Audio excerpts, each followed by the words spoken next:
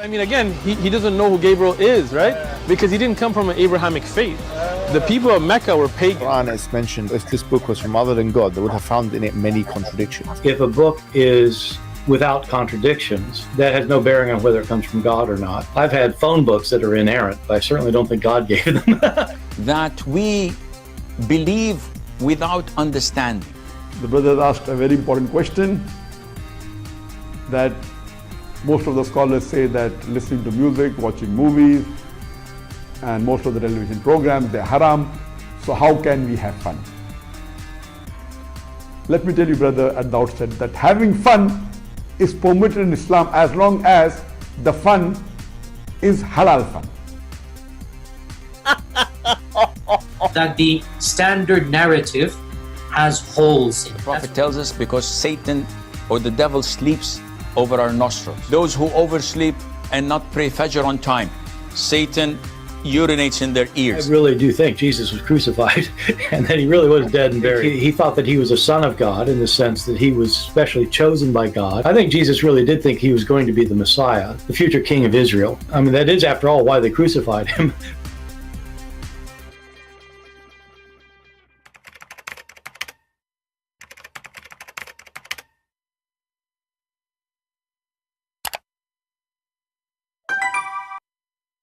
Hello everyone, and peace of Christ to all of you. As you notice in our intro, we have a collection of idiots. So if you are asking yourself why we are playing those people, because they are the best of the idiots. And they are very funny and very dummy. And yet they think they are very smart. So each one of them here in this intro is there for a reason. Because, you know, they say all the garbage they say and they try later to fix it. And who can fix what they say? It is too late. Today is our topic, as you see in the title. What is the proof Muslims they have that Muhammad is the final prophet? And this is a question was given to Shabir Ali, who is a very powerful in knowledge, by the way. I mean, he is so strong. Look at his beard. You know, you can tell. Those kind of beard, they don't grow unless you fertilize them with knowledge, not with manure. So, you know, what the proof do Muslims have that Muhammad is a final prophet? But shouldn't first you tell us what is the proof that Muhammad is a prophet anyway? If you watch the answers of Muslims about what they claim, you will die laughing. They will say the prophet said in the Quran that Allah said to him that you are a prophet. Have you ever heard of something like this? So yesterday I went to bed and I heard the fly in mosquito saying in my ears, Zibi, you are a prophet. So he said that Allah said to him, and Allah never spoke to him, by the way. The one who spoke to him supposedly is a guy, his name is Jibreel. And as usual, there is no witnesses. And the funny thing about Muhammadan, in case of fornication, they need 4 witnesses. And the 4 witnesses, they have to see, excuse my language, as you know, I am an Arab, and we are, you know, we speak in a rude way, as you know. So, in the case of fornication, you need to see the penis of the man going in and out. And 4 people have to see it. 4 additional to the husband, which means the husband is number 5.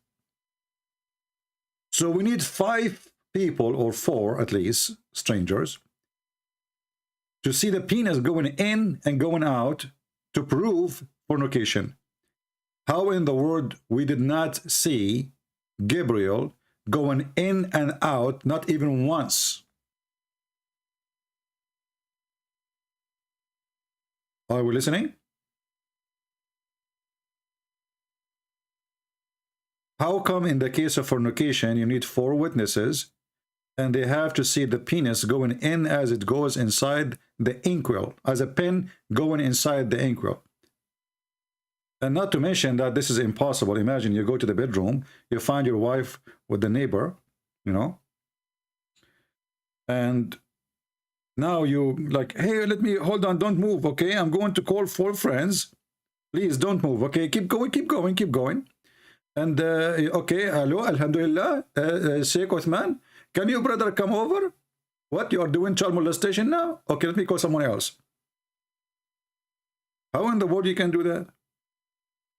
So for a person who millions follow his religion, there's no witnesses.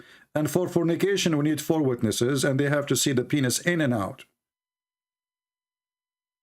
This is why the easiest one to cheat with is a Muslim woman, because it's impossible for the husband to prove that she's cheating, because simply he cannot prove it. He have to have 4 witnesses. There's a story, we posted the link before, if you remember. I don't know if the admins, they have it. When witnesses, they came to the caliphate and they saw, the first one, he asked him, did you see the penis going in and out? He said yes. Okay. The second one, did you see the penis in and out? He said yes. The third one, he said, no, I did not see the penis going in and out, but I saw her legs around his neck and they were shaking like the ears of a donkey. I mean, the guy in the top of her, and her legs is around his neck, and they are naked. And then the caliphate, he started beating the hell of them because they were not able to prove or provide 4 witnesses who saw the penis going in and out.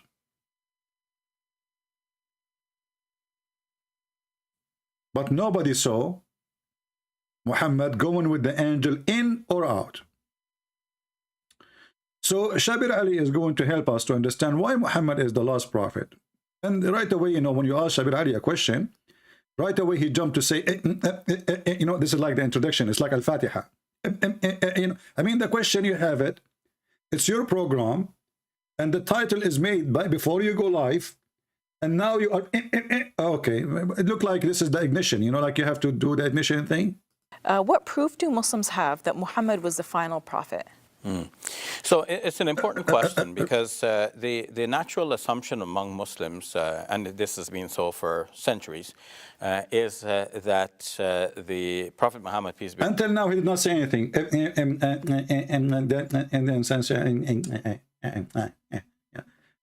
This is how you go. You know, this is how you squeeze a liar. I mean, what is the answer?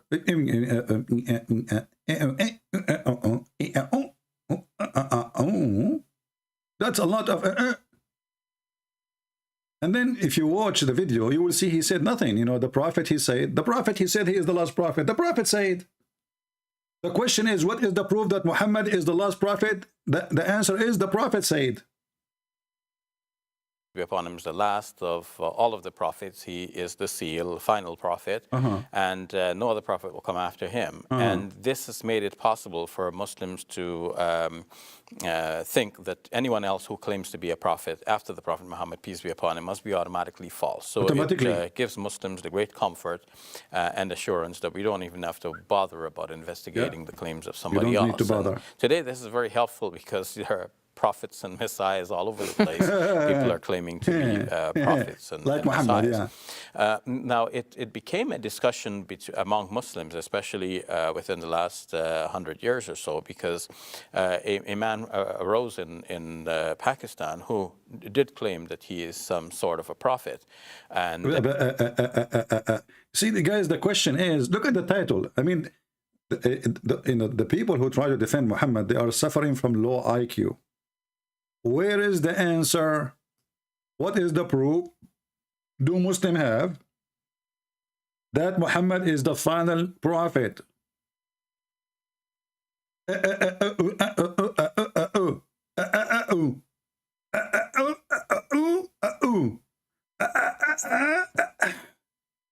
is what you like. What you do when you go in the bathroom. You know, if you're a Middle Eastern, you have a child, you have a son or a daughter, you want to teach them how to do poo-poo, you say to them, I mean, the title is so long, and we are waiting for the answer. And after he speaks for, you know, the whole video, he never say anything. Where's the answer? And then we don't want to skip anything because he said nothing anyway. So let us move like a minute in advance. You missed nothing, by the way. You can watch the video later. Peace be upon him is the last of all of the prophets. And hence the question arises, well, how do you know that he's the last of all of the prophets? How you know? Well, the proof from the Quran is... Have you ever heard the proof? Oh, the proof come from where? From the Quran. Where the proof coming from? from the Quran. Christian Prince, he wrote a book, and he claimed in his book that he is a prophet. Hey, Christian Prince, what is the proof that you are a prophet? It's in my book.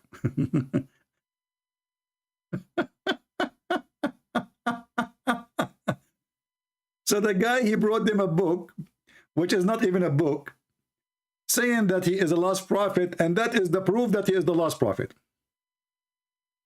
I mean, do you see how deep is that? Who can beat this?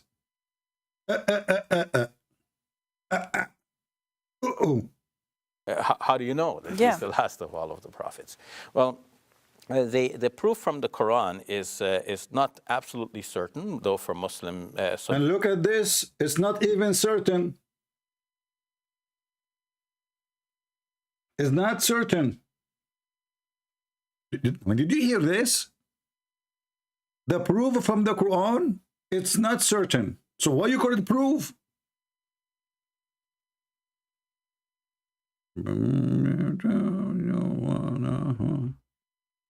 That is called Islamic science.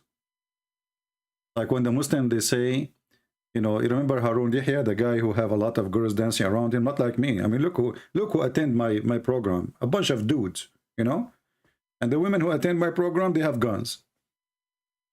You know, just to refresh your memory, Harun Yahya is the one I mentioned his name in my book. He is the first one who started making those claims about Quran and science, in case you do not know. And actually, I wanted to join his show, but I wasn't lucky, you know.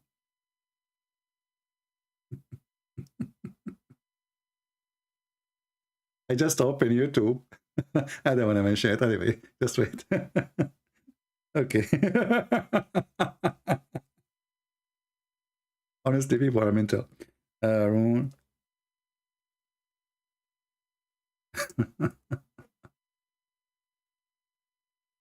Okay, this is our friend, the only one who was able to bring a real proof that Muhammad is a prophet of God. The only one.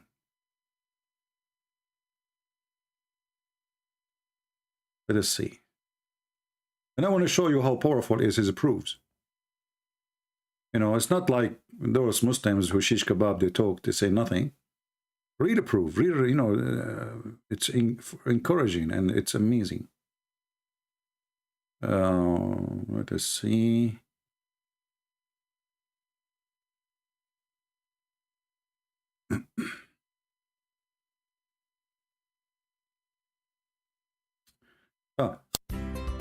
This is the guy. His name is Yusuf Estate. He said, once I was going to do a lecturer, and I saw the book of this guy Harun Yahya. Encountered the works of Harun Yahya. It was by a strange coincidence. A very strange thing had happened. Someone had given me this book that had the head or skeleton, a skull, on this book. And I thought, this is a strange looking book. Strange. And I opened it and I began to read and I thought, oh my gosh, this is finally what we're getting, high class quality material for dawah. Something I've been dreaming about ever since I made Shahada.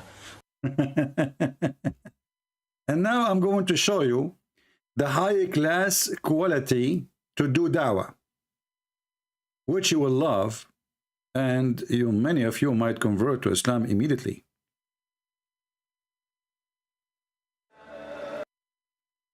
This is the high quality dawah material.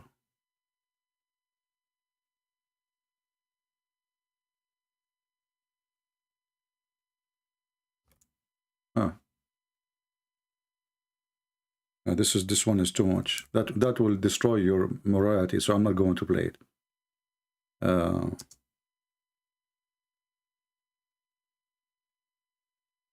Oh yeah, that is the real quality. Let me block the music so we don't get a strike from the Sharia too. The high quality book written by Harun Yahya. Harun Yahya is a person who do live TV from Turkey to invite people to Islam, and he is the one who come with Quran and science. I want to show you the high quality. First of all, if you look with me, you will see how nice the legs. Look at this. Look how nice the sheikh. Can you do that? You cannot. This is a very high quality dawah. I'm not playing music because I don't want to drive or not. But here we see how Islamic TV stations work. And this is the guy, the Muslim, they use his book to invite you to convert to Islam. And this is why I feel always that I am really, really unlucky. I mean, look what they have and look what I have. Look at my admins. They scare the hell of me. This is a program. This is religion. This is really, I mean, I want to go there. Guys, sorry, I'm going to buy a ticket and go to Turkey immediately. So I can shake, you know, with Erdogan, you know? Yeah. So what is that? Is that really even a dance? So the Muslims, you know, in order to make Muhammad look like a prophet, they come with tons of lies, and their lies is beyond stupidity. The only thing is not so stupid is this dance. Look at this. Is that a dance, or this is a what? I think this is the gym. I'm not sure. Okay, I will stop here. We go back to Shabir Ali, and what is the proof that Muhammad is a prophet? The Quran said that Muhammad is a prophet, but this is not certain, and is the last prophet, sorry, not the prophet.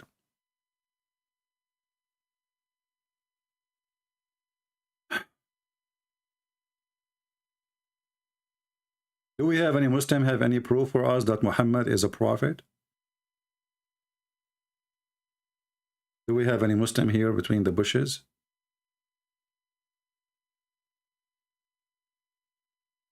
I mean, Islamic TV stations is really weird. One, you will see his TV, you know, his program is about killing hamster and killing, you know, lizard, and killing dogs. And if a woman, she can put lipstick, you know, around their nipples. And the other one is doing different. Every one of them have different way to invite you to Islam. Every one of them. And, you know, like killing the lizard as an example is a must, because lizard is an insect first, according to Islam. And lizard is the enemy of Allah who was trying to burn Abraham. And, you know, look at this lizard. I mean, this guy, you find him everywhere. And this is telling you, like, that Allah is not everywhere, but the lizard is everywhere. Which means lizard is more powerful than Allah. You ask the Muslim, is Allah in the bathroom? They will say, no. No. What would happen to Allah if he's he would get dirty? So the lizard, this is different dawah show. Shabir Ali have a dawah show. This one here is a dawah show. Adnan Oktar, Billy Bensin, you know, Hishik, is all of them is dawah show, dawah, which means to invite you to Islam. Is justifiable, and it's a legitimate thing to do. Likewise with the house lizards. And there is a hadith in Sahih al-Bukhari where the Prophet told us, alayhi salatu wasalam, that when Prophet Ibrahim, peace be upon him, was thrown by his people in the blazing fire, all the creatures of Allah used to try and put off the fire. Did he say all the creatures? Is that including pigs? And dogs? Cockroaches? Flies? Mosquitoes? Hummingbird? Mice? All the creatures of Allah, all the creatures of Allah, they want to put the fire down. Look like all the creatures of Allah used to be firefighters, and they work in the fire department. They have good training. Except who? And put off the fire, with the exception of the house lizard. Unbelievable. It used to try to blow so that the fire would grow. And this shows you that No, this is showing me that Muhammad is true prophet. I mean, as long as the story is coming from Muhammad about the lizard trying to burn Abraham by blowing air at Abraham, I mean, that's it. I'm truly, truly, truly convinced that Muhammad is a prophet now. And he is not only the prophet, he is the last prophet. And actually, there's many ways to convince me. If you could not convince me by evidence, you can make a show like this and get girls like those. I would be convinced immediately. Look at this. Look at my table and look at his table. Look how many iPads he have. I think even the iPad he have, they are females. Unbelievable. And yet they say to you that the Christians, those kuffar, the Christians, they don't believe that Muhammad is a prophet. I mean, if Muhammad isn't a prophet, how in the world he knew that in the time of Abraham, his people, they try to kill him by fire, and all creatures, they try to put the fire down, except Mr. Lizard. And here we need to ask ourselves, why lizard is so evil? We need to think about it.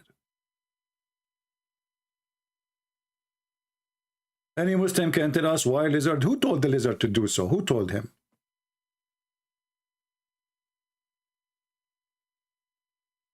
The spin, his name is a spin. He is saying Christian is a lie.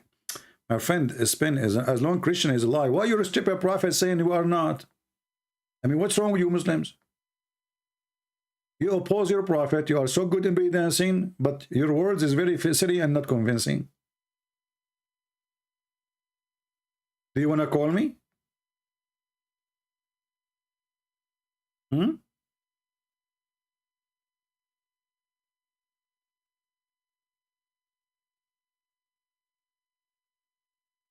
Any Muhammadan? Why the lizard he did this crime? And how Muhammad, who told Muhammad this information? It's not in the Quran. How Muhammad received his knowledge? Muslim, they will say Allah sent him Quran. Okay, well, there is nowhere in the Quran speaking about Mr. Lizard. Peace be upon him. So where this information coming from? Anyone? I don't know if there is anyone.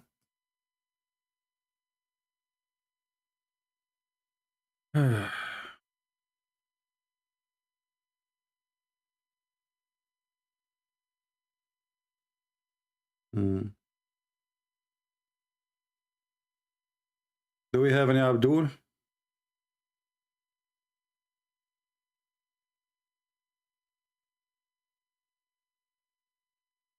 Any Muslim would like to help us?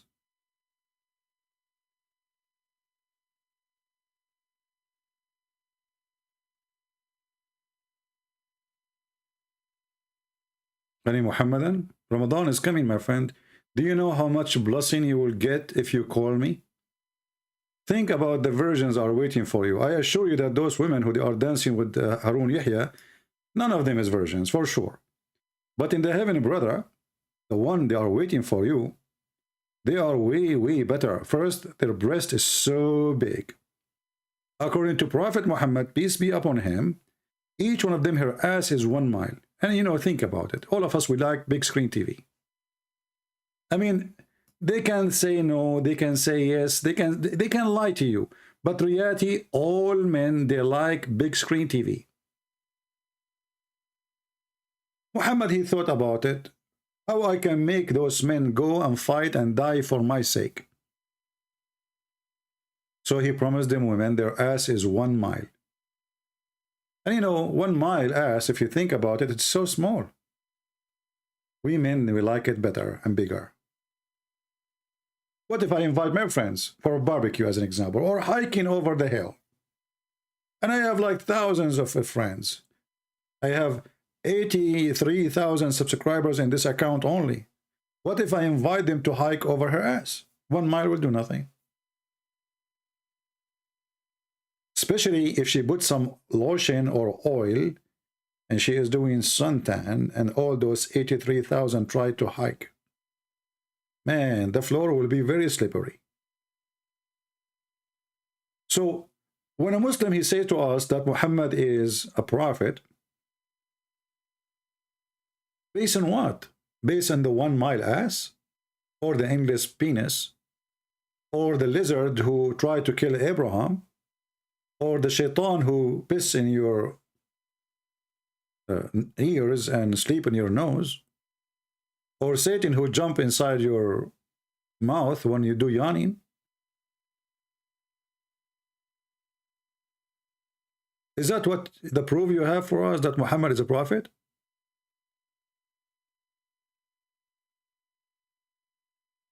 Anyone? People of Indonesia, wake up, wake up. You see, it's morning for you, right? Wake up, Malaysia, Indonesia, whatever, Shisha. What's wrong with you? Drink coffee, so come on.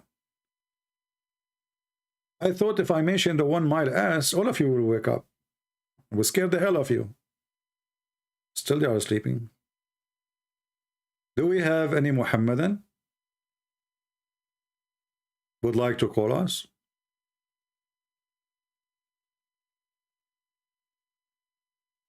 Anyone? So what is the proof that Muhammad is a prophet? Until now we have zero answer. All what the Muslim they do, funny, silly speeches, meaningless talk, and the title is more strange than the answer. It is. It says that the Prophet Muhammad is Khatam al-Nabiyyin. He is the seal of the prophets. And for Muslims, that means that, okay, that's it. He's the seal. It's like the last thing that goes on the envelope. The last thing goes in the envelope. Who said that? The Quran. And who brought the Quran? Muhammad.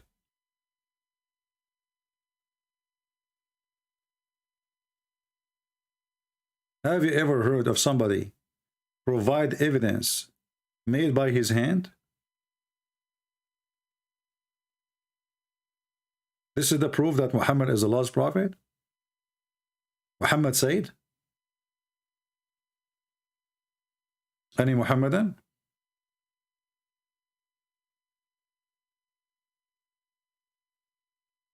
Anyone? Who is a Muhammadan? We heard nothing, we saw nothing. I see no proof, I see nothing except stupidity. Who want to help us?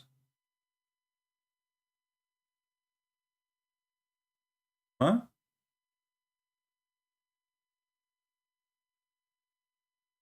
We can help you to convert to Islam if you wish.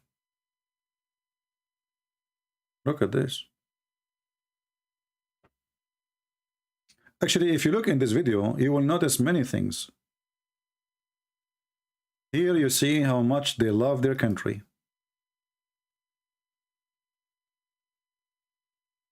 See the flag? Turkish flag, Alhamdulillah. Here you see the eyes going down to her ass. Look at the eyes. Here, he loved the flag and he loved her ass, mashallah. Here, the iPad is full of Quran. Alhamdulillah. This iPad here is full of hadith. MashaAllah. This girl here, she have 10 plastic surgery to make her boobs big. Allahu Akbar. And all of this program is to make us believe that Islam is from God and Muhammad is a prophet and he is the last prophet. And who in the world can refuse such a proof and reference? Just think about it.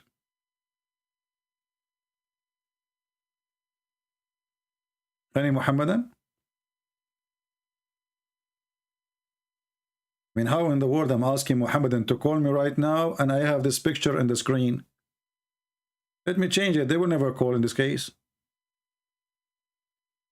What's wrong with, you know, do you think really they will call you and you have this? They are searching for the video right now. Do we have any Muhammadan who would like to call us and tell us how Muhammad became a prophet? Anyone? Muhammad, he was a pagan.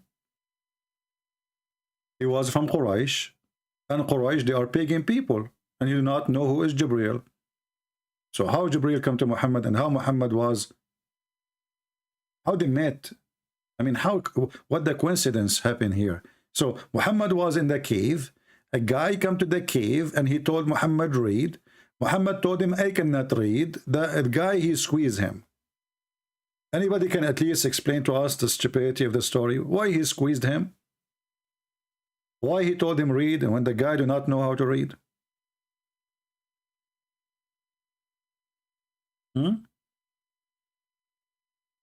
Anyone?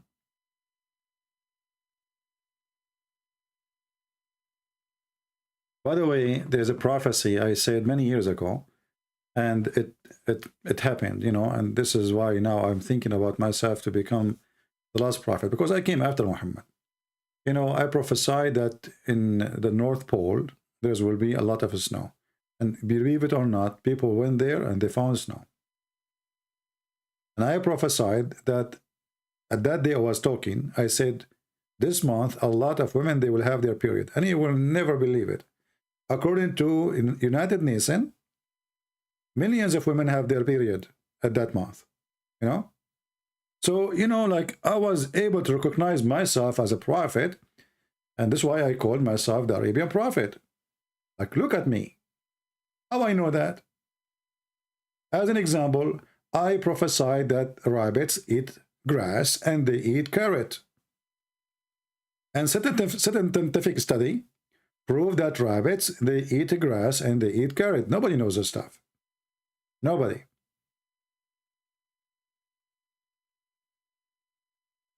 Here we notice there's a lot of similarity between me and the Prophet Muhammad.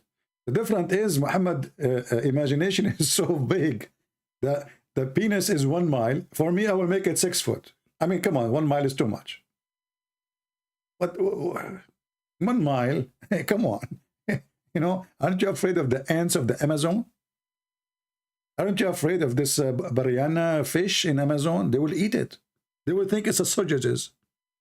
What if your penis go inside this murky water there? By accident. So Prophet Muhammad, he did beat everybody. He is the only one. You know, he discovered that women have testicles in their ribs. We cannot beat that. Oh, do we have any Muhammadan would like to call us?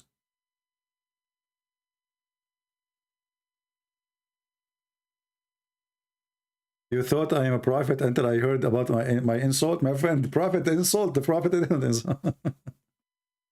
Anyway, so do we have any Muhammadan would like to call us and show us anything that Muhammad is a prophet? You know the guy who called me yesterday. You remember this guy, Potato? Look what he sent me messages. This is from today, maybe today. I don't know. Yesterday, I'm not sure. Stop cutting off. What? Are you scared? Remember him yesterday? I'm scared.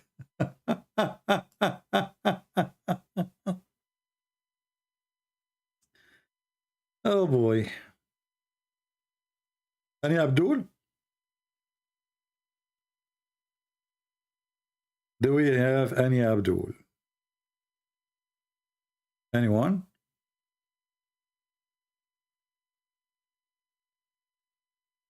So you Muslims, you have zero proof. What you have actually is just a stupid story made by a stupid man, proving to us that Muhammad can't be a prophet. As an example, if we go in the Quran, we will find that the God of Islam, Aka Muhammad, claiming that Allah, he sent hail from mountains in heaven.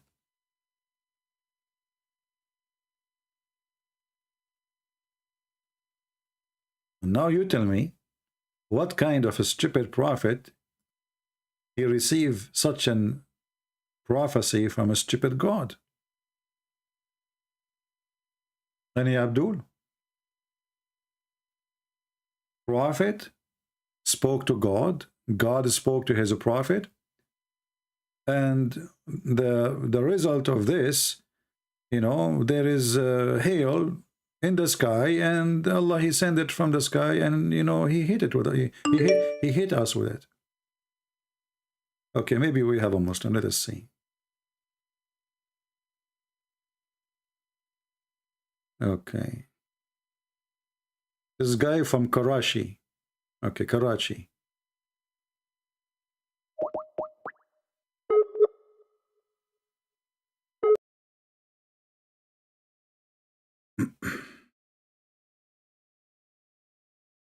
Let us see.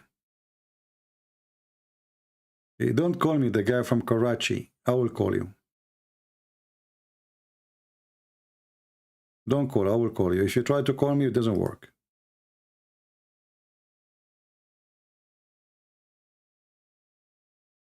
Here we go. We have a customer from Karachi, Pakistan. Hello? Hello? Hello? Are you there?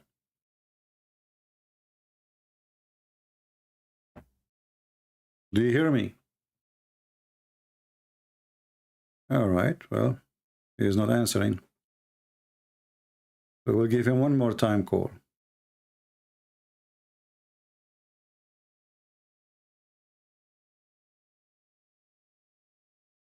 Let us see.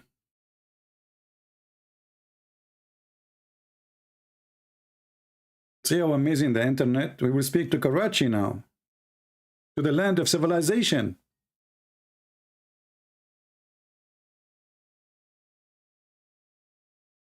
He's not answering.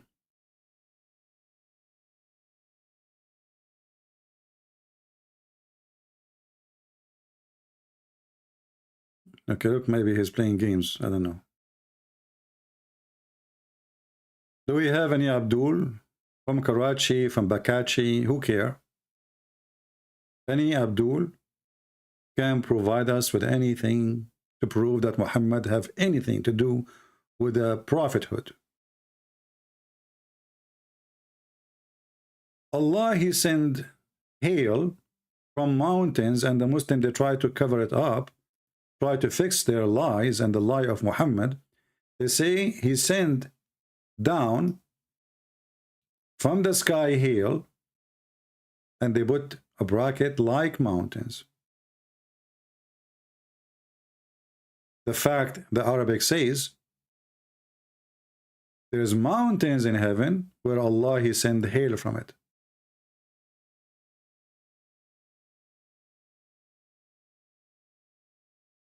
What kind of a prophet he say such a stupid thing? Any Muhammadan?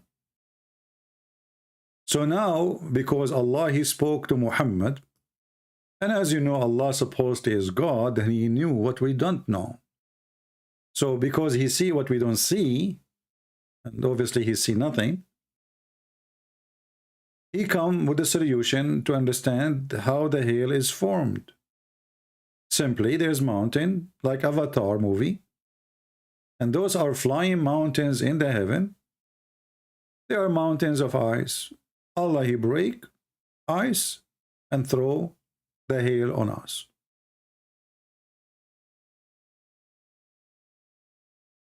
Any Muhammadan have a comment? So I am surprised really why Shabir Ali was like, I mean, come on, just quote this verse for us and we'll prove to us that Muhammad is a false prophet. I mean, the last prophet. If Muhammad is not the last prophet, how he knew this? You tell me. Anyone?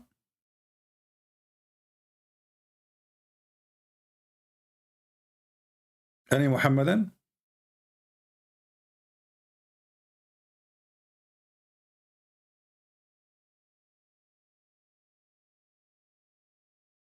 Anybody?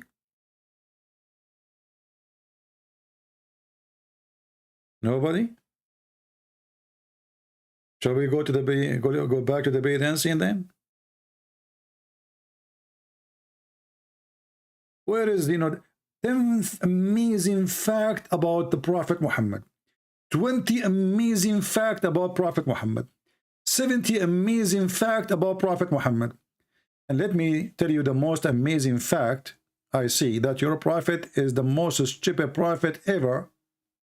And this is a fact in the front of your eyes.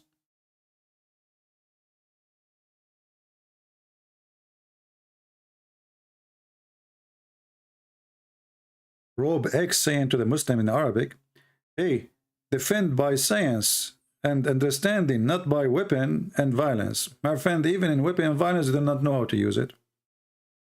They fail. They decide to create an Islamic state and became a fart state. Do we have any Abdul?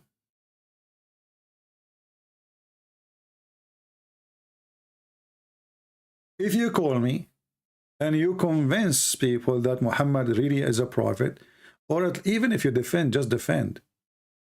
Do you know what kind of beautiful versions Allah will give you? I mean, did you think about it? Don't you want to have some females like this? They do the turkey dance. Look at this. Don't you want to go to heaven and those females are waiting for you? And they're blonde.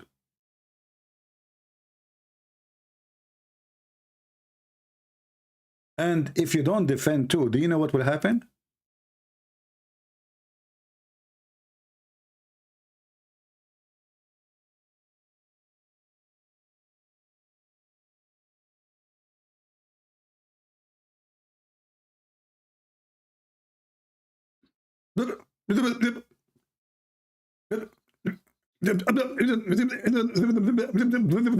They get excited.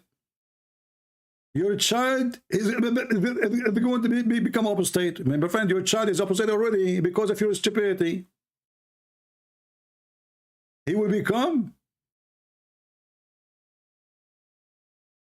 What do you think about the Chechenian Muslim soldiers? First of all, those are Chechenian. They are chicken of Putin. They are not men. If they are men, they will fight for their country. They became his puppies, you know. I mean, this guy just in 1999 he destroyed their city, Putin, Grozny. Coward, you know. They have no dignity. Potatoes. Those Chechenian people, whoever, like what his name, Kadyrov. This is the kind of a man, whoever marry my mom, he is my daddy. So do we have any Muhammadan, your son will become apostate? Anyone? If you don't call and you defend the stupidity of your prophet, your son will become apostate. I'm not the one saying that. Look, this, you know, the guy who stripped in the front of the Chinese embassy. And by the way, I heard that after he took off his t-shirt and he showed his nipples, and I saw how he shaved his chest. I mean, have you ever heard of a man he shaved? Why you are shaving your chest, buddy? It's personal. It's personal. It's a short time.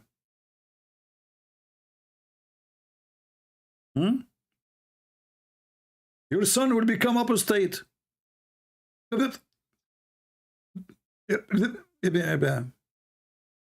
24%. Guys, I have no sound. Are you sure? No, I think my voice is coming fine. In the video you mean, the video. Oh, sorry. The video you don't have a sound. Oh, okay. Yeah, your son will... Your child is about to become apostate. Okay, okay. In America, this is the last thing. 23% are becoming apostates. Guys, the other guy, he said 24. Mimi Hijab, he said 23.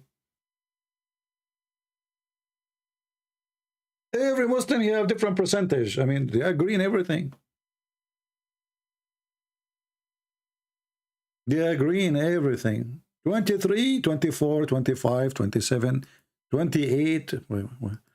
Why the percentages? Oh, they agree in everything. Here, this guy, he said 20%. 24%. 24%.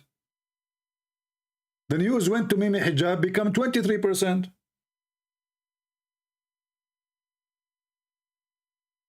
The news will go to the other guy, will become how many? 13 to 18, who have openly declared their apostasy to me. Do you know how many Muslims became atheists today? How many? Polls conducted in the Muslim world reveal that up to 5% of 5%. One he said 24, one he said 23%, and one he said 5%. I mean, Muslims are truthful people. Their numbers is always accurate. I mean, do you see how we even close the numbers? 24, 23, 5%. Yeah, I don't know what this guy he said. Did he say any percentage, this guy?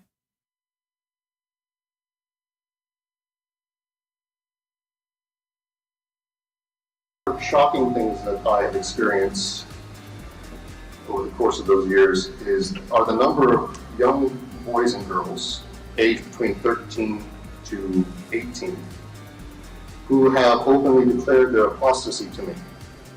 Do you know how many Muslims? Oh boy. What do you mean? Is that why you have programs like those to keep them Muslims? You say to yourself, let us do break dancing and hishik bishik and black label and drugs and hashish. This is the only way we can keep them Muslims. Well, Islam is the best black label. There's a Muslim woman actually. She was going to Hajj. She's very old. So, you know, when she arrived to the airport in Jeddah, the police there, the customs, they check her bag and they found a big ball of black label. She's very old. The policeman, he said, aren't you ashamed of yourself? In your age, coming to do Hajj, and you have a black label whiskey with you? The woman, she said to him, my son, I cannot go around the Kaaba. I drink black label, and the Kaaba go around me. I mean, that's it. You have to go around the Kaaba. I mean, you have to. If you don't go around the Kaaba, we'll drink black label, and the Kaaba will go around you. Hey, by the way, Muslim, why you have to go around the Kaaba 7 times? Why? What will happen when you do it 6 times? 5 times?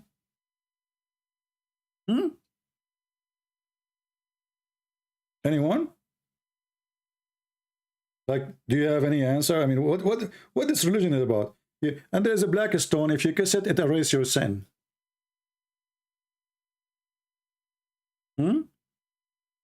How does stone erase your sin? I want to learn. I want to buy a stone like it. Any Abdul? Actually, there's a guy, you know the guy, his name, the one who claimed to be the Messiah, the Mirza Ghulam. He have a friend. This guy, he claimed that when he went to the Kaaba, he did not go around the Kaaba. The Kaaba went around him. And this guy is a very well-known drug dealer. Any Muslim can tell us?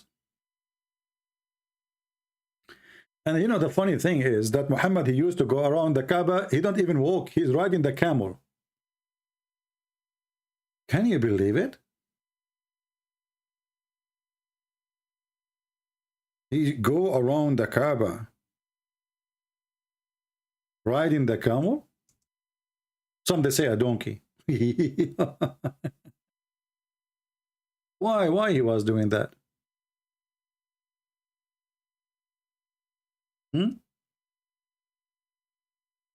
Any Muslim can tell us?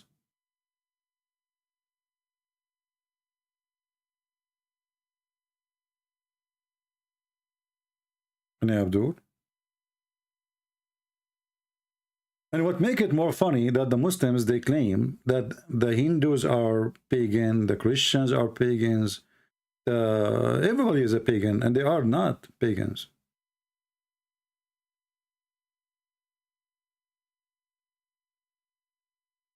Any Abdul?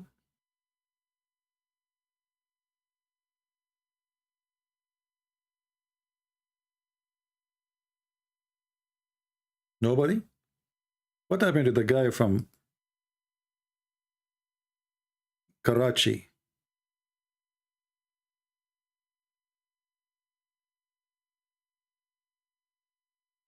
Maybe he thought if he called me in Skype, he will be able to get my IP, maybe. Yeah. God bless you, brother. May Allah help you on your mission. Watching from Korea. You are from Korea and you are watching. As I know, Korean people now busy eat your rice. Korean people, I love them by the way. They make rice juice, rice cake, rice bread, rice. I mean, everything is rice. This is why when the American, they used to have a foreign minister, her name is Condoleezza Rice, they loved her to death. They don't want her to let go back. They want to eat her alive, you know? Yeah, rice and kimchi, rice and kimchi, rice and kimchi, you know? And then Condoleezza Rice, she went there, and everybody want to take a hug. I want to go to Korea and change my name. I will call myself Christian Rice. Hijab. Abdullah. Alhamdulillah. Any Muslim have an idea what's happening here? Why nobody want to call?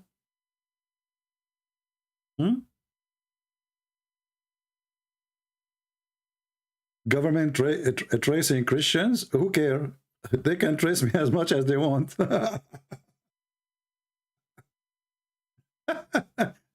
My friend, I'm the last one to worry about it. No, I tell you, this is a true story, by the way. One, the mafia, alhamdulillah, brother, they kidnapped me, brother. And they called my father and they told him we wanted $3 million. My father, he responded to them and he said, I will give you $3 million under one condition. Don't bring him back. Just keep him there. So, like, you know, they let me go because they could not take it no more, you know. The first day, second day, they went nuts. You know, they went crazy. What government would trace me? Who cares? Trace me. You trace me, I trace you. What you can do about it? My videos is all over the internet and people would die laughing at you anyway. Do we have any Abdul here? Anyone? What is the customers? What you did to the customers? You made them run? Okay, forget about the, you know, I mean, this guy, he said 20%, the other guy said 24, this guy said 23, this guy, he said 5%. I mean, come on, who cares? It's okay. I don't believe that Muhammad sallallahu alaihi wasallam was a messenger of Allah. I mean, look at this stupid idiot. Muhammad sallallahu alaihi wasallam. I mean, the guy is dead. And the Muslim, they cannot say the name of Muhammad without saying Allah, pray on him and salute him. Have you ever heard of a God salute the dead man? I mean, who is the God in Islam, Muhammad or Allah? Shouldn't it be the opposite, that Muhammad is praying to Allah and he salute Allah? No, in Islam is the opposite. Allah, he prayed to Muhammad and salute Muhammad. Sure, Muhammad is more important. Muhammad, you have a wife, she is 6 years old. Do Allah have a wife 6 years old? There's no way she will like you. You have to be, you know, in order to make a girl, she is 6 years old, like you, you know, because, by the way, Aisha was in love. According to Muslims, Aisha was crazy about Muhammad. She used to ride him all the time. You know? I can show you the hadith. She used to ride him in the top of his shoulders so they can watch the kids playing in the yard. Have you ever heard of a wife sitting in the top of the shoulder of the husband? Because she's a kid. The wife is a kid.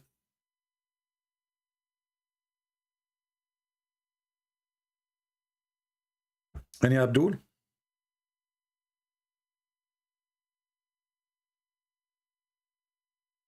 Julius is dying, guys. Somebody called the funeral center.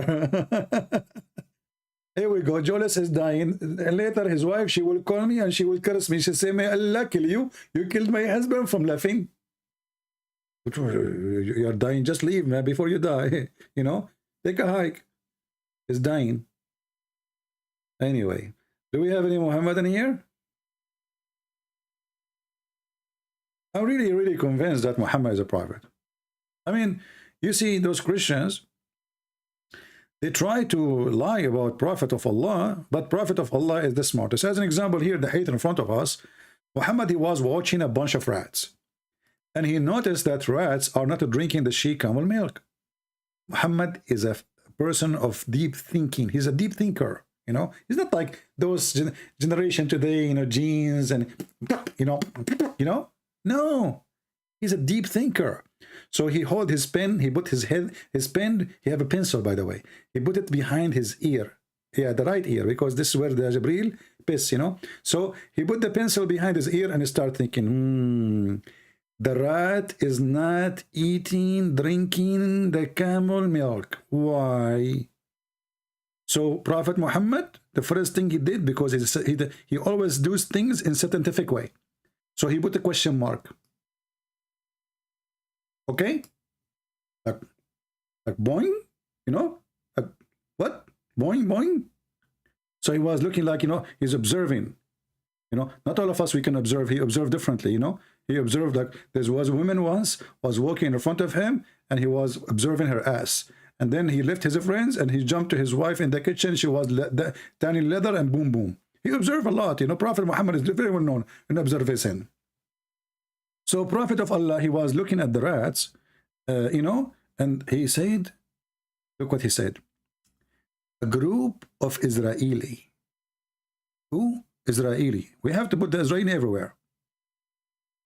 We are lost. Jews, and they are lost? You must be kidding me. I mean, if you lost him, you will find him in the bank. Anyway, so an Israeli were lost. Nobody knows what they did. Look at this. He do not know what they did.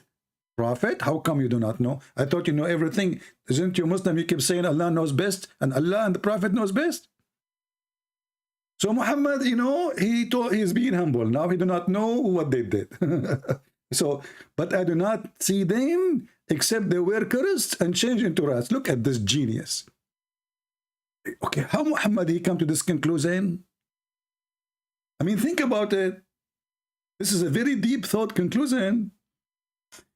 They become rats, they become rats. Why Muhammad is thinking this way? Look at this. 4, look at the 4. This is the 4, not like Mimi Hijab 4. Mimi Hijab says this is why the hadith says 4, not 2. Translator, he said that. 4, here you connect the dot together, brother. Okay? Here, the deep thought. 4, if you put the milk of a she camel in front of a rat, it will not drink it. But if a milk of a sheep in front of it, it will drink it. And this is how Prophet of Allah, he was able to confirm that those rats are a nation of Israel, and Allah, he cursed them. Why? Because they are observing the Torah. They are rats who believe in the Torah and practicing the law of Moses. True story. And you are telling me that you need to prove that Muhammad is a prophet. All of this in front of you is not enough? Look at this genius. Imagine if we have Muhammad. You see, yesterday there was a movie in YouTube, like, you know, those for free. And it's a garbage movie. They try to make, you know, Islam is a nice religion. There's a guy from Turkey, they want to arrest him, and he was a good guy, and the Prophet don't teach violence, and the terrorists don't present, you know, this garbage. But true story. The movies of Hollywood who try to make Islam look nice, they are full of shame. What do you think about the 10 commandments were never mentioned in the Quran? Well, you know, the Muslim, they will say to you, no, they are mentioned. They will say to you, well, you know, the Quran forbid you from killing, as an example, you know. But they will not tell you that the Quran forbid you from killing a believer. And in the same time, even believers, you can kill each other. Actually, Muhammad, he made one verse in the Quran.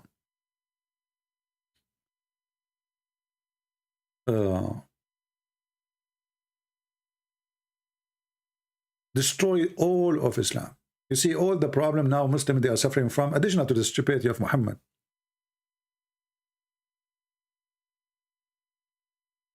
Muhammad, he made one verse. It made Islam ended in his lifetime. If Muhammad, he come with a verse from his supposedly so-called God, and he said Muslim cannot kill Muslims. Kill Christians only, kill Jews only, kill Hindus only. Muhammad, he is so evil to the point. He established a kingdom of self-destruction. If you go to chapter 49, verse number 9, this is a verse about Muslims are allowed to kill Muslims.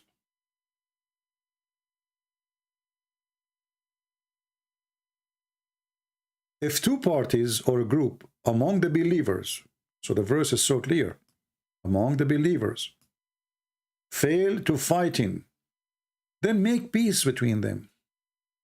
But if one of them rebels against the other, then fight you all against the one who rebels against the agreement or the peace.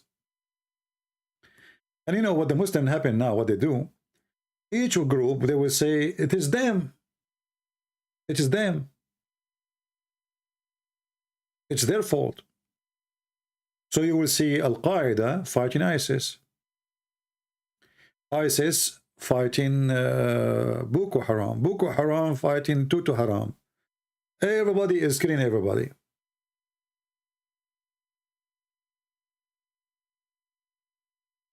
And by the way, translation here, it's not really accurate, as usual.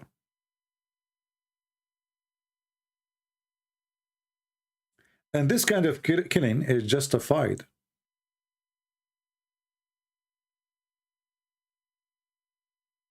And this verse actually made the end of Islam from a long time ago. This is why from the time of Muhammad until now, Muslims killing Muslims. If you go check right now, who killed the caliphate after Muhammad? Muslims. Who killed Uthman? Muslims. Who killed Ali? Muslims. Who killed the grandsons of Muhammad? Muslims.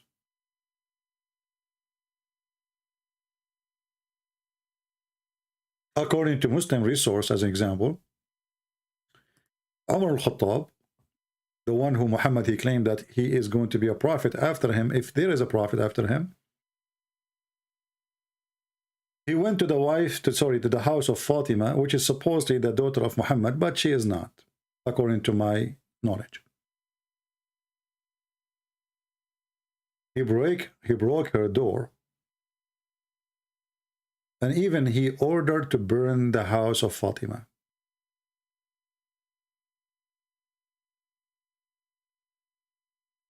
Actually, I can find the reference, you know. Let me find it, hold on.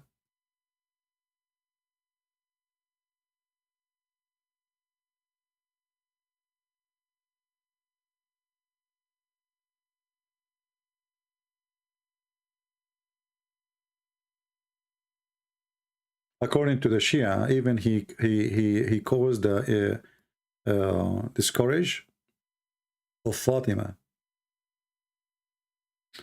This is the book, it's called Al-Asrar al-Fatimiyya. This is one of many books. Made by Sheikh, or written by Sheikh Muhammad Fadil al-Mas'udi, page number 123.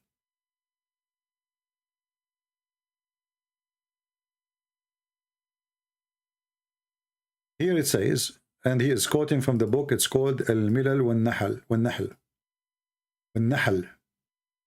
إن عمر ضرب بطن فاطمة عليها السلام يوم البيعة حتى ألقت الجنين من بطنها وكان يصيح أحرقوا دارها بمن فيها.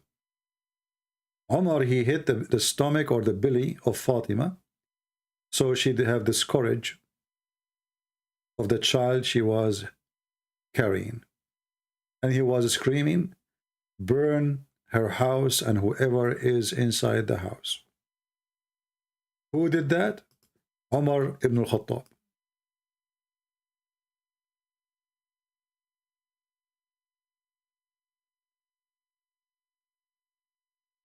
Omar hit Fatima on the stomach. The translation is not really, you know. So the fetus came out of her womb, you know, she had this courage. And then he was shouting, burn her house and with whoever is in it. This is Islam. Imagine what kind of companion Muhammad he have. They are gang. You know, you see those gangs in the TV? This is who they are.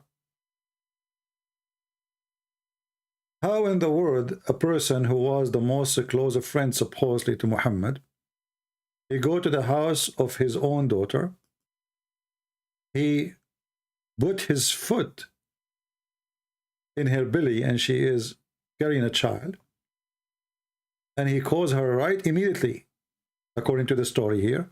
She have this courage. Obviously that would mean that the blood was coming all over.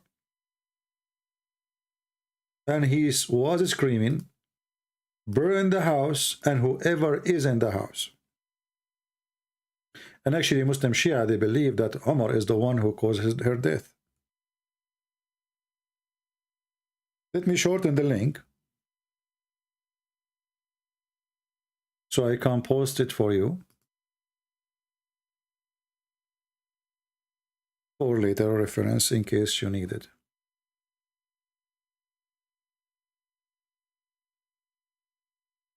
All right.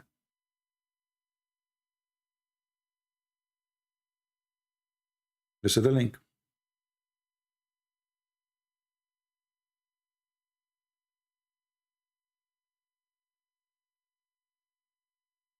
Any Abdul?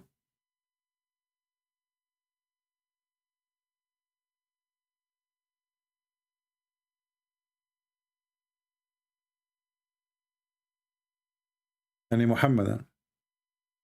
This is telling you the quality of Muhammad and his friends. You know, tell me who is your friends, I will tell you who you are. Sorry, miscourage, sorry, it's my, I apologize, I used the wrong word. Yeah, miscourage, not discourage. As you know, my English is so good, by the way. Do you know I used to teach in the University of Taliban?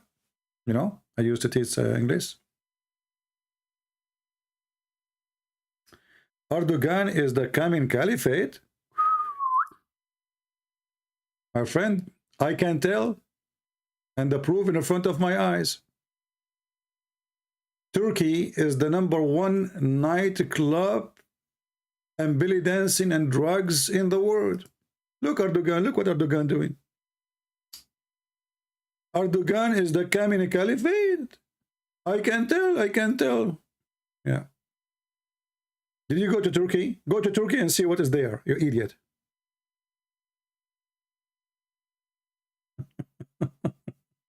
Turkey. Did you go to Turkey? Nobody wear underwear there.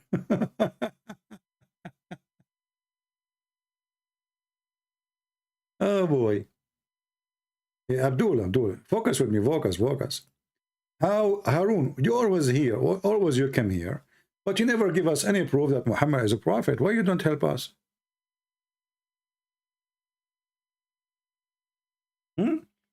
Why Muhammadan don't really help us? What's wrong? What is missing?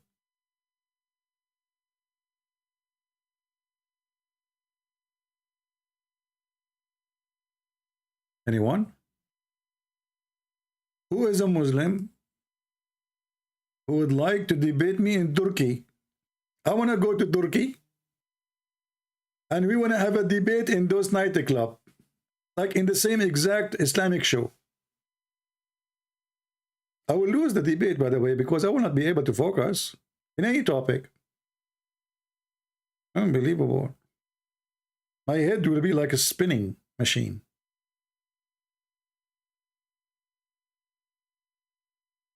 Any Muhammadan?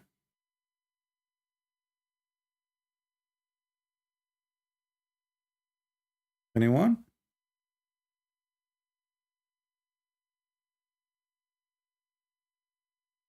Do you know, by the way, what Harun is? Harun is a cat. I mean, this guy, he called himself Harun. He didn't know that he's a cat. You know, one of the funny thing about those Muslims who they are not Arab, they have names for themselves. They don't know what those names mean, but those names are really disgusting. Like Muhammad last name is dogs. His wife, her last name is donkeys. Can you believe it? And then you ask a Muslim, is the dogs are clean? They say, no, dogs are dirty, filthy. So how your prophet last name is dogs? And the funny is, his last name is not even dog, dogs with S. Not dog, dogs.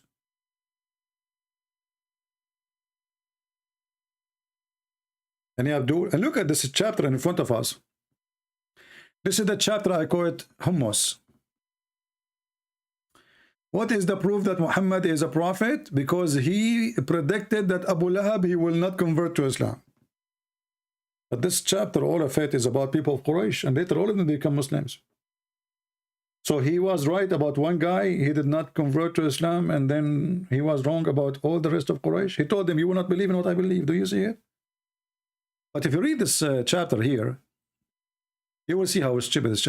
Okay, say kuffar, okay? You kuffar, okay? Qul ya ayyuhal kafirun. Allah saying to him, say. Muhammad did not know what to say. Allah told him what to say. We have Abdul. His name is Muslim boxer. That's deep.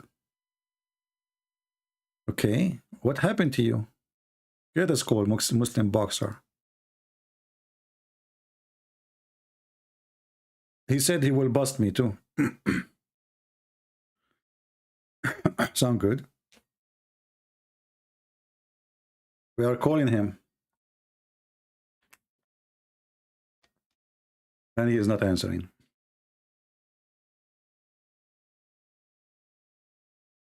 Answer, Abdul, or I will block you. Oh boy.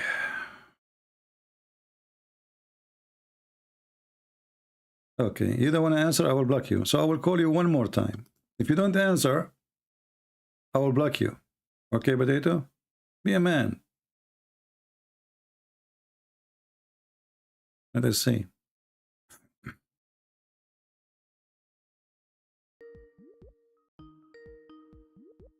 He's not answering. Okay, let me block you. Coward.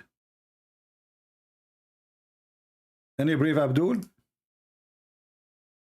So, oh, kuffar. Okay, kuffar. I worship not what you worship. And nor you worship what I worship. And I will not worship which you have been want to worship. Nor you will worship what I worship. You have your religion, I have mine. What the heck? What is that? This is a guy who is suffering from bankruptcy, and he tried to fill his account with zeros. You think if he had more zeros, like if number one is 0, doesn't matter how many zero you add after that, still it is 0. So if you change this thing, if you kuffar, if you worship what I worship, let us make it, you know, I eat not what you eat, nor you will eat what I eat. And I will not eat what you eat, because you will not eat what I eat. And I will not eat what you eat, because you don't eat. And I will not eat what you eat, because you don't eat what I eat. And you have your food, I have mine. That's God. That's God behind this amazing Quran. What is this? And later all of them, they worship what he worshiped. Actually, they are worshiping what he worshipped even in the time he made this verse. Because the Arab, they worship Allah before Muhammad even was born. Isn't it Muslim, they say that Muhammad, his father, his name is Abdullah, which means slave of Allah.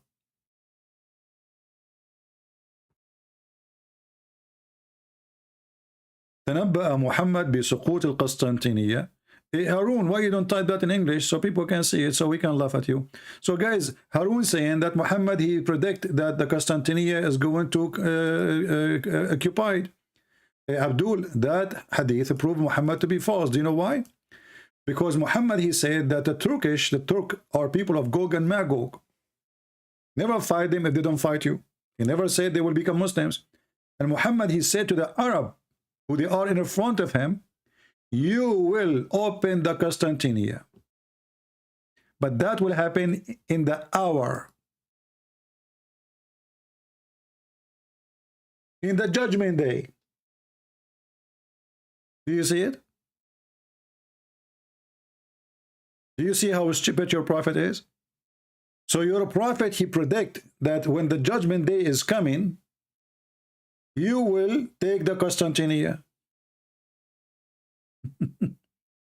And then the one who took it, it was not the Arab, it was the Turkish, who Muhammad, he claimed that they are the people of Gog and Magog, and he made fun of how they look like. Try something else, my friend. You are talking to Christian Prince, and that's why you don't dare to call me. See this hadith in front of you? It's Sahih. Sahih. Your prophet proven to be a scam.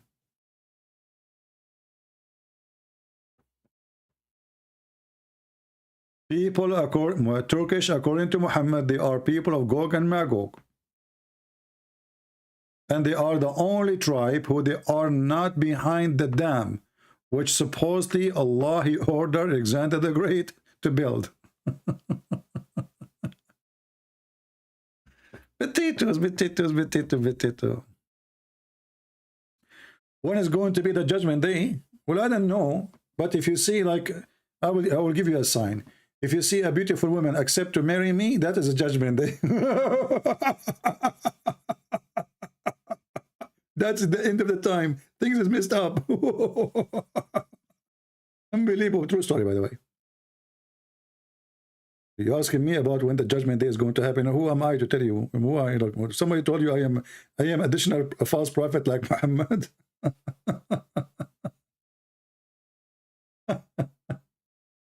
Oh boy. Any Abdul?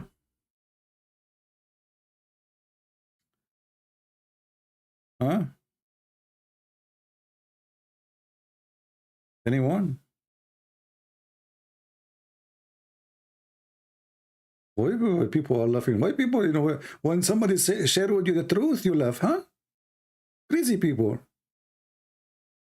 I'm sorry, you people speak to the mirror when you go in the bathroom, don't you? Like you are the kind who goes in the bathroom and you look at the mirror and you start talking to yourself. Hold on, I got a phone call. You will lose debate. I mean, Muslim keep texting me, I will bust you. You will lose a debate. And when we call them, they don't answer. Okay, let's call this Abdul.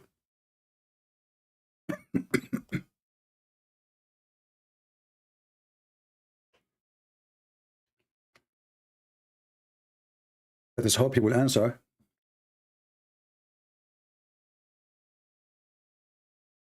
He's not answering.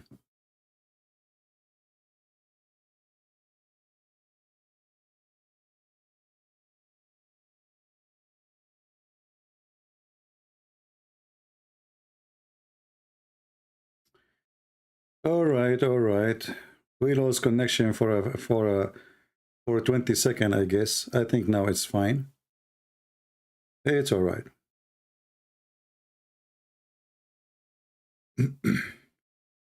We are calling this guy.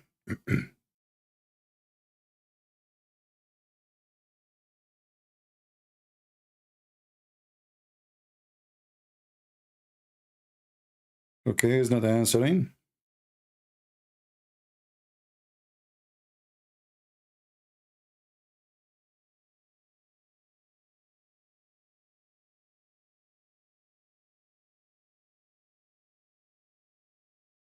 Okay. Well, this guy is playing games, obviously. Do we have any Muhammadan?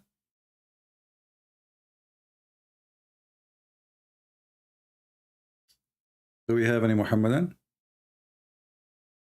No, Muhammad, you do not need to reinstall your Skype. Your Skype will work. You just answer. Let me call you. You're not answering. This is the last time I will call you. If you don't answer, I will block you.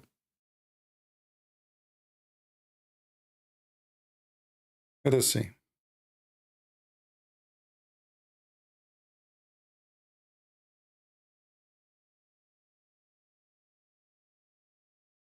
Hello? Yes. Are you there? Yeah, Ultimate Fort?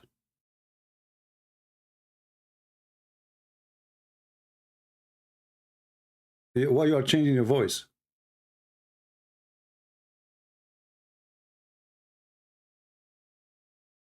Why you are changing your voice?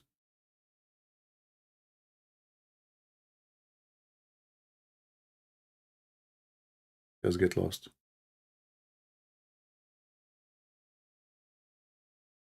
All right. Ultimate Fort. Do we have any real Abdul?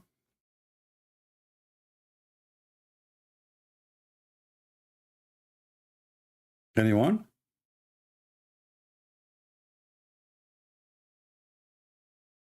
Any half Abdul? 20% Abdul.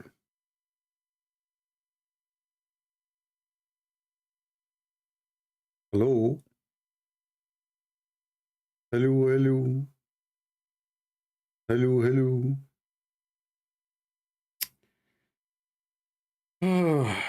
You see how much the prophet is a prophet? I mean, look at this prophecy.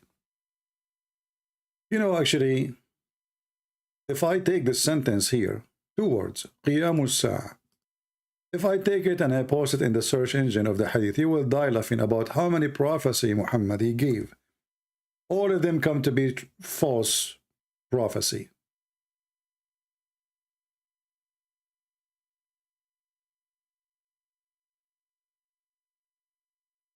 Look.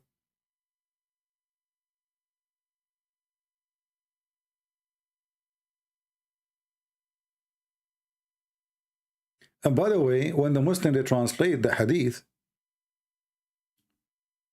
they fabricate. They lie. You see, in Arabic, look how long in Arabic it is, and look how short it is in English. Here it says, القسطنطينية تفتح عند خروج الدجال.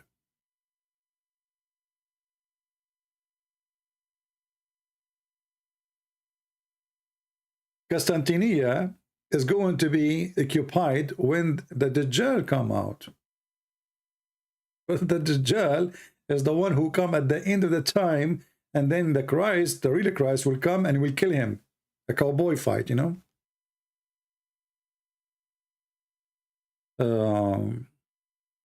Muslims are claiming that Muhammad, he knew that the body had 306 bones. They are saying how they knew that. You know, if you have my books, you will see answer for those silly stories. Secondly, the bones, the body does not have such a number. That is a fabrication. Go search it out and you will find that this is stupid.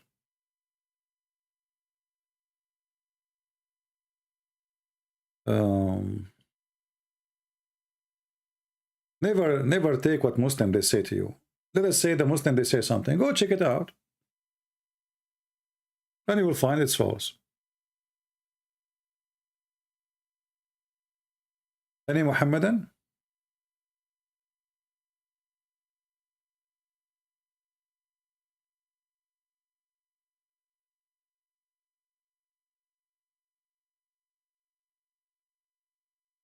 Adam is the first Muslim? Well, you know, if you search in the Quran, you will find that the Quran mentioned this one, the first Muslim, many times. And this is how stupid the Quran is. Let me show you.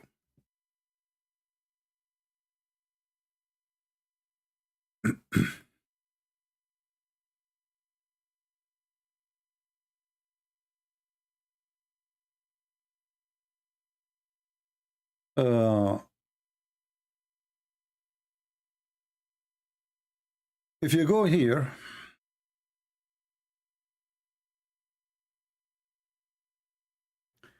it says, and of this I have been commanded, and I am the first Muslim. This is a chapter 6, verse number 163.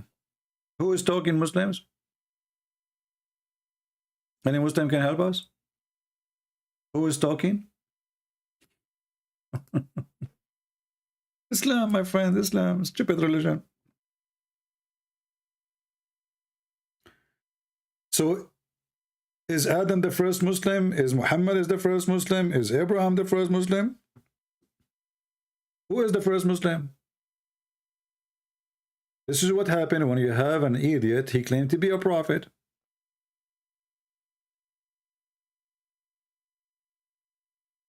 Anyone? And then the Muslim, they try to fix it. They say to you, well, I am the first Muslim from this nation. But that would be more stupid, because don't Muslims claim that Muhammad is from Abraham and he's from Ishmael? So he is the first Muslim. Before, from this nation is the only one? I thought Muhammad is from Ishmael, as they claim. Right? Stupidity. Do we have any Abdul? And actually, when a Muslim they say is that Muhammad was from Ishmael, you can debunk that so easy from the Quran. The Quran confirmed that nobody came to Mecca before Muhammad. Nobody.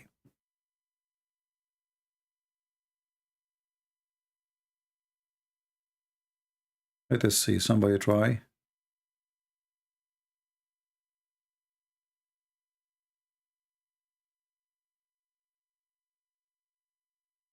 Somebody's asking me questions, which is silly. Don't send me a text message if you are a Christian. I will block you.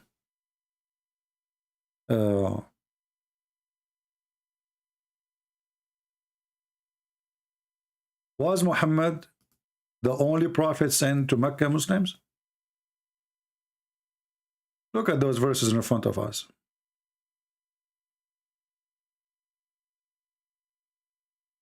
Chapter 34, verse number 44. And we had not given them scriptures which they could study, nor send them before you, Muhammad, a warner or a messenger. Do you see it?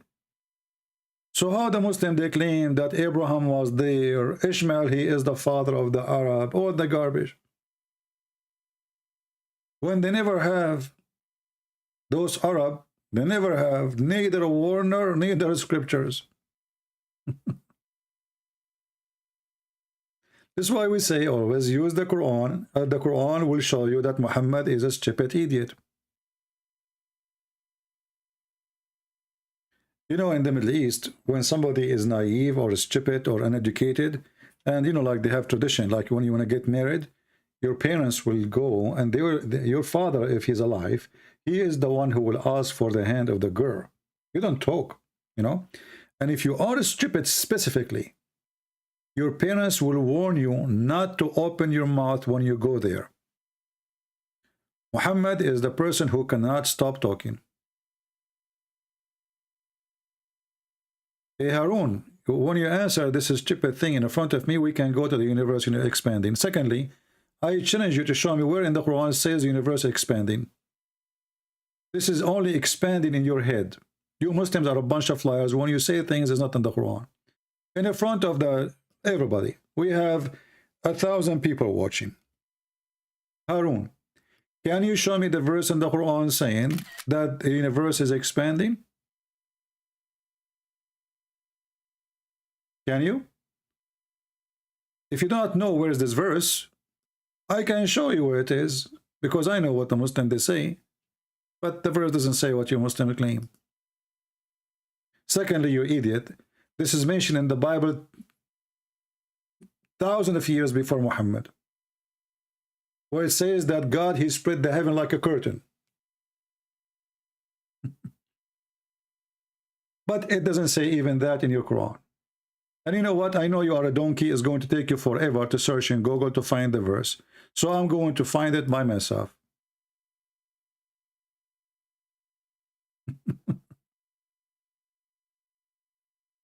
Where in the verse it says Allah, He spread the heaven? Huh? Do you see why we laugh at your prophet and we laugh at Muslims lying?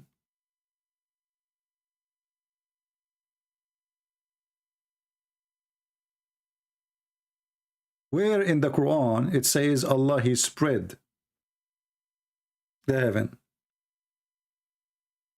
This is your fast translation. It says we are able with more power. If you don't believe me, go open any interpretation and you will see this is what it says. Secondly, if you read the verse carefully, you will see that your God Allah is a fraud. Because the verse saying that Allah, He constructed the heaven with His hands. If you read the translation saying, with power did we construct the heaven. This is goes for people who do not speak Arabic. But here, the word bi'aydin is mean hands. We constructed the heaven by our hands. And here you ask yourself, Allah is God, but He cannot build heaven except by using His hands. How?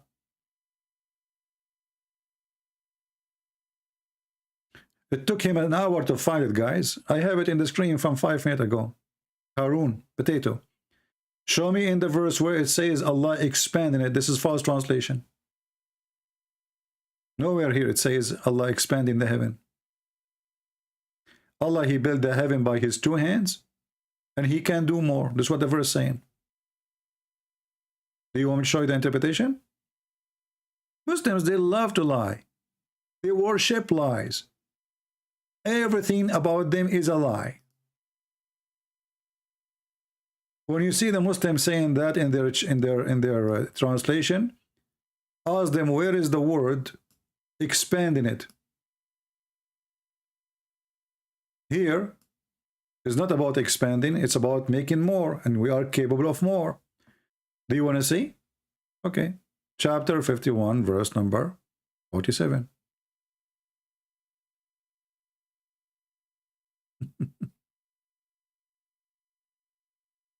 Liars, liars will end in fire. They love to lie. They love to lie. They worship lying. Here we go. Do you see it? وَإِنَّا لِمُوَسِّعُونَ mean, and we are powerful. We are capable. This is your Islamic interpretation, and this is Tafsir al-Jalalain. Do you see it, potato? Why you lie, Muslims? Give me a reason why you lie. Why the scholars through centuries, they did not come to conclusion that Allah is speaking about Allah extending the universe? Why? Those are the scholars. Those are your top. Only people in YouTube, they come with this. Harun. Harun wa ma adraka ma Harun.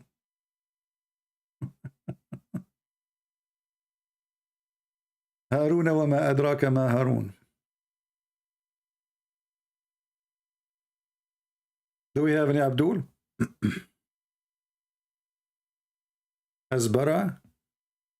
Hasbara, he knew Arabic, and what we would do with him if he knew Arabic? You are a liar? Okay.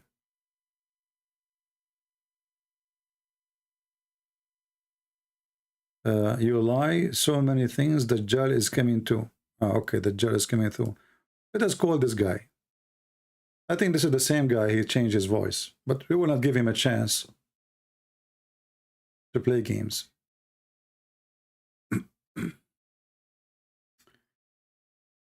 If you are a smart Abdul and you think you can make it and survive calling me, text me and I will call you immediately. Hello?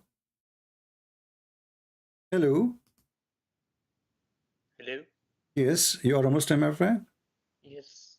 Okay, you are saying I'm a liar. Why I'm a liar? You lie about many things. Like what? Like the hadith about Jannah. Which one? A lot about Dahman. It's not a true hadith. Oh, but it is hadith. Yes, but it's not true. It's not. Okay, so you are saying that this hadith is written by Muslims, but it's not a true hadith, right? Yes, it's not sahih. Okay, let me ask you then. How I am lying if I'm reading what you are saying in your books? That's mean you are the liar, not me.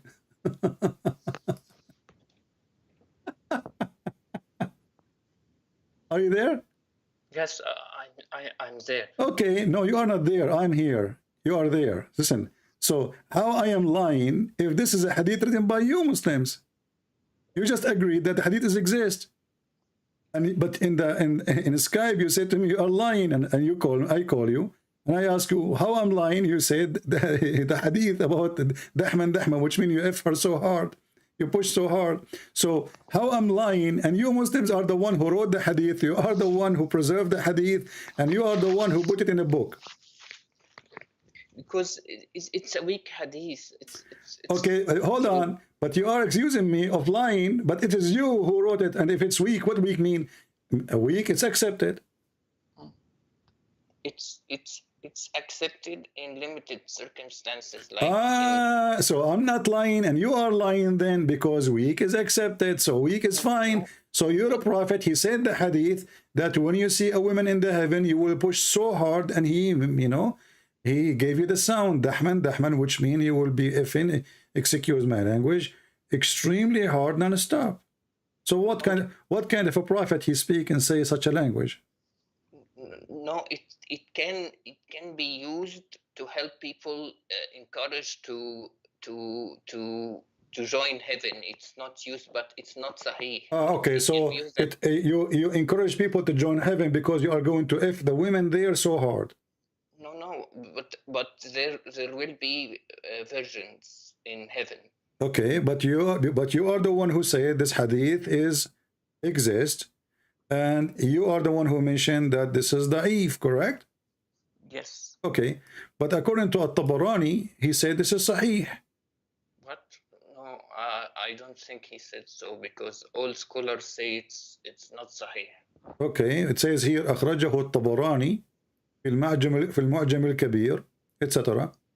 And so, okay, but anyway, so you Muslims are very confused about what is very authentic and what is so authentic. But this is not my problem. Here, look what it says. If we ask the Muslims what the word nikah mean, what you will say? What nikah mean?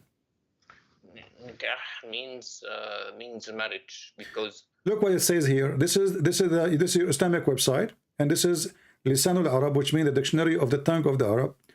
وَدَحَمَ الْمَرْأَ يَدْحَمُهَا دَحْمًا أي نَكَحَهَا. So when he F the women, he pushed so hard, that mean nakaha. So why you lie to Muslim to lie to us and you say the word nakaha mean marriage? CP, if we commit zina, that there would be so much zina in our countries. But so if nikah means zina, then why zina is not popular in our countries? As I know that your zina is very popular in your country. Which country is yours? Like in Saudi Arabia. Well, this is here in front of me. This is Islamic TV station in Turkey. And in Saudi Arabia, I don't know if you've been in Saudi Arabia or not, drugs and prostitution is #1 flourishing business there. Just order a limousine and you will see what will happen. This is your Islamic TV station from Turkey, my friend. So what do you mean zina is not, just go right now, search in YouTube, if I go now right now and type just 2 words in Arabic in YouTube, you will go crazy. You want me to show you? We will go. Let me show you on the screen. Look on the screen with me. But you know My friend, I don't care. I don't care what people do. People do crazy stuff everywhere. So don't claim that in your country you don't have zina. Islamic countries are, go to Morocco. What is number one business, in Morocco? Drugs, prostitution. Go to all those countries. Go into Europe. Who is the one who in charge of prostitution? So don't tell me we don't do those things. But we don't judge religion by what people do. People, they do things. Religion can teach the opposite. But your prophet taught you to do adultery. And not only that, your prophet, he taught you that adultery is a destiny, correct? No, adultery is not a destiny. Okay, so can you read for me the hadith I'm going to show you on the screen? If it's sahih, I will No, read it's it. not sahih. It is very daif. Read it.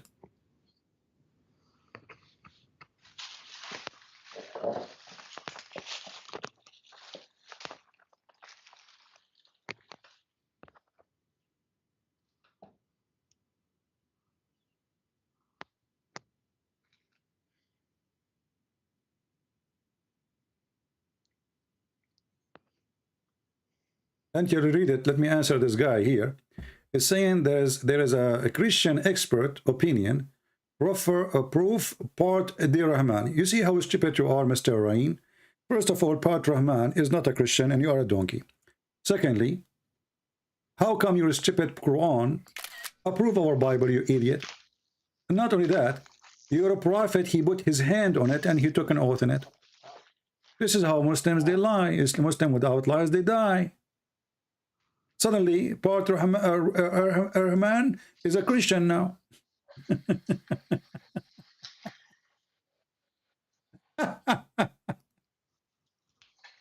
Anyway, did you read what in the screen, Abdul? Yeah, Okay. I can see. Okay, read it. Okay. Okay, read it.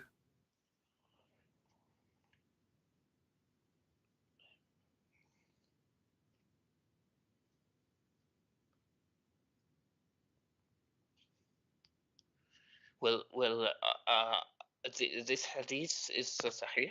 My friend, why you are terrified to read it? Read it. We will see if it is sahih or not. You are the scholar. You will tell me.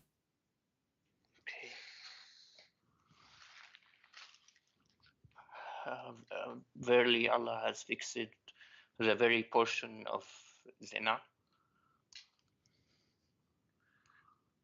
So it basically means that we have sins that are destined to us to commit, because. But a second ago, I asked you. You said no. I said to you, adultery in Islam is a destiny. You said no. I mean that Allah does not want us to commit adultery. How he don't want you to commit adultery, and you just told me that means destiny. A second ago you said that. What's wrong with you? You just said, after reading this, you said, well, adultery is a destiny. You said that. You forgot? Okay, I mean, I didn't mean that. I meant it's not correct. It's not. What you mean you don't meant, I meant, you meant, you don't mean. I did not mean what you meant, I meant. Listen carefully, it says, verily Allah has fixed the very portion of adultery which a man will indulge in. So you like it, you don't like it, you want to do it, you don't want to do it. Allah wants you to do it, and Allah forces you to do it, actually. It's not a choice. It says the fixed portion of adultery which a man will indulge in, which of necessity he must commit. It's not up to you. So when Abdul, he says to us, Islam is against adultery, I laugh, because Allah is the one is forcing you to commit adultery. Allah is the adulteress, and the one who make you, force you to adultery is a pimp. Your God is a pimp, my friend. Okay. Let me explain. Adultery does not mean that you look, that you commit adultery. Adultery by looks. So no, everyone. No, adultery. Your prophet, he count for you how you do adultery. He said adultery by look, adultery by touch, adultery by effing. Read it. All of them is a destiny. The adultery of the eyes, lustful look. It says. It says here, my friend, he count for you adultery of an eye, which mean by look, adultery of a lustful, and this is what Muhammad did when a woman she walked by looking at her ass. Adultery of a tongue, adultery of a speech, adultery in the heart, and then adultery of the private part. Okay. All of this is a fixed portion.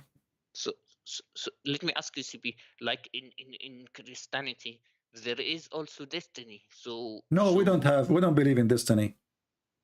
Destiny, the only destiny we can talk about in Christianity, it's a penalty as an example, or like you are born to die.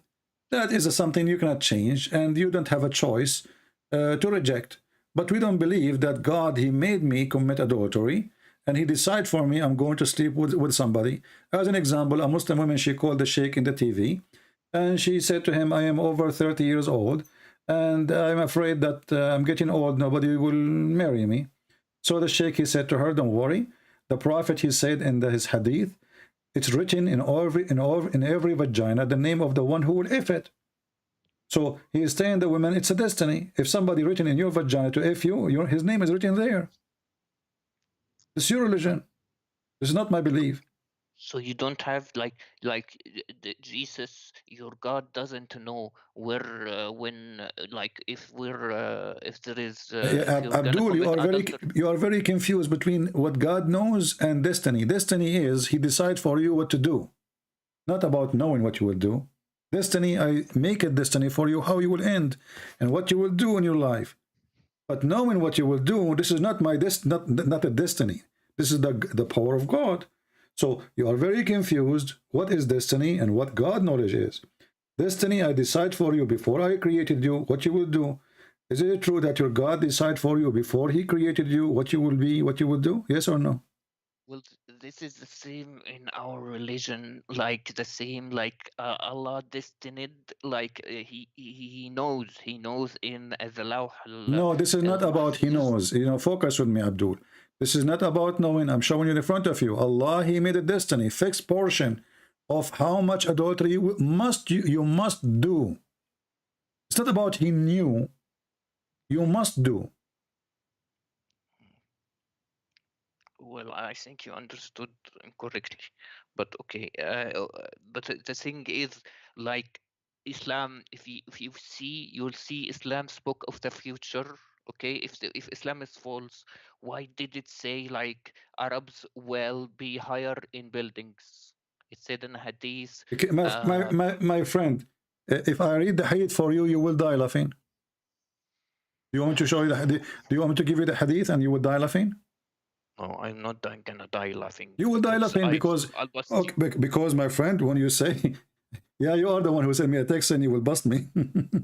You just agree with this one. This one is enough alone to prove Muhammad is a fraud and Allah is a Satan.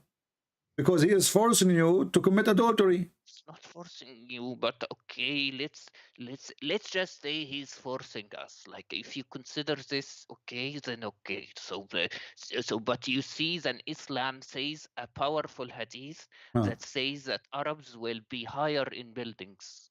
Okay. So this is not avoidable. The hadith is true. The thing happened. We see Arabs getting high buildings. But the Arab, they have high building before Muhammad was exist. Go to check the buildings of Yemen. No, I don't think. No, what do you think? Secondly, if we read the hadith, people will die laughing. You know, because your prophet, he said, there's things will happen, and when those things will happen, the judgment day will come. No, it's gonna be near Judgment Day. No, this is, he said, my friend, when a Muhammadan, he says something, you know, we laugh always because Muslims, they are very confused and they take things for granted without reading. Did you read the hadith yourself? I read the hadith. Okay. Okay, yeah. What it says? The hadith says, يأتي زمان يتطاولون الحفاة الرعاة يتطاولون في البنيان, which means the barefoot naked will have higher buildings. All right, but this has happened since when? Since when? Since about 100 years ago. And this the judgment day come? No. Okay, and he said, and when you see the women, she give birth to her master.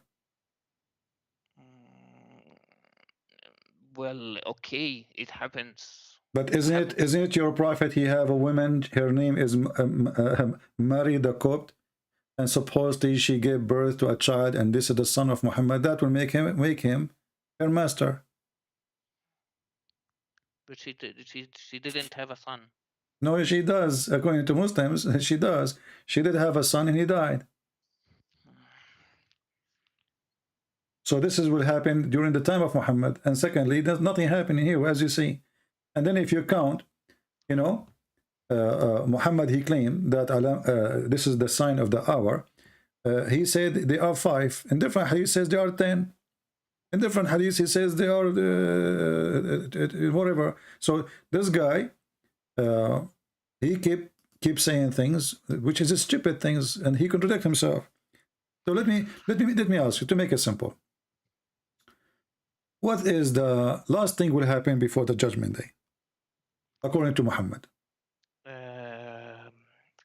Ad-Dukhan. Ad-Dukhan. What is that? Okay, just a moment. Dukhan, which means the smoke. Okay, what is that?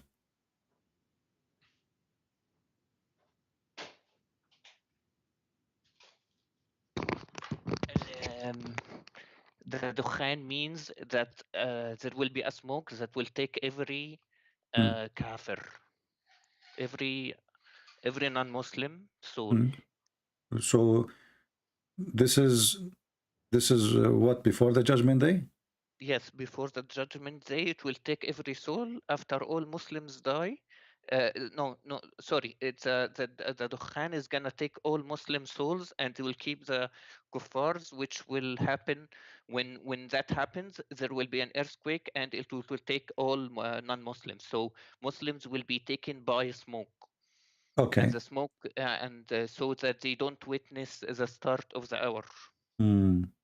Okay, let us see how Muhammad is truthful. I will take what you said. You said to me that the last thing will happen is the smoke, correct? The Dukhan. Okay, what is the before it? Do you have like do you have like order for things? Before it, Yeah. okay, the order of things, the Dajjal, the Antichrist will Okay. come. Okay, and by the way, he has one eye, and you see it in the dollar bill. Okay, if you Okay, in the dollar bill. Okay, yeah. Okay, okay. and then there will be after the Dajjal comes, the Mahdi will come. And then Jesus, son of Mary, he will come and he will kill the Dajjal. Okay. And then he will rule earth. And after that, Jesus will die. And then smoke will take all the Muslims. And there will be judgment day. All right. Okay. So the smoke is the last thing.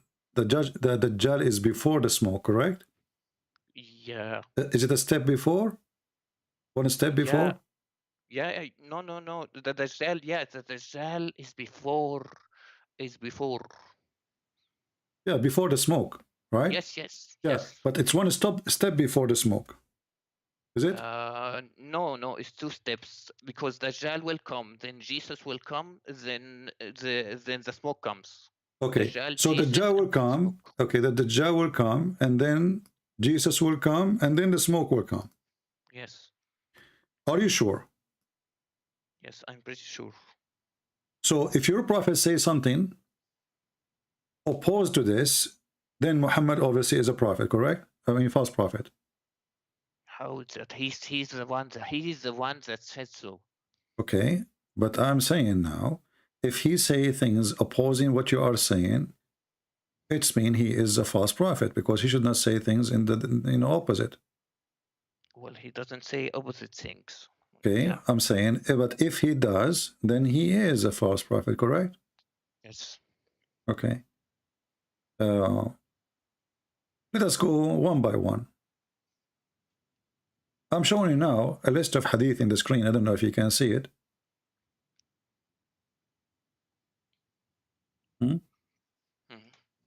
I'm checking, okay?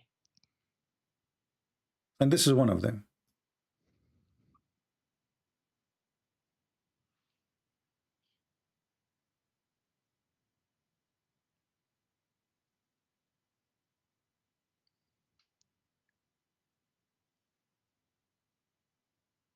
Do you see the hadith? I see you scrolling.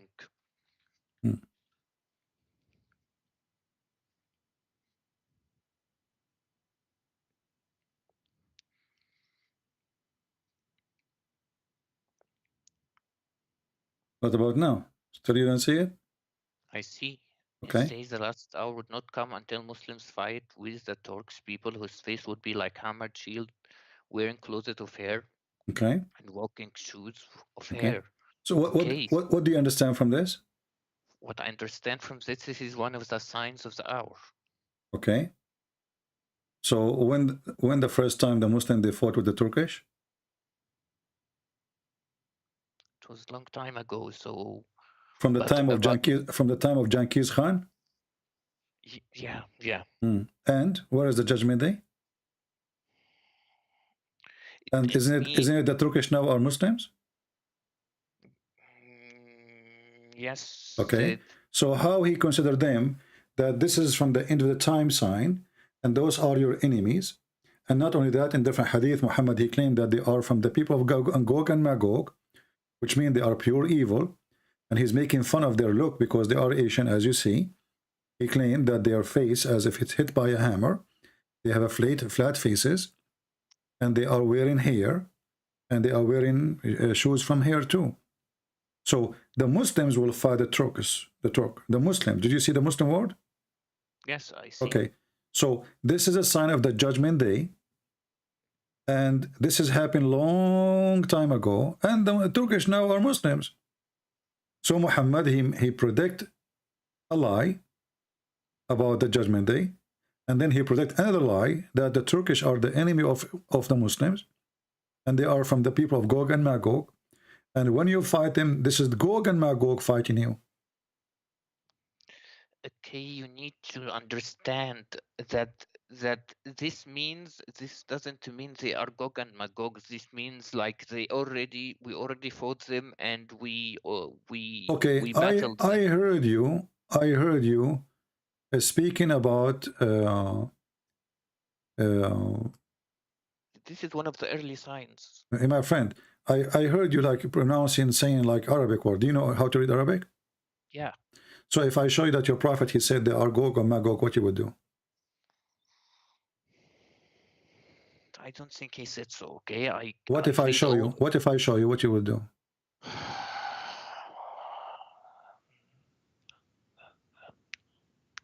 Then I'm not reading well.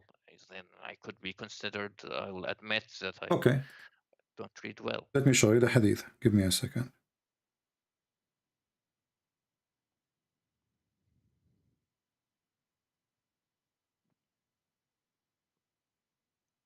But make sure it's Sahih. You will see.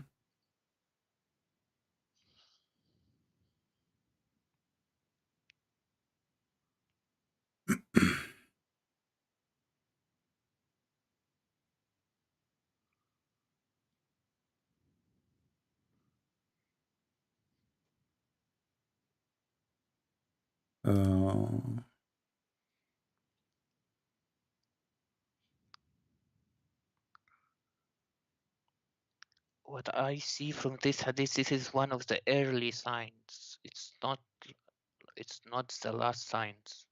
We will see. I mean, my friend, all of them, they are going to connect each other. And then people will see that Muhammad is really a fraud. Because Muhammad, he made it so clear. Okay, let's see.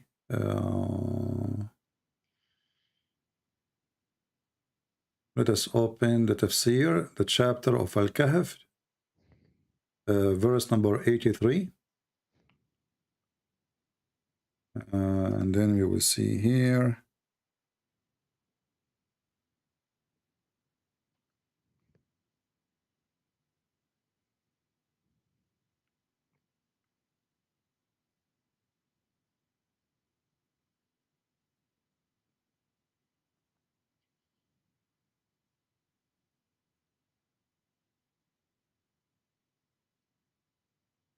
Okay, I'll wait for you on the screen.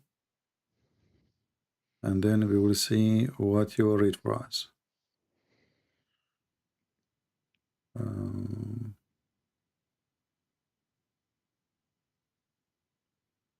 I'm pretty sure it's not referring to the Gog and Magog. Okay, we will see in a second. Just give me a second.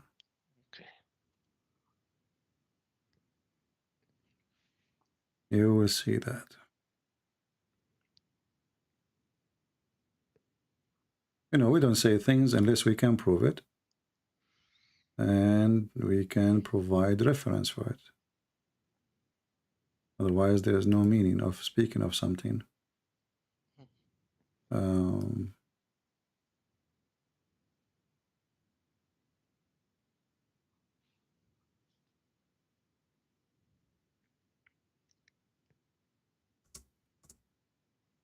have the reference in front of me actually, but I'm trying just to find like a trustworthy website, so you don't say to me, okay, this is not accepted, whatever, you know. Okay.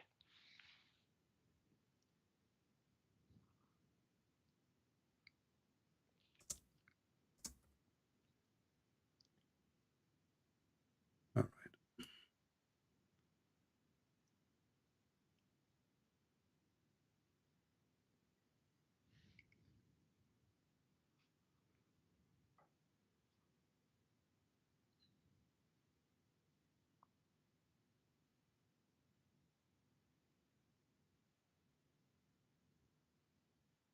Okay, read this hadith for me, and then I will find the other one. Okay. Oops.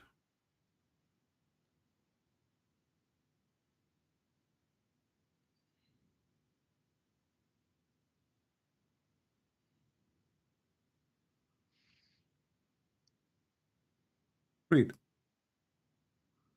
It's, which hadith? I don't see anything on the screen, but Okay, it's going to come to you now.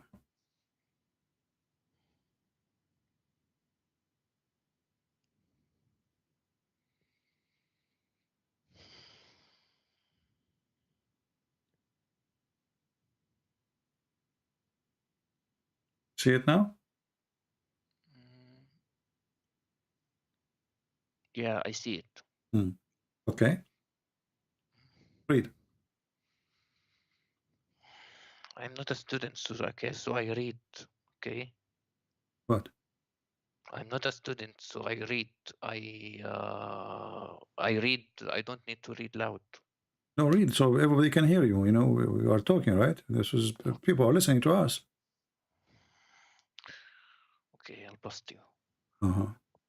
Okay, the Prophet sallallahu alaihi wasallam came to visit me on one day, frightened, and he said, "La ilaha illallah." There is no true God but Allah. Woe to the Arabs because of an evil which has drawn near. Today, an opening of this size has been made in the barrier restraining Yajuj and Majuj. And he sallallahu alayhi wasallam made a circle with the thumb and index finger. I said, "O Messenger of Allah, shall we perish while we still there? Will be righteous people among us?" Yes, when weakness becomes I don't see the rest of the hadith. So what your prophet, he predict what? That Yajuj and Majuj will come out. When? In his time, right? No. What do you mean no? Read it. He said today he's away to the Arab, you know, disaster. Yes. And not only that, the hadith in different places says he woke up so scared.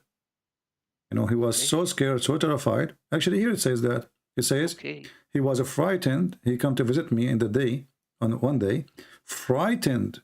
And he said, "Oh, there's no God but Allah. We to the Arab, because of an evil which has drawn near." Today, not next week, not next century, today. So your prophet is speaking about Gog and Magog to come in his time. Right? Did they come in his time? Yes, maybe they may have come from his time in the Chinese, could be in China, could be in any other country. It doesn't have What to do you mean? be the You know, he said, "We to the Arab." To the Arab. Do you see the word Arab? Yes. Okay. So they will come to the Arab. They will not go to China. How you can solve this problem now? So CP, like Yajuj Majuj is also a new religion. Don't change the topic. Your prophet, he's a liar. And now I will show you about the Turkish too. We are not done with the Turkish. So your prophet, he predict in his time, the people of Gog and Magog, which is not even a human according to him, they will come and they are the one who will destroy this earth.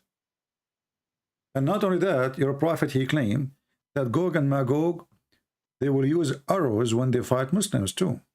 Is that correct? Okay.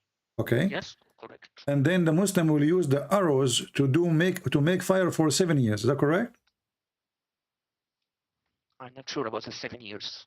Yeah. But I can show you the hadith. But I can tell you that Einstein said that World War IV will be fought with swords and arrows. What? Yeah. So they will. Okay. So they have to be. Arrows is not. Arrow is an arrow. Is not a nuke of Putin. So arrows is arrows, and he make it clear they are made of wood. Even the Muslim, they will use it for fire.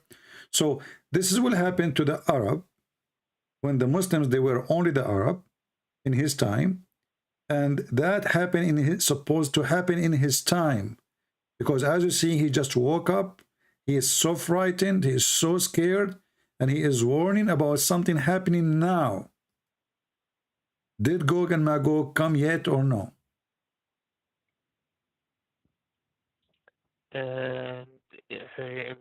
I need just to explain to you that they came out, but they didn't come to the Muslims yet. No. You see, you are ignorant in your book.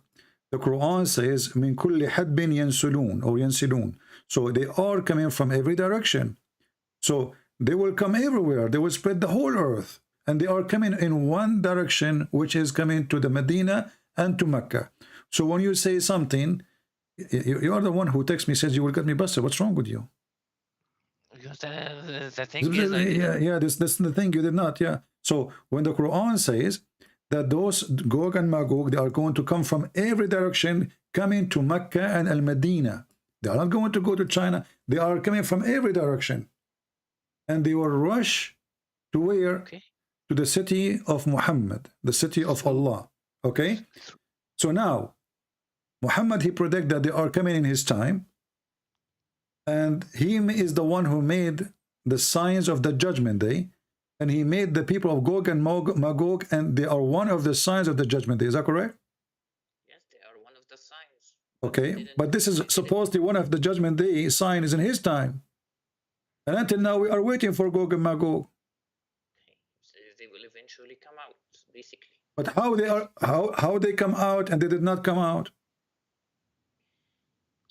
They didn't come out to us, to Muslims yet. The thing is. Okay, listen, just to make it simple for you. You remember when I asked you the order of things? Yeah. Okay. And you said to me the last thing is the smoke? Yeah. Okay. And I confirmed to you, I said, are you sure the last thing is the smoke? You said yes. I said, if I showed you that it is not the last thing, the smoke, that means Muhammad is a false prophet? Correct? No. Okay. Okay. So now let's focus in the Gog and Magog and the smoke. This is a hadith in the front of your eyes. Allah Messenger came to us. All of a sudden, we were busy. Okay. He said, what do you discuss about? The companion, they said, we are discussing about the last hour. Thereupon he said, it will not come until you see 10 signs. Remember, you count for me few, but now we are 10. Okay, what is the 10th thing? He mentioned the smoke. This is number 1. Then the Dajjal. Then the beast. Where is this hadith? I don't see this hadith. This is the Da'if hadith. Yeah, I saw it. I said, what do you...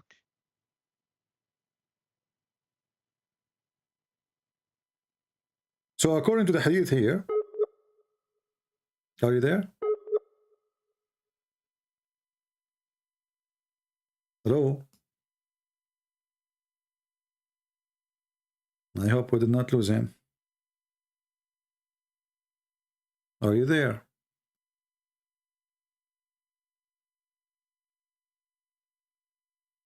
Hello? Let us call him again. I don't know what happened. Yeah, I hear you. I hear you. I All hear right. you. Do you hear me? Okay, okay, continue reading then. So as you see here, the first thing will happen is the smoke.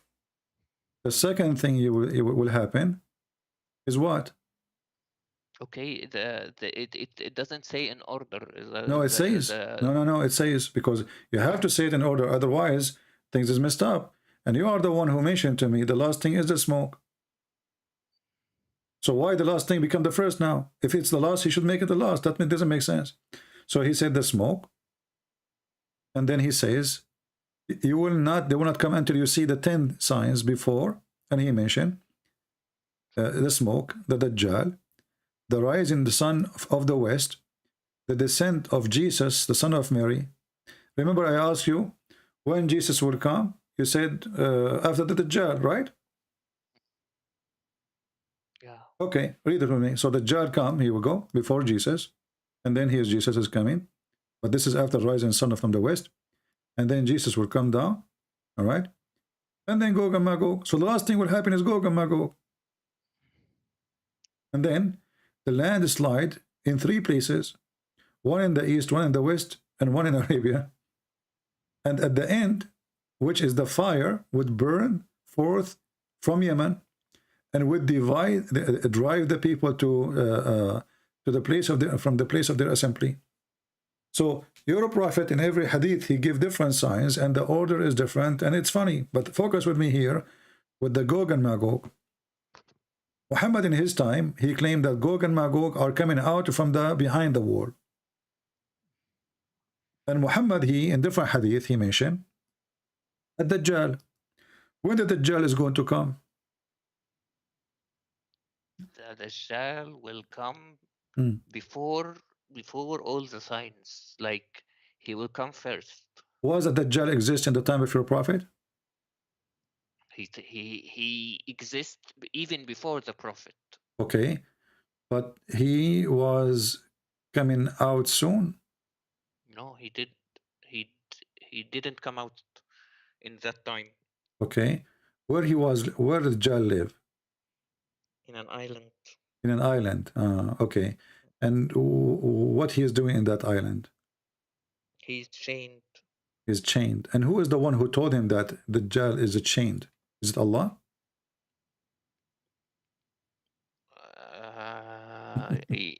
Yeah. What? Yeah. Who told him that? Okay, there were sailors who told him that they saw him chained. So a guy, he came and he told Muhammad he saw the Dajjal, and when Muhammad he told the people that the Dajjal is an island, didn't Muhammad confirm that from his God? Yeah, he confirmed him with him. With who? With Allah. Where? He just heard the story from this guy. He said to him, he saw him with a woman. Her name is a Jassasa. She is a beast. And then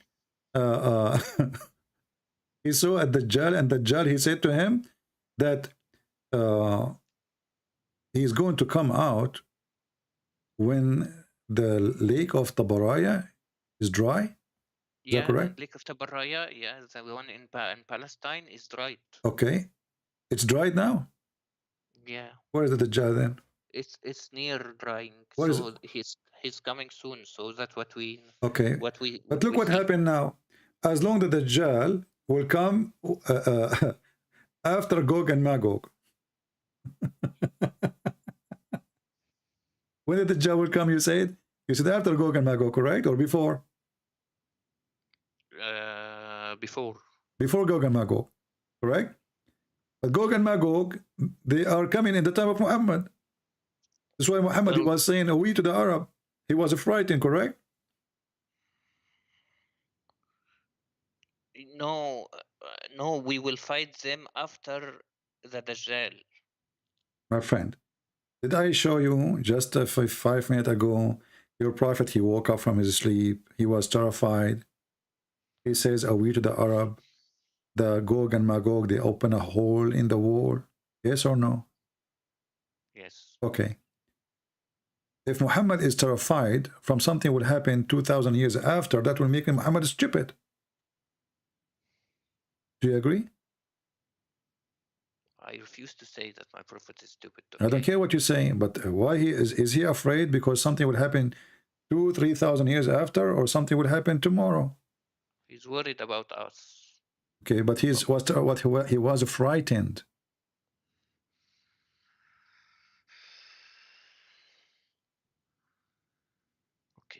Okay, and he said to the Arab, right?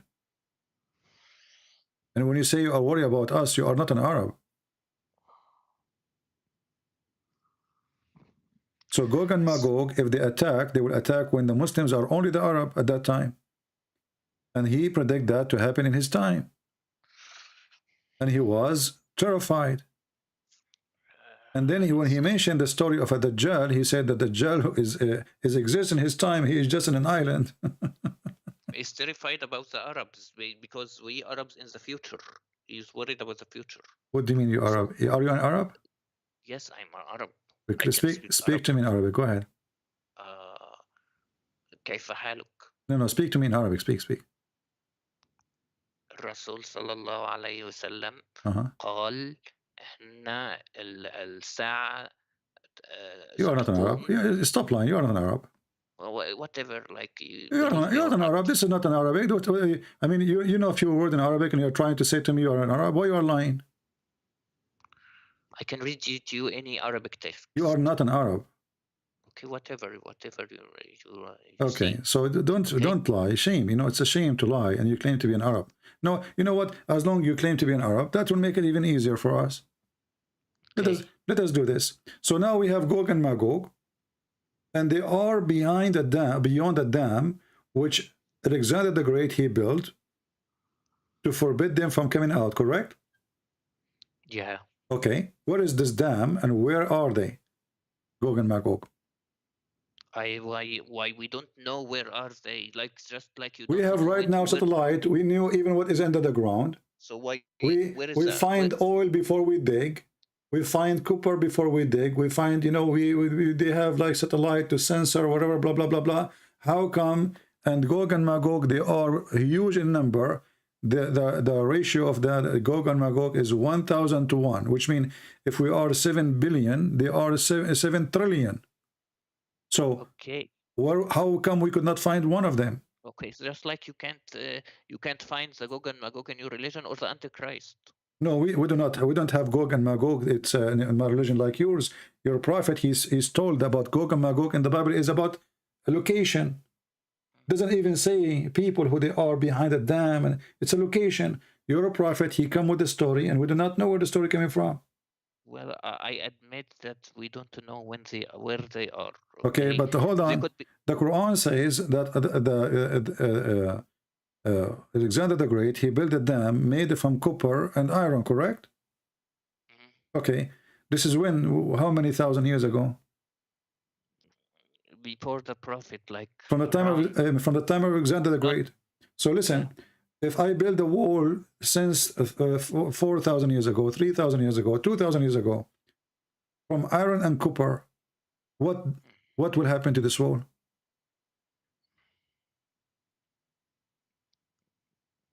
Okay, I admit we don't know where the location. No, forget about the location now. We have a wall somewhere. Let's say there's a wall. There was a wall. But don't you know that the iron will rust? Yes. Okay. Now, if you go to the Quran, where the Quran speak about Gog and Magog, you will see that they are behind the wall. But is the earth is flat to put them behind the wall? No, yeah, like they made a wall like in a cave or something. No, it's not a cave. It's a, you know, you claim that you are a person who study, and you claim that you speak Arabic. So you do not know that he built a dam between two mountains? No, that was saying something like that. No, there's no cave. So there's no cave between two mountains. So as long as it's between two mountains, that's maybe behind those two mountains, correct? Okay. So let us say if I draw for you in the screen, I will draw a mountain. This is a mountain here. And this is a mountain here. And now we build a wall between those two mountains. All what those people need to do is just to go from the other side.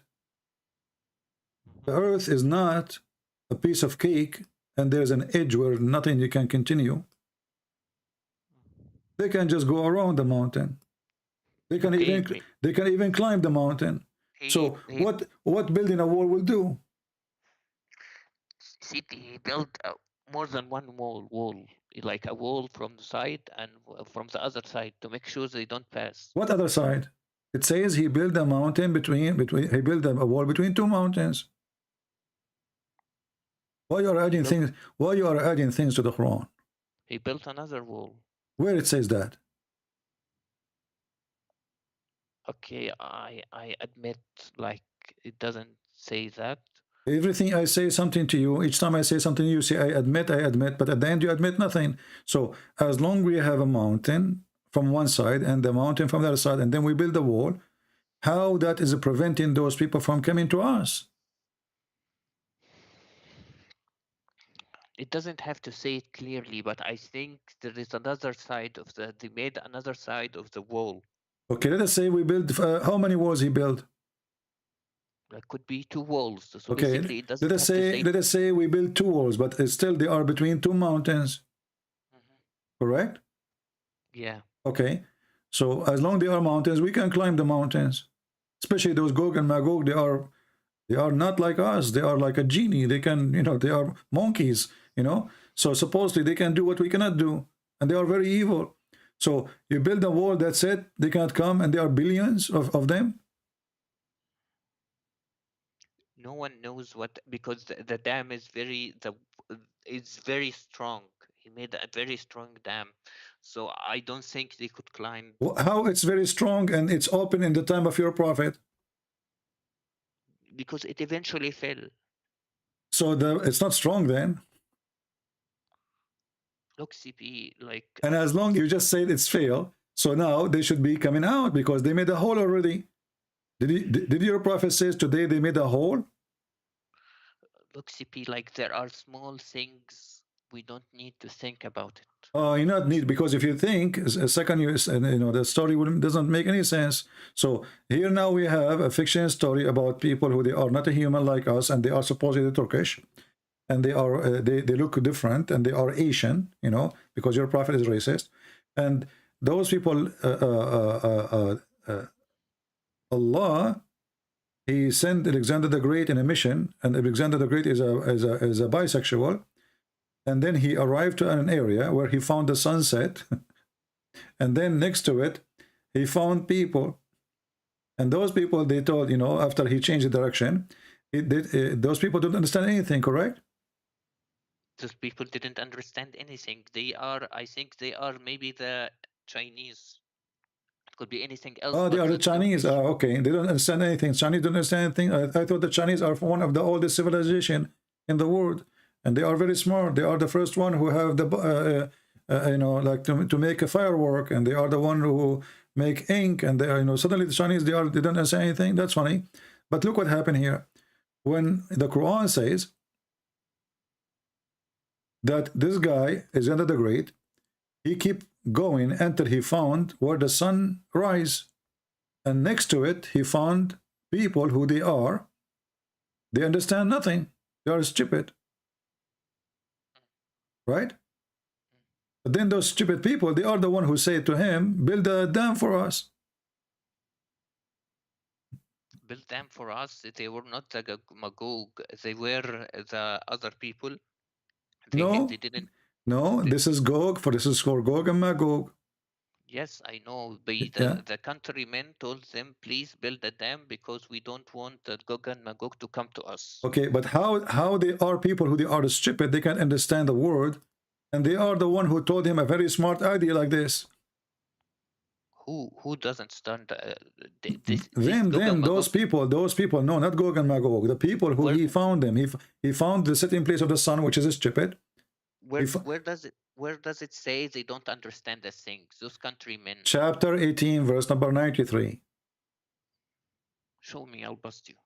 嗯 bust me, it's in front of you.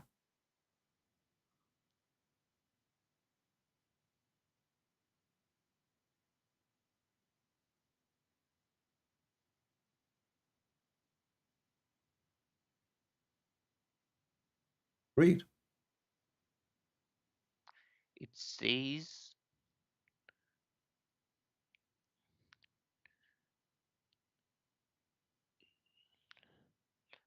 لا يكادون يفقهون قولا, which means they barely understand the word. Exactly. You just said where it says that. You said to me, I will bust you. So I did bust you. So as you see, he didn't understand the word. So how did he understand the word? And then they are the one who told him what to do. How the stupid one is the one who advised me what to do. They barely understood the word. It's very different. Like you may talk to another foreigner person, but if he doesn't, he can understand some words and he doesn't understand other words. Like he could just point. He doesn't. My friend, it says barely they understand the word, which means they are stupid. And let us go for the sake of argument, they don't understand the language he speaks. But how they don't understand the language, and they told him, even they said his name, and they said to him, look what he said. They said, O Zul Qarnayn, Gog and Magog, people of a great mischief in the earth, shall we then render thee tribute in order? They are even paying him to build a barrier, correct? So how they are stupid people, and now they are convincing the one who come to occupy them, we will pay you. But didn't he occupy them anyway? And which means he have their money? Who care? I mean, if I am the king who came to your town and I took all the town, so what you will pay me? I took you, all of you together. This is a stupid story. And they are the one who don't understand the word, saying all those things to him. And then on the top of that, he said, Zulqarnain, he responded to them. He said to them, okay, well, you know what? Bring me a block of iron and, and copper, and let us build. Correct? All right. Does it say to build between us and them a dam? Between us and them, a dam? Yeah. Okay. Where is the dam located? First of all, he built a dam, okay? He could have pointed it by, it doesn't have to say, he doesn't have to say it by word. They don't understand his language. They may not understand his language, but they may have pointed like by words, like before language existed. So the Quran line when the Quran says they say this because they were using their fingers.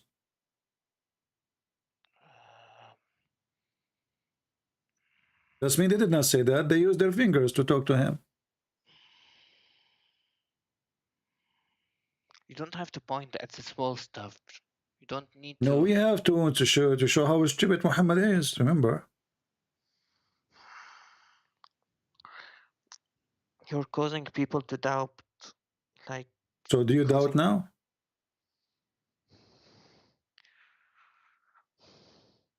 Like you don't need to just point these ideas into our minds. I'm not pointing an idea, at your mind. I'm just, trying to help you to see what I see.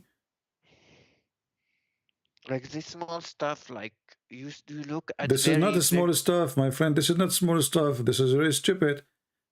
He found where the sun set. Where the sun set, the location of the dam. I asked you, where is the dam? You said, we don't know where it is, but it says there.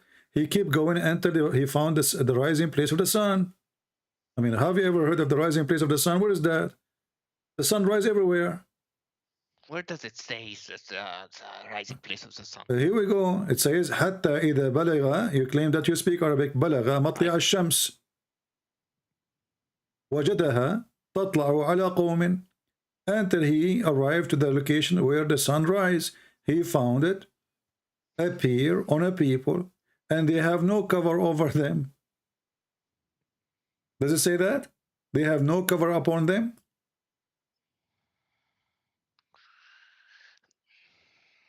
Like it says that it doesn't, like the sun came to them because he lived far away from them. What do you mean the sun came to them? The sun come to them? The sun come to them? Rises to them. No. What rises to them? حتى إذا بلغ بلغ, until he arrived to مطلع الشمس. He arrived where the sun rise. If you go a few verses before, you will see until he reached the sitting place of the sun. So your stupid Quran is saying it clearly that there is a sitting place for the sun and there is a rising place for the sun. Who in the world want to believe in such a garbage? Do you? There is a rising place for the sun according to your intelligence. First of all, you're pointing about small details and causing. This is not small details. This is proof that Muhammad is a fraud. Look, this guy, he keep going until when he came to the rising place of the sun. Where is that? He found it. He found it rising in a people.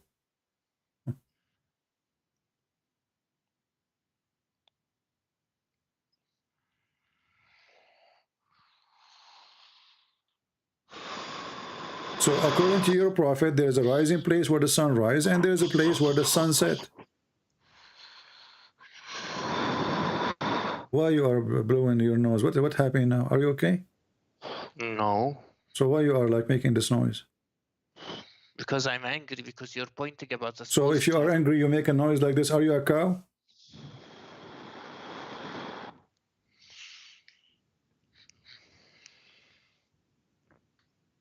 We found he came to the rising place of the sun. Rising on, not in. Okay, so does it make a difference? The pray for, not to. It's rising in a place. The sun, he entered, he keep walking, until he came where? The rising place of the sun. He found it rising on, not in, for sure. It's not rising in their ass. It's rising on them. So what kind of God he think that the sun rise in a place, a certain place, the rising place of the sun? Where is that? The sun rise everywhere, even in the North Pole it rise.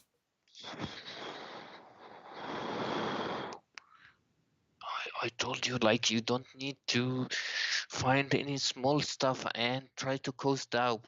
No, it's not the small stuff. This is stupid, my friend. And not only that, your prophet, he found where the sun set. He found it that sitting in some murky water.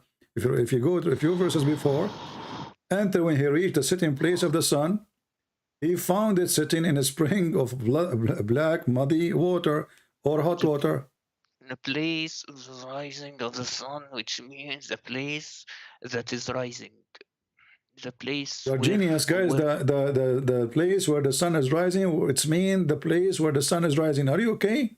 Our friend, he kept going, until he arrived where the sun, the place where the sun is rising. This is the place where the sun rises. He found it, discovery. He found it rising in that place on people whom they have no cover over them. What is that? The thing is like this is a bit about like nitpicking. You're looking for mistakes. I'm not looking for a mistake. The whole Quran is a mistake. What are you talking? Look at this. This is a garbage. So a few verses before we just showed you that your God, he found where the sun set in a hot water. Does it say here he keep walking until? Who is talking? Allah. It's not even the guy talking. Until when he reached the sitting place of the sun. Until what? He reached the sitting place of the sun. So there's a place where the sun set. He reached to that place. But as you know, I can stay in my place here without moving. And then after 12 hours from now, the sun will set. He went to a place where the geographic location, the sun was rising. And he went to geographic location where it was setting. So okay, it's exactly. There is a geographic location, but this is where the sun place set. The sitting place of the sun. Can you read? The sitting place of the sun, not just the sun was rising. He came where the sun place sitting is, and then he found it what? He found it sitting in a spring of a black hot water. And near to it, near to what? Near to that spring where the sun set, he found people. Black, muddy, hot water. He found it sitting like it's showing in a muddy black water, showing the sunrise. So it is showing, but it's not true. It's showing. This is appearance, right?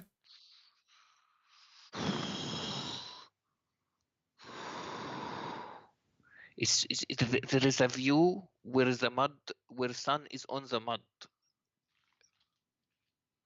Like there is a view, a specific view. That's what it means, because you don't understand the Arabic word. Let me ask you. So I understand Arabic and you understand Arabic. So listen carefully. So if somebody understood this, that the sun is sitting really in spring of water, are you saying he's stupid if you understand it this way?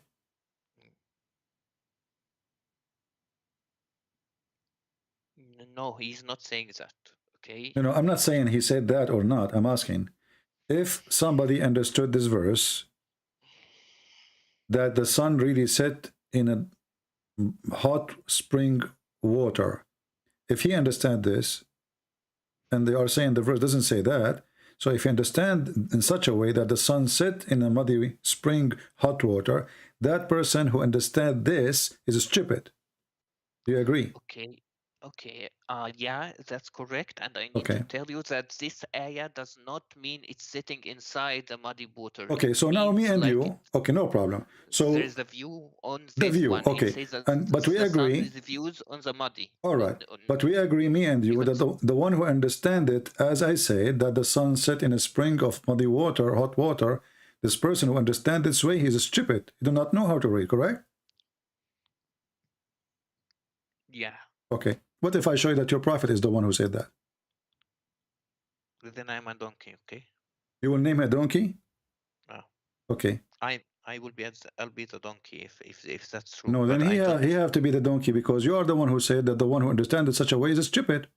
Read it. Here we go. No. You said, everybody heard you. Everybody heard you. I asked you the question twice, 3 times. If somebody understands it in such a way, he is stupid. You said, I agree. I said, we agree, me and you now, that if somebody understands the verse that the sun really set in a black, muddy, hot water, this person who understands it in such a way is stupid. You said yes. Read the hadith.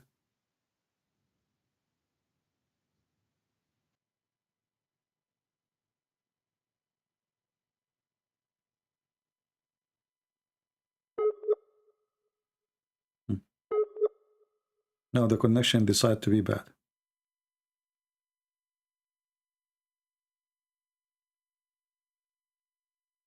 They are waiting for it. Do you hear me? This hadith. Yeah, I hear you. Okay, we lost you. So can you say again what you were saying? No, I think this hadith is not completely correct. So could you please check if it's authentic or not? Yeah, it says here. Read it. Where does it? It says it sets in a spring of water. Read. So the game of da'if and weak doesn't work. Where do you scroll down? I don't see sahih or weak. It says Sahih in chain, Al-Albani, Sunan Abi Dawood, 4002.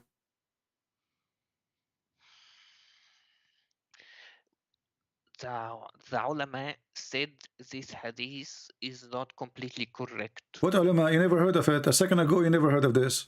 Otherwise, you would never say, yes, the one who understands this way is stupid. I'm not saying that I'm not saying he's incorrect, but this been answered by many people. You never heard this before. You just heard it from me. Where you got this from? That the ulama believe, the scholar, they believe it's not correct. And if the scholar don't believe it's not correct, isn't it this is the scholar saying it's correct? Okay, if you search in Islam QA. My friend, I do not need to search. You speak Arabic, right? Read carefully. You claim to speak Arabic. It says Sahih or Isnad. You'll find refutations for this. You are going to refute your prophet in your Quran then, because the Quran confirmed the hadith and the hadith confirmed the Quran. So how in the world the Muslim will come with a meaning against what your prophet said and what the Quran said?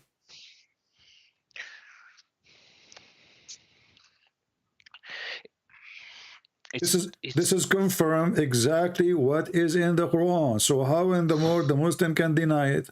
It's not against the Quran. It's not opposing the Quran. Both of them, they are in agreement.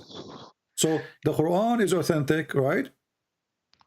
The Quran is authentic. Okay, and the Quran says he found it sitting in a muddy spring of water. He did not say he found it as if it was sitting, correct? But then you don't understand Arabic. No, I understand the Arabic. The one who made the Quran, he cannot say he thought. No, he did not say that. Can't he say it appear like if it is? No. And as you see, it's a spring of water. He found it. He found it. وجدها. Exactly. Found is a report of a fact, not imaginary. When you say I found, when I say I found, you are talking about something is true. It happened. It exists. It's not a theory. It's not a thought. It's not imaginary. I found it. If you go inside your house and you found, you know, I found my my donkey eating the grass. You are reporting a find. It's not I thought. And the one is talking is Allah. It's not even the guy. You probably never heard of refutations for this. My friend, I am the one who hear all refutation. You are talking to Christian Prince, and you are the one who said you were going to get him busted. Okay, like quoting about small doubts is not the answer. It's not the answer. Like this is like it's complicated Arabic. Arabic is more complicated than this translation. I don't care how complicated Arabic is my first language, and this is stupid Arabic anyway. Because if Allah, what Allah trying to say to us here? Tell me. Here we go. Go ahead. I'm listening. Is what the word spring present. He found it in a spring. Spring. Do you know what spring is? Spring is not even a river. It's not even a lake. Okay. So how you explain to me the word spring? Like the Muslim, they lie, they say, like, don't you see the sun go in the ocean? This is not an ocean. This is a spring of water. And it's a hot water. Hamia.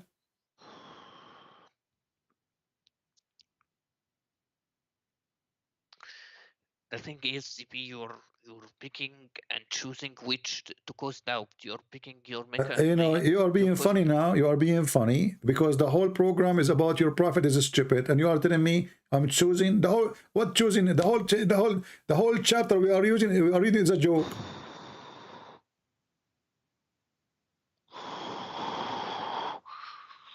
What, like you even like if you read your book, you will find errors. So why don't change the topic. Don't change the topic. And suddenly, you know, look. And when you read this stupid Quran, you see, you said to me, you know, remember I said to you, he built a dam between two mountains. Yeah. Okay, and you agreed. Yeah. Okay, what the word mountain in Arabic? Jabal. Jabal. Okay, read with me and laugh. What kind of God he says this? حتى إذا بلغ بين السدين. Where is the mountain? Until he arrived between two dams. So did he build a dam or he arrived between two dams?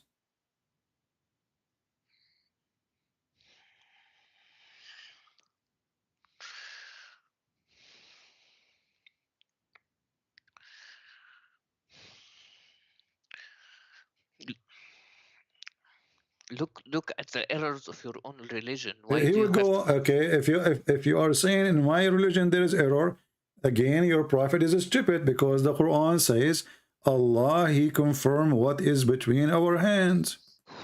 So how our book have error and then your stupid God, he confirmed what we have between our hands? It confirms that it's in your hands, that it's sent by God. No, not it was. It is what is with them. You claim you speak Arabic again, so you cannot lie. It says here, مُصَدِّقًا لِمَا مَعَهُمْ. Do you see it? لِمَا مَعَهُمْ, which is with them. Chapter 2, verse number 89 is not confirming something we used to have. He is confirming what is with us. What is with us. So when Abdul says to us, your book have errors, we laugh because that again will make your prophet look like a joke because he confirmed what is with us. So wherever you go, your prophet is getting busted. But it also says, woe to those who write the book with their hand. Exactly. That means Muslims because it is you Muslim who write the book in your hand. Isn't it you Muslims? You write the Quran with your hand. Did Allah wrote it for you? No. What do you mean no? Isn't it the Quran says, Inna alayna jam'uhu wa Qur'anahu? It is on us to recite and to collect the Quran, Allah saying? It says like, it says that to jama'hu in our minds. What our mind? No, no, don't lie. It is on us to collect it and to proclaim it. This is chapter 75, verse number 17. So the one who will collect the Quran is Allah, and the one who will proclaim the Quran is Allah. It's not you Muslims. And this is why when Muhammad he died, there was no Quran. Because of this verse. No, the Prophet wrote the Quran in the Sahaba wrote the Quran as well. Okay, and then Uthman, he burned all the Quran, correct? He didn't burn any Qurans. He burned the Quran. You know, do you want to show you the reference? Show me the reference. Okay, but before we go to Uthman, the Quran you are reading today is Quran of who? Quran of Uthman. I thought you are following the Quran of Allah. Yeah, Quran of Allah collected by Uthman. Okay, but the verse here saying that the one who collected is Allah. It is on us to collect it. Uthman is Allah.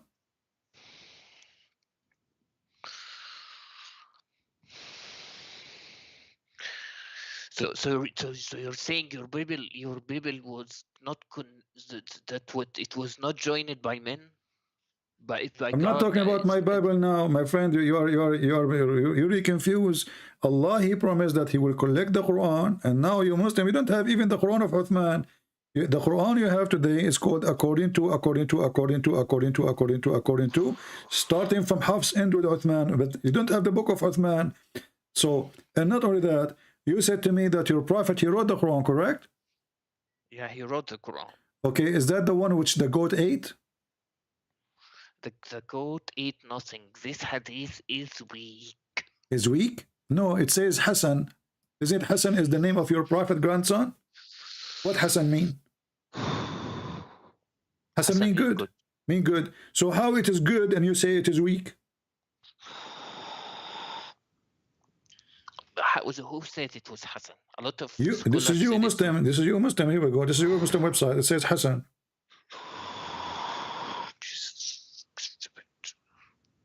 The Muslims are stupid, right? I agree. No. You said that. You said this is stupid. This is the Muslims stupid. I heard you. I believe everything that in the hadith and okay, Quran, listen. It says here the verse of stoning to death and breastfeeding for adult 10 times revealed. Can you recite for me the breastfeeding for adult 10 times? I'm listening. That's abrogated but not enrolling. No problem. It says abrogated, but do you know the verse? How you abrogate something you do not know?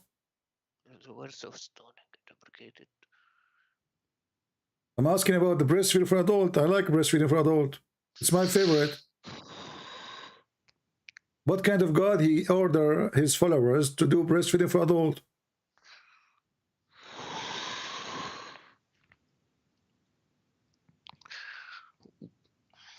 Where does it say that's been ate by sheep?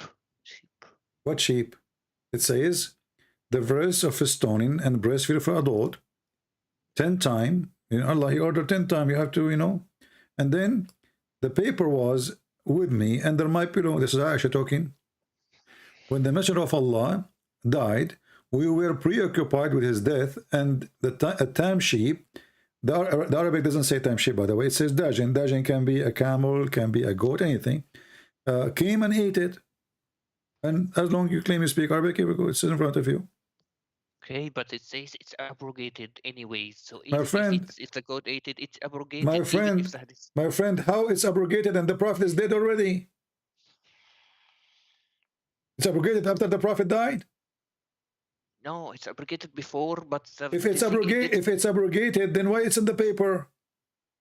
Yeah, because sometimes you write something that you don't. Okay, so that's mean the Prophet wanted to be preserved, correct? No, he might have wrote it before. What before? I mean, the guy is dead now.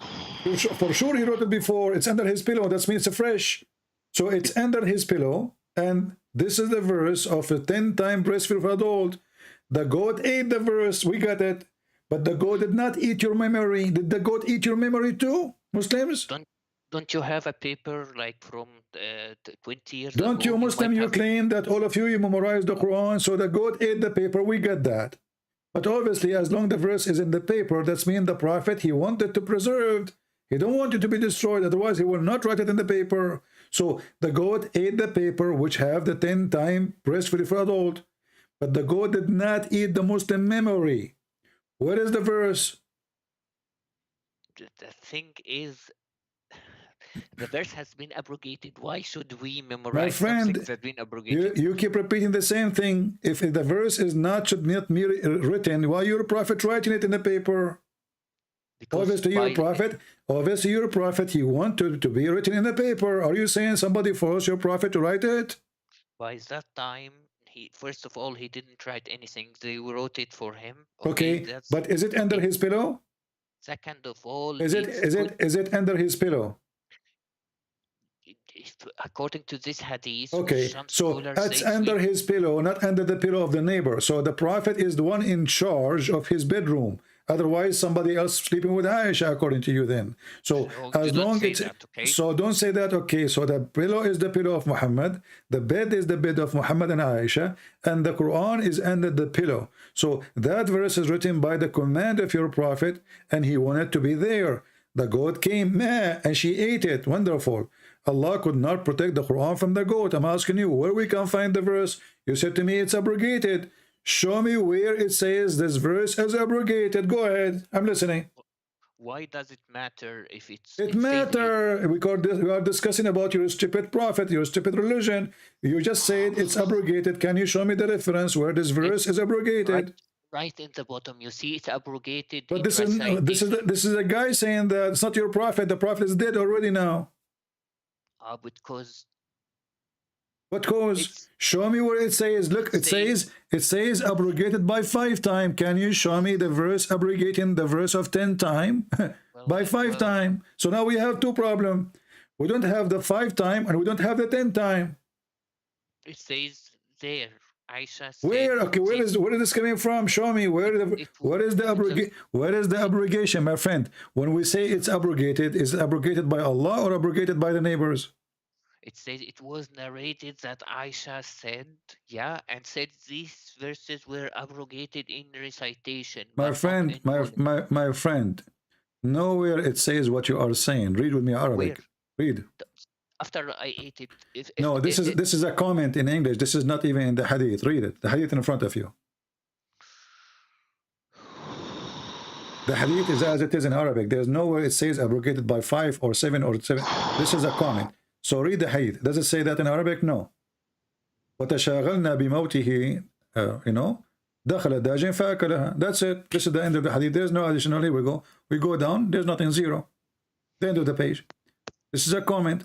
However, if we have 10 times and then abrogated by 5 times, doesn't change anything. So now we should have 2 verses in the Quran. One of 10 times breastfeeding for adult and one of 5 times breastfeeding for adult. So now you have a problem now. Where is the second verse? Where is 5 times? It says only 10 times. It says here abrogated by 5. It's in front of your eyes.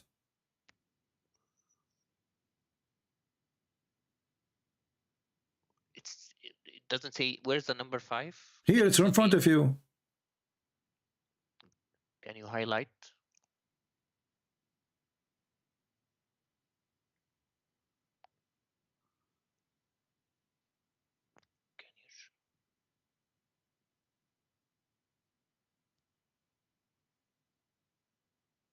Are you blind? Okay, I'll read for you. The verse of stoning and breastfeeding an adult 10 times were revealed, and the paper was with me under the pillow when the messenger of Allah died. We were occupied with his death, and then she came in and ate it. These verses were abrogated recitation, but not ruling. Other hadith established the number fosters to be 5. So other hadith said it's 5. But anyways, in any case, it says a commentary, like it's been abrogated. It's in the commentary. Abrogated in the commentary? But this is not in the part of the hadith. And secondly, if it's abrogated, no problem. What is the verse? What is the verse? What is the verse of 5 and what is the verse of 10? It's not meant to be And abrogated.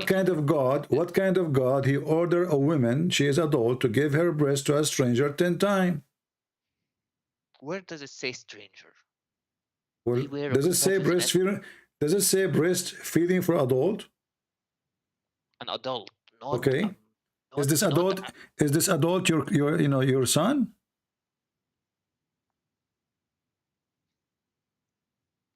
Does it say you're breastfeeding for your son?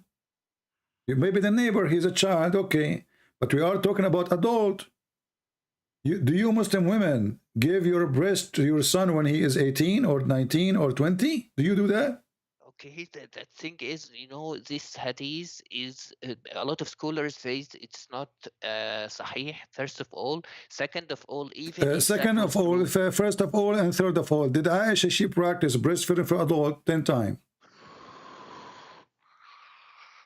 CP, you are getting on my nerves. I'm getting wherever I want to get, my friend. You are in trouble. Is it true that Aisha, she ordered her nieces to do breastfeeding to anyone when I enter upon her? Yes or no? No, no, no. Read the hadith. It's in front of you.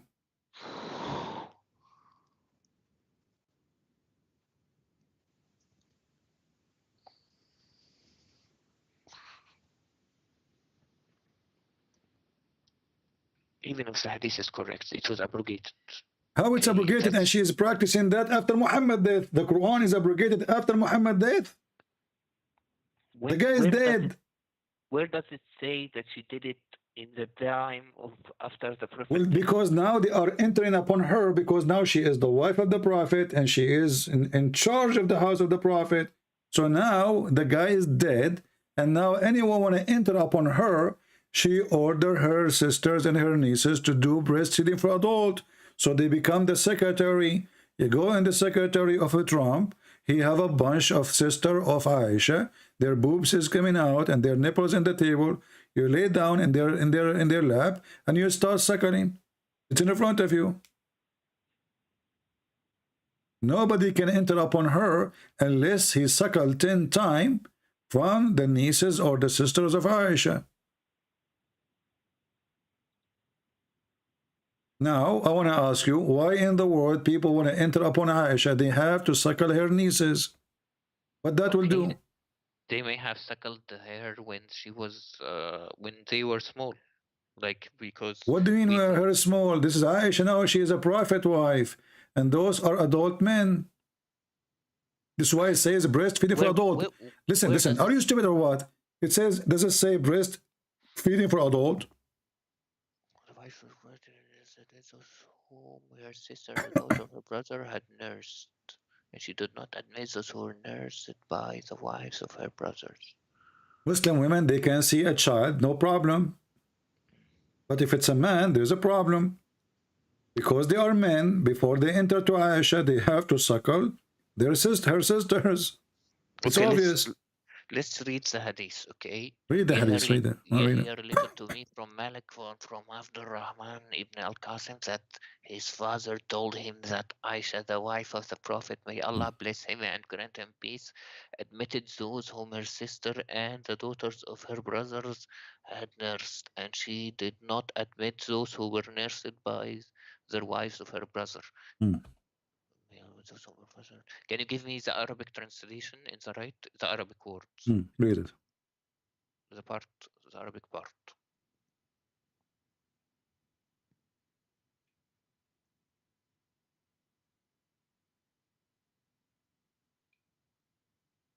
The Arabic.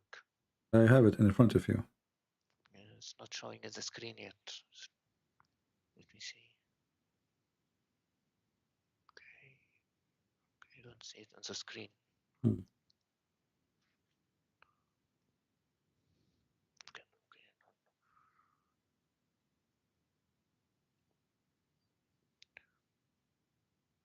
Okay.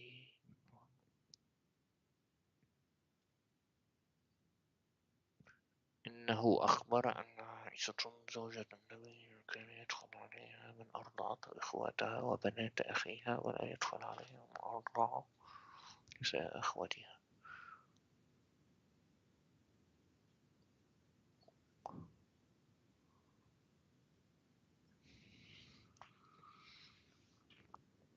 It says like they enter her home. They enter her home like they don't go and get breastfeed by her. They enter her home because she breastfeeds them when she was big, because we consider, because you know, CP, when you adopt someone, when a mother adopts someone, she breastfeed him. First of all, adoption is forbidden before the death of Muhammad, when he did decide to sleep with his own son. So don't play that game. This is not adoption. And according to Islam, a woman, she do breastfeeding for adult, still she can have sex with the man, still she can marry him. I can show you the fatwa. إرضاع الكبير لا يحرم. So don't play this game with me. You cannot.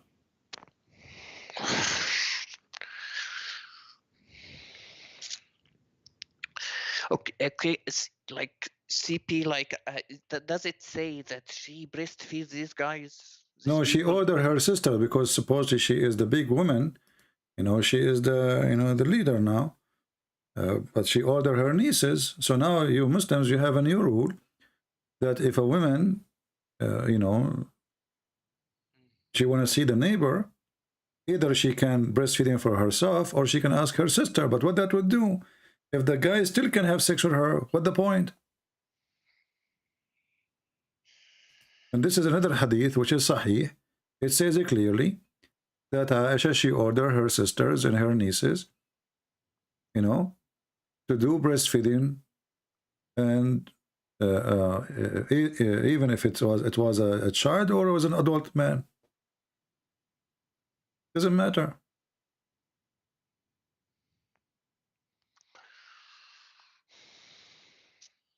When you speak Arabic, it says here وَإِن كَانَ كَبِيرًا. Does it say that even if he's old? She were called her names her father, when his father has become like a foster son. She gave 5 years. His social, but Allah what you know, with your first it gave you a priest, she gave him 5 years and become like Salim was. Do you see? Do you see? It says وَإِن كَانَ كَبِيرًا. Well, and I don't see like it. I move it to you in Arabic.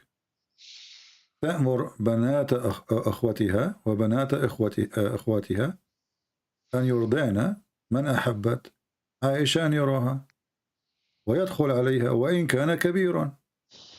5 رضعات. Does it say that? So she ordered her, you said to me where it says adult. So she ordered her sisters, her nieces. Nobody can enter upon her unless they suckle them. Here it says 5 times. Even if he's old, grown man. Correct?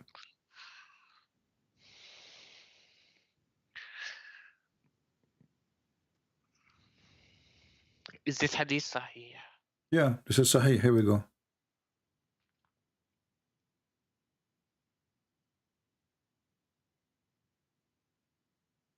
Would you prove it? It's in front of you. It says sahih. Okay, I'm checking because you know the screen doesn't come instant. Let me check.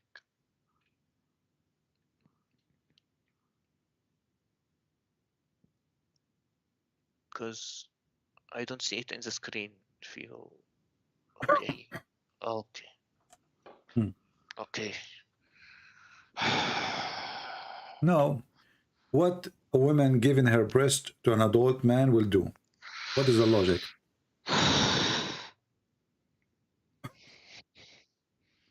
You have 1,400 people listening to you, and I want you to convince them. What is the logic that adult women, she gave her boobs to a man? What that will do exactly? That will make him excited. That will make him horny.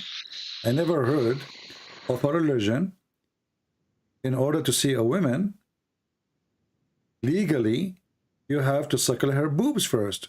So in Islam, we cannot shake hands with Muslim women, but we can suck their nipples, hold their breast, and put our hands around their waist. What kind of religion this religion is? You do realize a lot of scholars. What's secular? What's secular? Who cares secular? My friend, this is your religion, and this is your prophet, and this is, and listen, the one who revealed this verse is Allah. I don't care what the Kukurura are saying. And as you see, all reference saying that Aisha, she practiced that. And even she ordered her nieces. So you Muslims, at the time of Aisha, you have suckling club.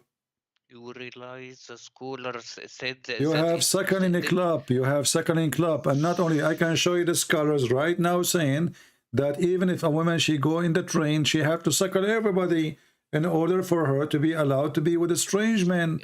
I can show you right now. You claim you speak Arabic. I can show you the video from Egypt. A woman, she is in the TV. She asked the Sheikh from Al-Azhar University. She said to him, are you saying that all those men who they are with me in the studio, and the engineer and the decoration and the electrician and the one who work in the sound, the DJ, all of those, I have to suckle them? He said, yes.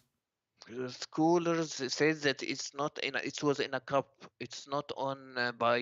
That is stupid, because you speak Arabic as you claim, and now you cannot run away from this. How it is in a cup and it says yarda.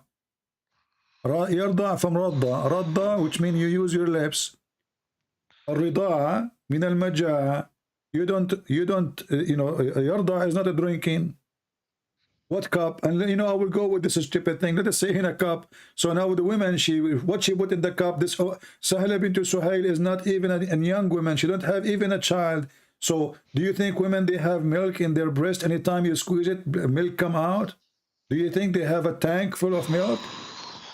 This is stupid, my friend. They have no milk there. So they were suckling what?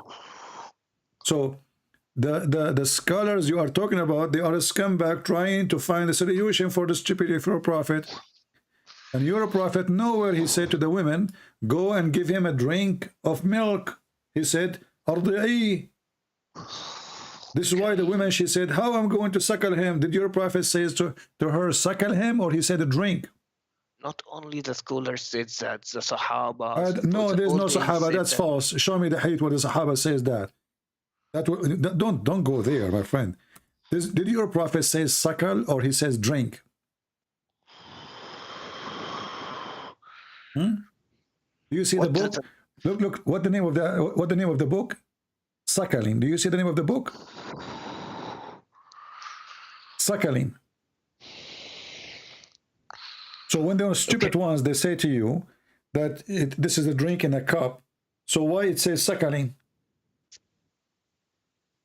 Suckling is not drinking. Drinking is something, and suckling is something else. So when I drink now the milk of the cow, I'm not suckling the cow. I'm drinking milk.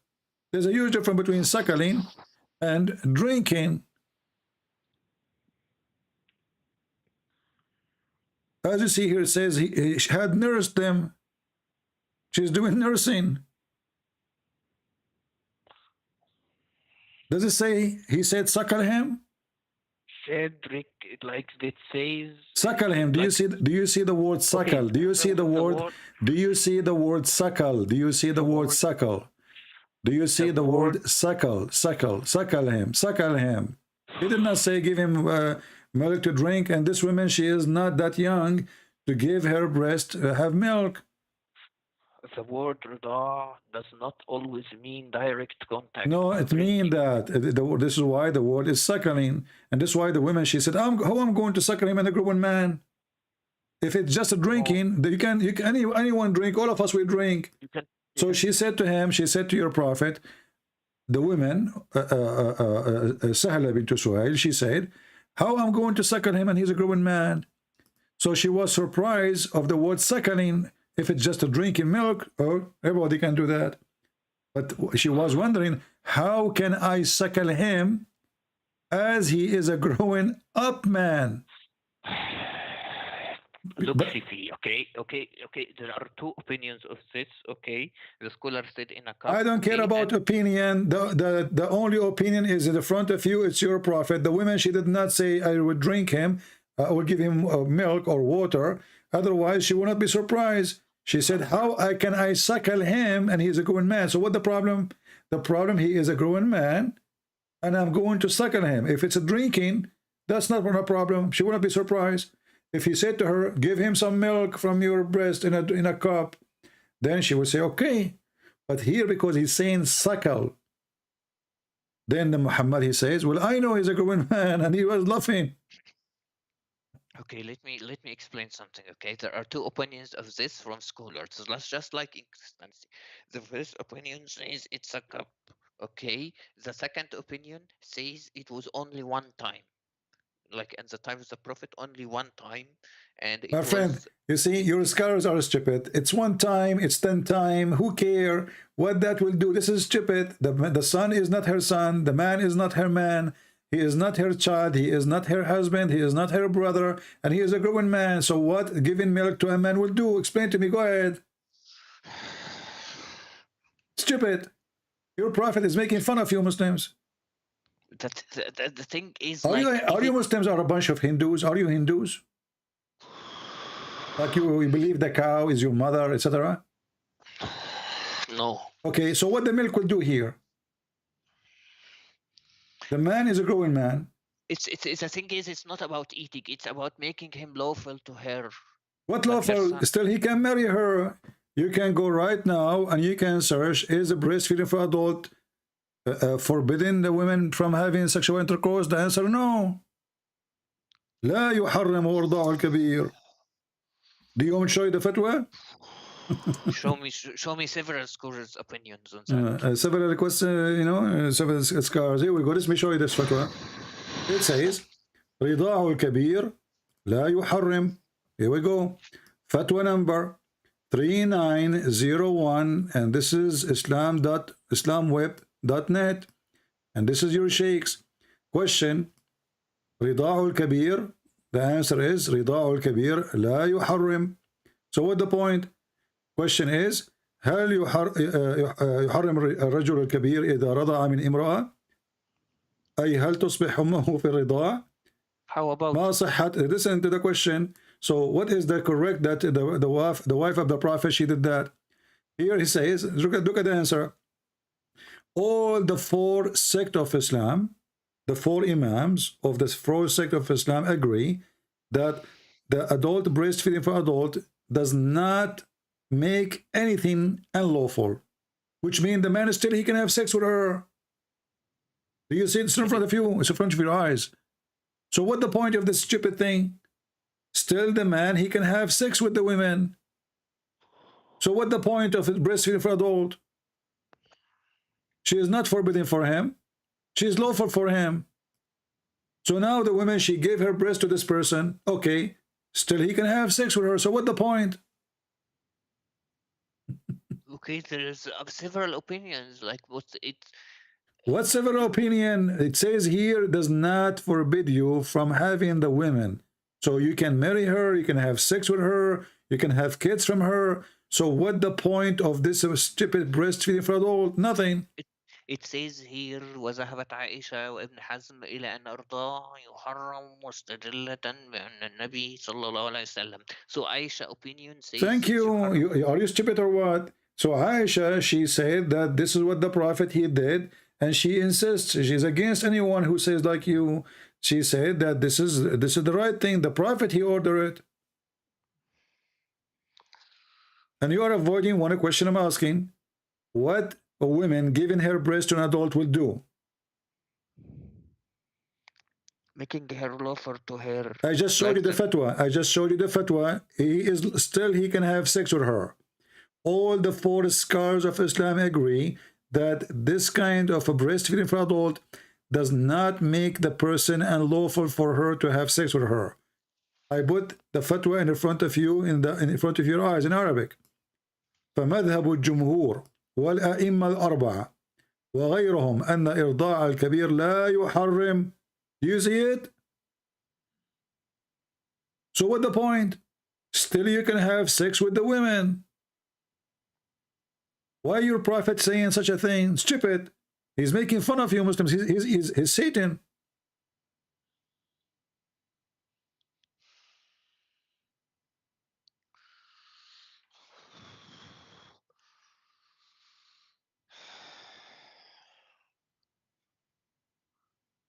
So look what happened now.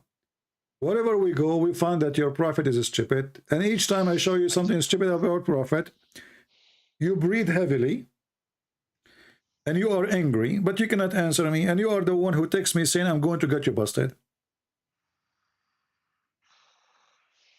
Isn't it your text said to me, I will get you busted? Okay, but you know, it says Ibn Hazm and Aisha, okay, because several scholars like Aisha and Ibn Hazm said you haram. That's the point. That's the point of breastfeeding, to make it lawful for her. Okay, so why the four scholars of Islam didn't agree with Aisha if this is the case?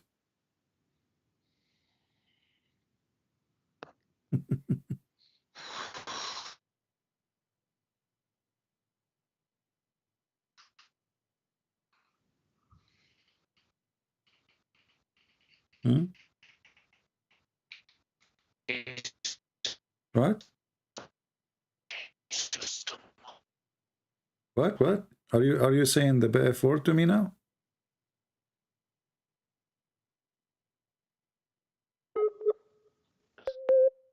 Scroll down in the fatwa. It says in the fatwa,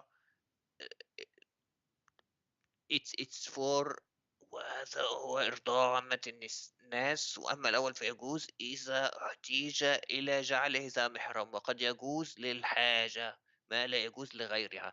Which means in the fatwa, the imams that said it's lawful, they said it's lawful only on heavy circumstances, like Okay, what is the heavy circumstance? Hold on. You see, this is more stupid even. So now Allah, He revealed a verse from heaven for heavy circumstances, but still the man, he can have sex with this woman after suckle her. So what the point? What heavy?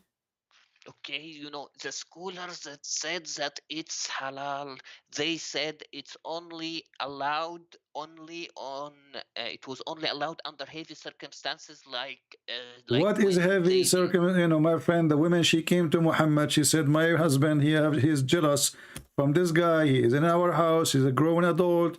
The prophet, he right away, he said, just suckle him, that's it. He did not say this is only for you. Listen. Are you saying that your God, he sent the verse only for one person? Not for one person, but okay, it was allowed. So listen, no. So this is for everybody. And this is why Aisha, she was ordering her nieces and her sisters to practice it. How come none of the Sahaba, they waged war in her to do that? Why nobody complained? Why nobody stopped her? As you see, nobody questioned that. I mean, what about her brother of Aisha? What about her father, Abu Bakr? So nobody is saying to her, stop, don't do that. She is ordering his daughters.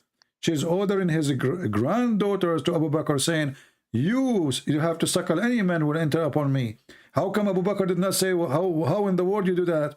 As you see, nobody complained. The other wives of Muhammad, they did not like to do so. But Aisha, she was doing so. And all of us, we knew that your prophet, he says, take your religion from this blondie. Did he say that? CP, if adult breastfeeding was halal, why aren't we doing it today? Why aren't we Muslim doing it today? Who said they are not doing it? Isn't it the Sheikh of Al-Azhar? He says he is the one who come with the fatwa of breastfeeding for adult just a few weeks ago, and there's a few months ago, and there's another one a few years ago. I don't think he said that, but I don't think we do it. We don't do it. We don't. Because you are ashamed of it. Because you're ashamed of it. Because there's nobody want to do it. Not because it's not there, you know. And this is why when he said that, people in Egypt, they went so crazy. Because simply they are ignorant. He said, well, this is what the prophet said. It's not me. You know, a lot of things you say that are allowed in our religion, they are not committed in our Muslim countries. Like, it doesn't matter. You know, there's many things. Here we go. You know, this guy is, you know, sometimes you don't sound like, you know, you are an Arab, but sometimes you sound like an Egyptian. Here it says, Fatwa Irda'ul Kabir. Do you know who is the Sheikh? Look at the screen. Who is the Sheikh? Is that the Sheikh of Al-Azhar? The previous one? Ali Jum'ah?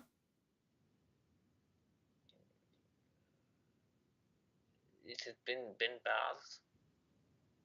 Is that the Sheikh of Al-Azhar? Bin Baz. No, this is Ali Juma. Don't know. Okay. Don't trust. Okay. Trust Well, here we go. This is the fatwa here. You know, and they, you know, they are, you know, and here it says, أعاد الداعية الإماراتي وسيم سيف الجدل في قضية فتوى إرضاء الكبير. So until now, this is a old fatwa, and now they are talking about it again, and now they are saying we should do it. Some Muslims, they say we should not do it. So, but the fact is, it's your prophet who claimed that Allah sent him verses, and Muslims until now, the scholars, they are saying that, and this is Azhar University, the highest university of Muslims in the world, saying that everybody should practice breastfeeding for adult. And now I'm asking you, when your prophet, he ordered this woman to suckle the man, why? I know Wasim Yusuf, and Wasim Yusuf is not a scholar. Okay. Okay, what about Ali Juma? I don't know. He's not. The Sheikh of Al-Azhar is not a scholar now? He's a Sufi. What about the Deen or Sufi? So what Sufi? You know, all of Turkey are Sufi. So the Muslims, when you ask you how many Muslims, you count Turkey with them. When we say Sufi, you say they are Muslims.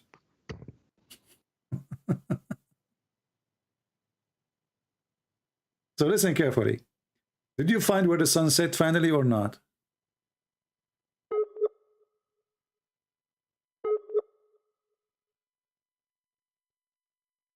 Are you there?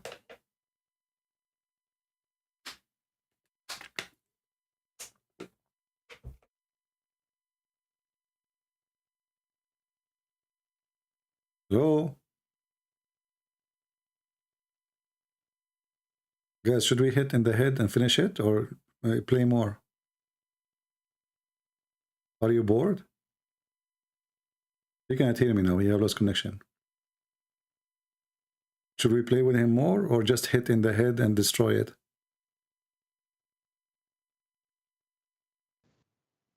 Are you back? I hear something now. I'm back. Do you Okay. hear me? No, I did not hear anything because we lost you. So listen. So now, did you find where the sun set, or not yet? Did you find where Gog and Magog, or not yet? I'm gonna go. Did you find that your God, he destined for you to commit adultery, or not yet? Did you find that Adam did not commit sin, or not yet? Is it true that Adam did not commit sin? Hello? Allah to commit sins. Did Adam commit sin or not? Allah didn't tell us to commit sins. What? Allah did not tell us. I told you 1,000 times, don't use the internet of the neighbors. Okay, listen, I don't hear you. I'm asking about Adam. When Adam commits sin, according to Islam, did he commit sin, or Allah forced him to commit sin?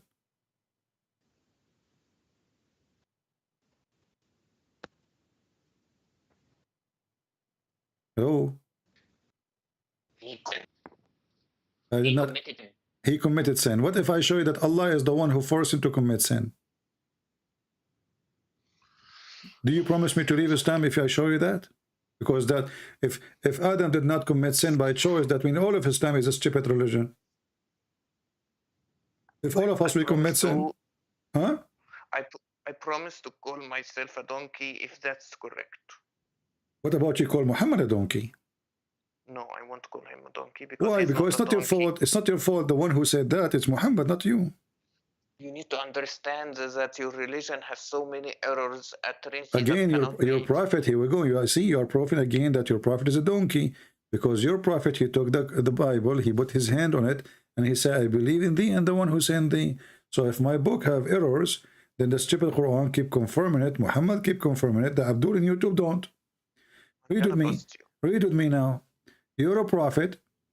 You know, he said that Adam and Moses, they have a debate. By the way, how Adam and Moses met? In heaven. But they are not in heaven now. How they met? Isn't it your prophet, he said that he is the first one to be resurrected in the day of judgment? in barzakh, in No.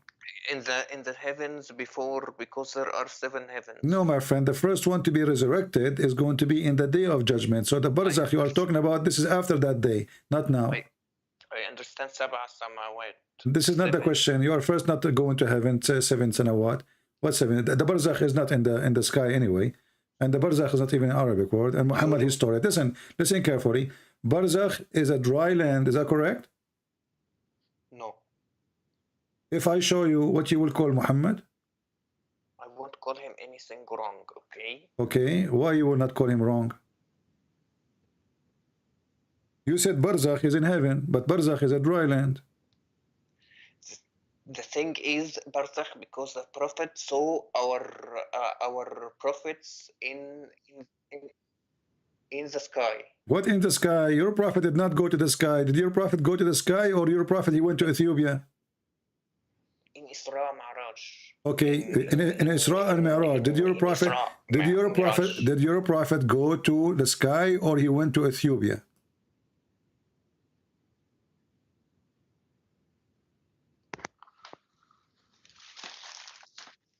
Huh? So Your prophet, he went to the sky, or he went to Ethiopia? he didn't went to Ethiopia. He went Okay, to the sky. so how he went to the sky and he found the river of Euphrates and the river of Nile under the tree of Allah?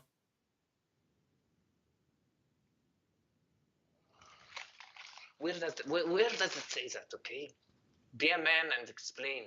Be a man. Here we go. Read it. Your prophet says that. Your prophet did not go to heaven in the sky. The Christian, the Jews, they believe that Adam and Eve, they were in garden on earth, and there's rivers belong to this garden, this heaven. Okay, that makes sense. This is earth.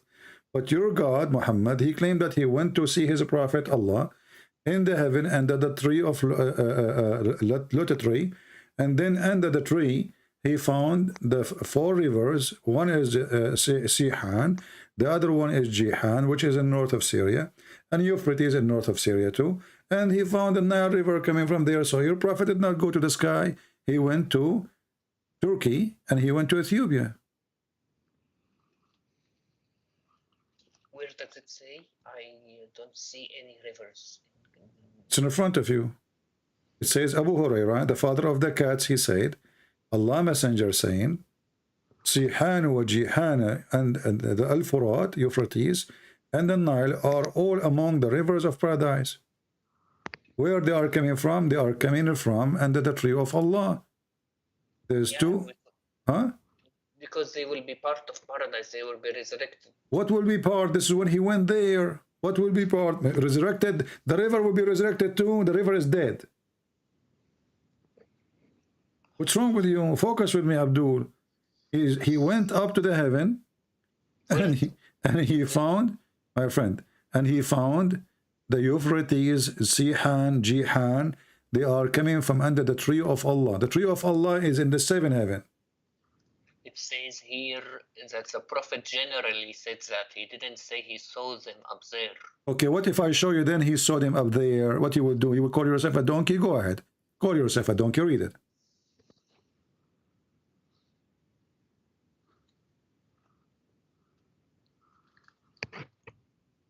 Read. I'm reading. It still didn't refresh. Say Allahu Akbar will refresh fast, you know. Read it now.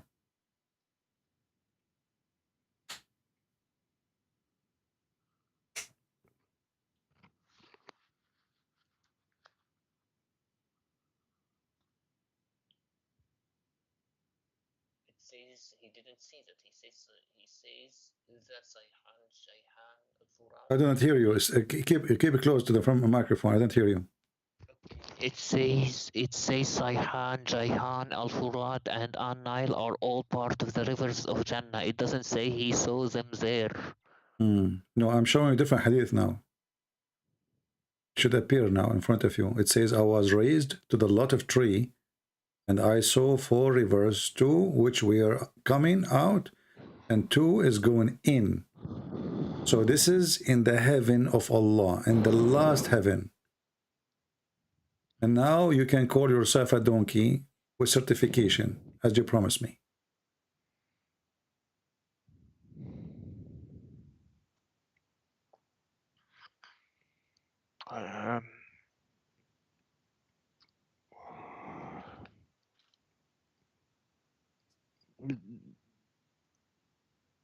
What? Come on. Does it say I was raised to the lottery tree? Where's the lottery tree? In the seventh heaven, right?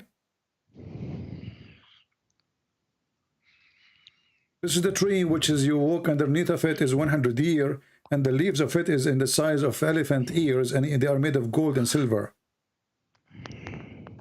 And like, doesn't your Bible say Don't change topic. You said it doesn't say that. As you see, it says that. So your prophet did lie. He claimed that he went to heaven. He claimed that he have knowledge. And now we find that where he claimed to go, it was the Nile River, which is in Ethiopia, Euphrates River, which is in the north of Syria, south of Turkey. So when I said to you, no, he did not go to heaven, you said, no, he went to heaven. I said, well, he went to he saw the Nile River. He says, where it says that? I show you the hadith. He said, oh, well, he did not say this is in the, like when he went there up, he raised up. No, he did not say that. And now I showed you this one, and now still you can making games. I was raised to Lotus Tree, and I saw forever. Where is the Lotus Tree located?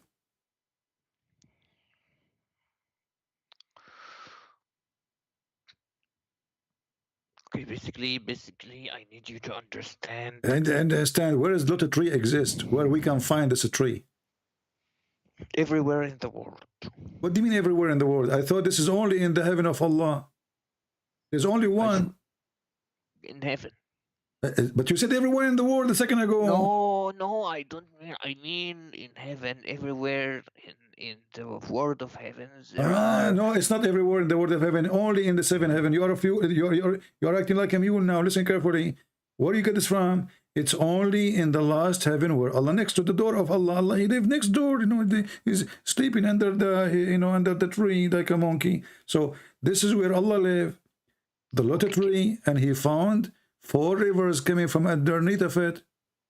Like okay, when it says the New Jerusalem in your Bible, does it mean it is the Jerusalem? Don't go there. Don't go there. You don't understand even your book. You don't even understand your book. Don't try. Figure of speech. Not figure of speech. No, he went there and he saw them. He said, I saw them. This is not a new Jerusalem, and this is not a new river. He saw them there in his time when he was alive. He saw them there under the tree of Allah, and he claimed that those are the Nile River, those are Euphrates River, and this is Sihan wa Jihan. I'm gonna get you busted, okay? Okay. I'm gonna get you busted easily, okay? And I'll show you, okay? Basically, Allah who created the 2 rivers, can't he create these rivers again in heaven? Can't he do that? But as you see, he says the Nile River.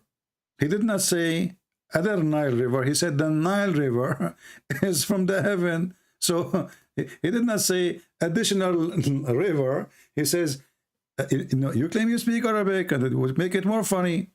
It says here, read carefully if you know how to read, An-Nil wal-Furat. He did not say another Nile. He said the Nile, the Euphrates. Which one? The one we know, not different one. The Nile River, the Euphrates rivers, and those are from the rivers of heaven. So he is not saying 2 other rivers. He says the Nile, the Euphrates. When you put in Arabic the same as in English, when you add the AL before the word, it means something we know. That's why it's called al-Tarif, correct? So does it say an-Nil wal-Furat or a Nile? It says the Nile, not a Nile, which means whatever Nile. The Nile River, the Euphrates rivers, they are coming from under the tree of Allah. And I ask you, where the tree of Allah? You said to me, everywhere in heaven, which is a lie. The tree of Allah, the Lotus tree, is only in the last heaven of Allah. CP, I need to ask you something. Like Ask me maybe, something. Okay, ask me something. okay, if God resurrects you to life, okay, can't He create the river again, like in the hereafter, like He But created and hereafter, this is Muhammad going now when he was sleeping next to his wife to the seventh heaven in the top of a flying donkey. And hold on, let me ask you here. When your prophet, he says he is the first one to be resurrected. And then he go to heaven and he found Moses there, Adam there, Abraham there, everybody there. So why he's saying he is going to be the first to be resurrected between all the prophets? If all of them, they are there already. because they are alive with their like souls. What do you mean their souls? No, he saw them. He saw them. He saw even Adam crying, you know. And Moses, the Jewish guy, he said to him, when Allah gave him 50 prayer, correct? And then Moses came to him and he said to him, Habibi Muhammad, what Allah gave you, Muhammad? He said to him, 50 prayer. Moses, he said to him, Habibi Muhammad, go to Allah and ask him for discount. So Moses was there for real, not his soul. Stop lying. And this is contradiction, because if Muhammad is the first one to be resurrected, then how in the world Adam, Moses, Abraham, everybody is there, the holy club? They are there. What I understand, they are there with their souls. They saw them in their souls. Well, that's mean there is no need for resurrection, because simply already they are in heaven. Already, if you enter heaven, my friend, if you enter heaven, that's mean you are in heaven. You do not need to be kicked out again. So are you saying to me that Allah, he took Adam and Abraham and etc., and then when the judgment day, he will kick them out again? They are not in heaven. Currently, they are. Well, Muhammad, he saw them there. Did Muhammad see them there or not? In their souls, in their souls. No, he saw them with their body, because he saw a guy, he saw a man. He did not say a soul. Do you know the prophets are dead? Their bodies in the earth, but their souls are in the sky. Hold on. Did you say their body is in the earth? Yes. Isn't it your prophet? He says that our body, the earth cannot consume it. It's not consumed. It's there, but not consumed. Okay. So why the hadith says that the prophet of Allah, when he die, he stink?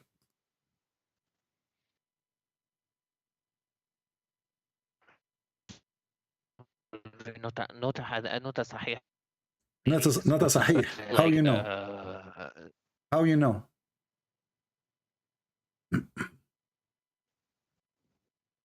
Hello?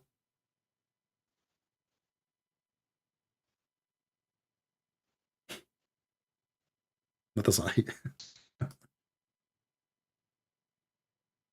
Is it true that Al-Abbas, he said, Barry, your friend, is losing connection? Not hear me? Yeah, I hear you now. Now I hear you. Go ahead. Hello? Hello?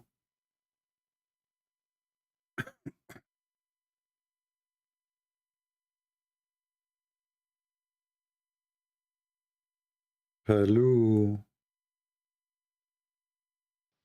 Hello? Yeah. So, did your prophet stink?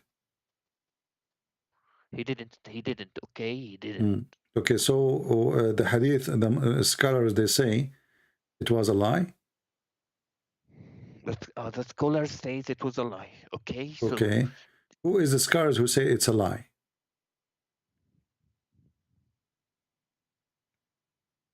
A lot of scholars. Okay, let me get you busted. Here we go. You see, we are showing on the screen Sunan al-Durami. Durami, you know the Durami? Okay. So here it says in hadith number 83 that the prophet, he died in the day of Monday, and he was buried in Wednesday. And then here you will see Ibn Abbas, al-Abbas, he said, Inna Rasulullah sallallahu alayhi wa sallam قد مات وإنه لبشر وإنه يأسن كما يأسن البشر أي قوم فادفنوا صاحبكم فإنه أكرم على الله, etc. Does it say that your prophet, he stink like all human, they stink, and he's dead? Okay, but the scholars said this hadith is false. That's false statement, my friend. Okay, if you search, you can Is find it. Is Sunan al-Durrani is a false book? No, but it's someone who types reports. He doesn't say. He doesn't say it's correct because a lot of scholars say it's false. Okay. So why you buried him? If he is not going, if he doesn't stink, why you bury him? Because kuffars might try to destroy his body. Okay. What destroy your body? Your prophet, the Muslims at that time, they are flourishing everywhere. They are taken all the way to Damascus, all the way to Egypt. The guy now is dead. What will happen to him? Because someone of the Islam haters might try to burn. So what the difference is going to be if you put him under a few feet, or you put him on the top of a few feet? He can dig and take him out from the grave. What difference is going to make? Listen, Abdul. Listen, Abdul. Is it true that the hadith says too that his belly became full of fart? And he was farting? Hadith, okay, if you just, like, anyone can do a Google search and will find this hadith is not correct. Okay? Who is the one who says it's not correct? Okay, let me see.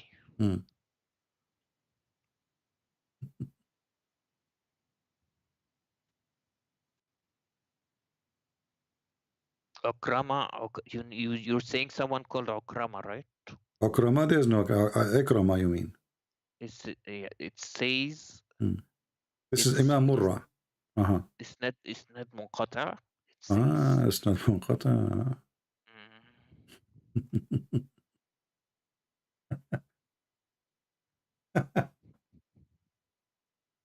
It's everything. Every hadith is false. Okay. Okay, hold on. So if it's false, why it is in your books? I mean, why you Muslims are so funny and so dummy? If those hadith is not true, why you Muslim, you write them in your book and you put them in a book, it's called authentic. So the book is authentic book, and then the hadith is not authentic, and now who says that? Okay, let me explain. Like you have Gnostic Bibles, you have other Bibles. Why are they still there? But you see, this is stupid of you to mention, because simply it is you Muslim who wrote those books, and you are the one who approve it. For us, those books are not our books. You can write a book if you want. They are put in a library. Al-Bukhari, who care about the library? In the library, there's my books too. My books is in the library too. You can go check it out. So, if my book's in the library, does not mean that you Muslims approve my book, correct? I'm Christian Prince, and you are a Muslim. So my books is against Islam. So you cannot use my books to be against me, against you, unless I'm showing you a proof from your book. So those are your books written by you Muslims, not different sect, not other religion, not the Jews, not the Hindus, not the Christians. So when the hadith says that your prophet قَدْ رَبَى بَطْنَهُ وَإِنَّهُ يَأْسًا كَمَا يَأْسًا الْبَشَرِ. Do you know what رَبَى بَطْنَهُ mean? The fact is... What رَبَى بَطْنَهُ? It's not a true hadith. Okay. You are saying without even knowing what the word mean. What رَبَى بَطْنَهُ mean? I don't want to say the word, okay? No, you do not know what it says. You are saying it's not true hadith without knowing what the hadith is saying. What رَبَى بَطْنَهُ mean?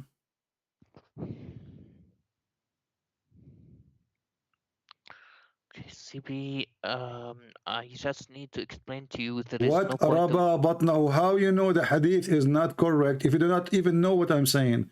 What رَبَى? What? No, because obviously you do not know what it's mean, and you are saying it's not true. So how you say it's not true if you do not know what I'm saying? Why does it matter what the word means? Because how you say it's not true without knowing what it says? Because the isnad is incorrect. How you know it's not true if you do not know what I'm saying? Okay, it's not true what? إسناد منقطع. You are saying it's not true. I said to you, قد ربى بطنه. You are saying to me this hadith is wrong or weak or whatever. I'm saying to you, what قد ربى بطنه mean? You said it doesn't matter. How you know it's not true? It's weak if you do not know what the hadith is. Because we don't say it's true or untrue until we find the narrators. So how come you said to me not true without finding what I even am saying? You don't even know what I'm saying. And right away you said to me it's not true. Because it doesn't matter what Rabba Batnahu means, because the hadith is incorrect anyways. It's My friend, but you made the decision is incorrect without knowing what is the hadith. Why we don't compare the hadith to anything else. We find the narrations and we say it's But you just said, you see, you are opposing yourself. You just said it's not true, but you do not know what I'm saying to be true or not. I mean, did you understand me what I'm saying? Let me repeat again. قد ربى بطنه. What does that mean? You do not know. So how you know it's false if you do not know what I just said? If there's no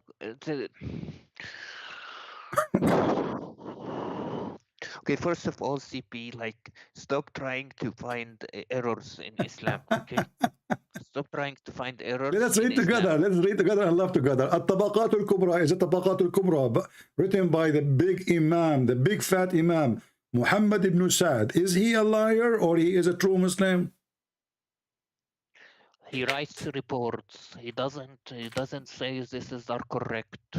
Like so he report what your prophet happened to him, but he reports something false? He writes them down like something like the Gnostic Bibles. Gnostic Bible, my friend, the Gnostic Bible, my friend, listen, it says here that it says لما قبض رسول الله صلى الله عليه وسلم when he died, the Sahaba they said قالوا فتربصوا حتى ربى بطنه. They waited, they did not bury him because he said to them, we people of prophet, earth don't consume our bodies. So they believed him, so they did not bury him until Wednesday because he stank. It says حتى ربى بطنه, until his stomach became full of fart and his belly became so big. And when this happened to a human being, his body start breaking wind. He's dead, yes, but because the gas inside his stomach make his belly bigger, bigger, bigger, enter the stomach, cannot take it no more. And then what will happen? The fart will come from the dead body. And this is what the hadith is saying. And you keep saying to me, it's not true, but your Muslim scholars are writing it, and you are the one who said to me, they are reporting it. They are reporting something true or not. Okay. Basically, like I said, this is a report that all scholars say it's weak. Just because it's written there doesn't mean it's correct, okay? All right. Your scholars are ashamed of your prophet lies, and they are trying to duct tape the story. So your prophet is full of fart and gas is coming. And then the Sahaba, they said, let us bury him, for he stink. But not antana mean he stink. So why those are the companion of Muhammad, they are the ones saying that. Why those people will lie? And why who carry the story from them he will lie to? And all of you are Muslims. Because this is a long narration. It doesn't... My friend, doesn't matter what long narration, narration. It is you who wrote it. It's you who transmitted it. It's you who brought it. It's you who preserved it. Your prophet was a farting machine. And by the way, is it true that when your prophet he do poo-poo, the earth eat his poo-poo?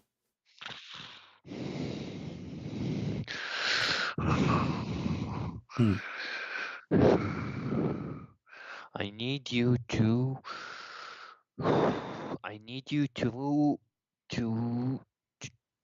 you need to focus more on the hadith that you narrate. A lot of them are weak. This one is weak. These others are like the Gnostic Bibles. Okay. What agnostic Bible? We don't have something, we don't have such a thing. This is a book anyone can write. We don't have such a thing. Okay. My friend, hold on. You're just being stupid now. You're a prophet. He took our Bible. He did not take the Gnostic Bible, and he put his hand on it, and he swear by it. So stop being stupid. We swear by it. That doesn't mean it's not corrupted or edited.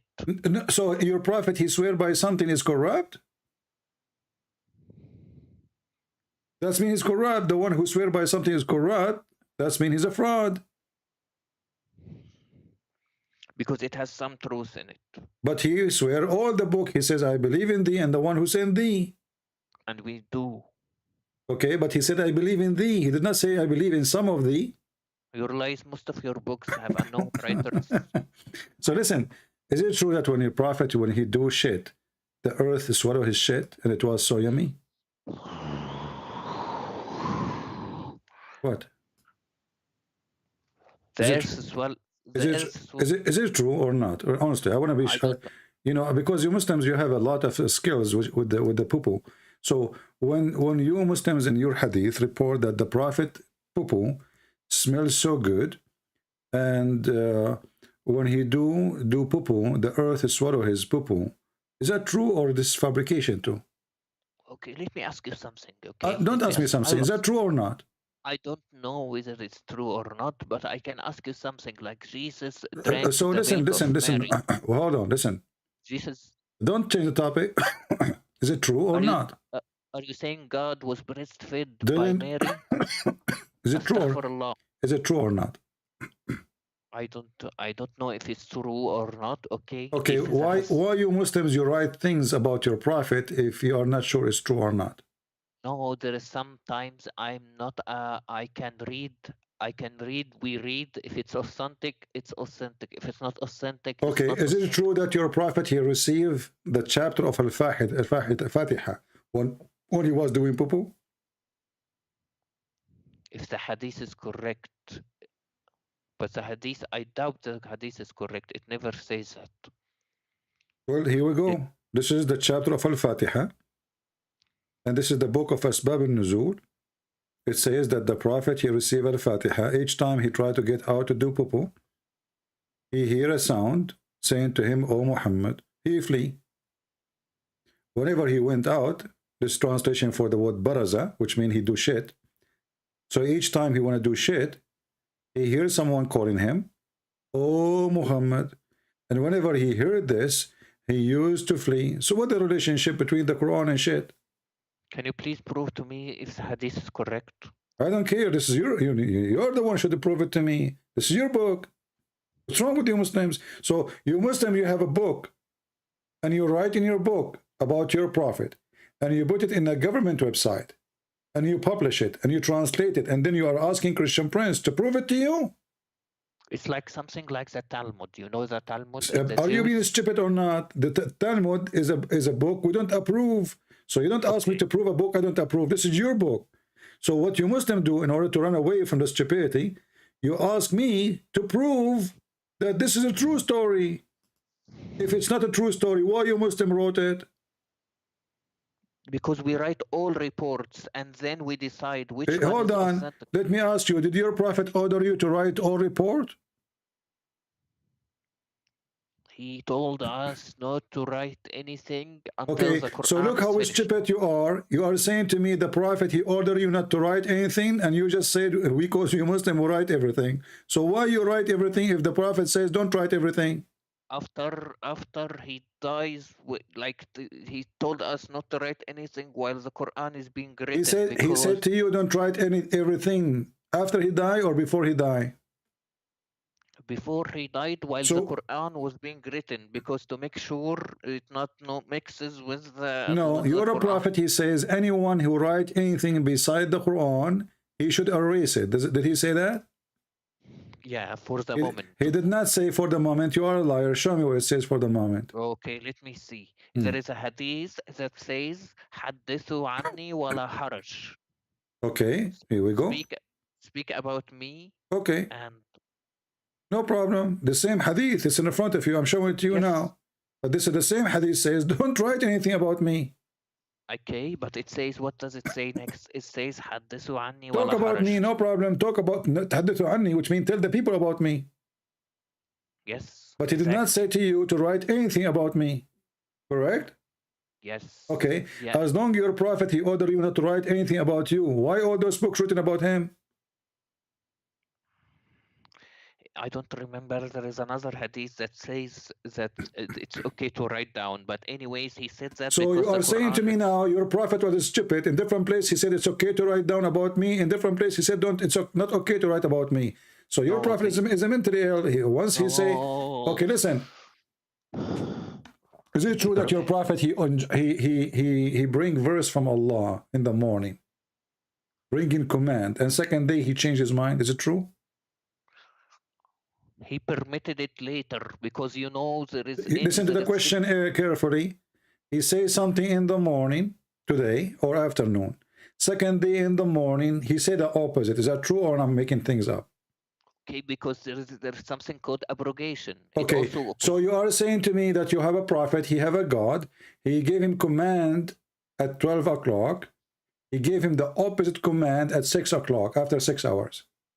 How about you understand something, okay? This is normal. This is normal. Why? Because how it's normal? If Allah, he said, as an example, in the case of murder, does the murder change? Murder is a murder. He said, the free for the free, slave for the slave, women for the women. What that? Why I need to change it second day? When Jesus said in the Bible, like it's been told, like an eye for eye. But Jesus, first of all, Jesus, he is speaking about law is exist, 1,000 years ago. And this is not second day, this is not 6 hours after. And Jesus, he did not say, I came to destroy. He said, I came to complete. So what it was fit for a time, it doesn't fit for the other time. And what was fit in the time of Moses is still fit in the time of Jesus. What Jesus said, I did not come to destroy. He did not delete any law. He did not say this is forbidden. Listen, don't make things, Jesus, he complete. As an example, he says that, it's been said to you, but I say, which means I complete it. I did not delete it. He did not delete it. He did not abrogate it.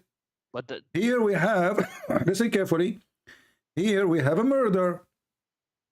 Free for a free. Slave for a slave. Is that justice? Woman for a woman. I don't change the topic, okay? No, I'm asking you, how in the world your God, he makes such a stupid mistake? So you're a prophet, false prophet, he make an order in the case of murder. And murder is a murder. Murder in the time of Moses is the same in the murder in the time of Muhammad, the same in the time of Jesus, the same in our time. So if Allah is just, he will not change this law forever. Doesn't matter what year, 10,000 years from now. This is not about drinking alcohol today, tomorrow is not allowed. This is about a murder. Murder is a murder. So when you're a prophet, he says, free for free, women for women, slave for a slave.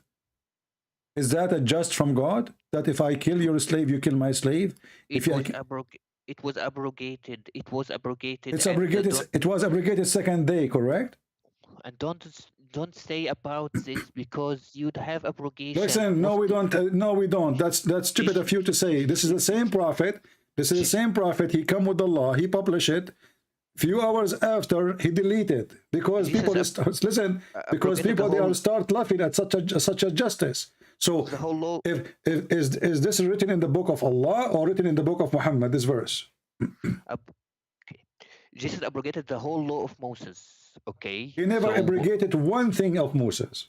Yeah, really. Okay, give me one thing. Give me one thing abrogated. Go ahead. Okay. Eye for eye, tooth for tooth. Okay. And then he said, love your enemy. And if someone slaps you from still, my friend, love your enemy will not change that. The one who committed this, just as he said, the one who lived by the sword shall die. Which means if you kill, you will be killed.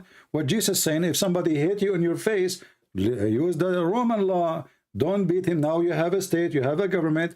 They will arrest him. There's a law. If you hit him in the right cheek, you go to jail. So Jesus did not destroy the law of Moses. Still the one who killed will be killed. Still the one who do crime, he will be punished. So you are fabricating stories now. And how your God, he gave an order in the case of murder. He said free for free. Okay. Slave for slave. No problem. And then women for the women. Why Allah abrogated the law few hours after? It was abrogated because this was known as a tribal law, and it was allowed in the start, okay, and then it was abrogated, okay. It's So, fine because okay, so Allah, he changed his mind after 6 hours and he found that he should not accept, he should not follow the tribal. Are you saying your God, he was taking the law, which is stupid, and then he thought about it. He said to himself, this is dummy. I'm not going to follow such a law. Are you saying that?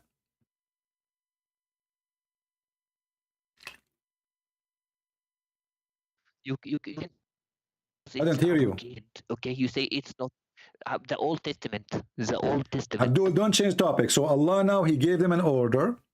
In the case of murder, murder, it's a murder. Where is justice? So are you saying that this law, which Allah, he gave you, said this is a tribal law? So your God, he commits sin and he follows stupid law, which is not his law. Is that the law of Allah or this is the law of the tribes? Allah permits something and then bans it. He has the right to do that. Okay, why Allah, he permitted if it's wrong? Just like in the Quran, it says that Allah allowed Jews to eat some things and he then banned them from eating some stuff.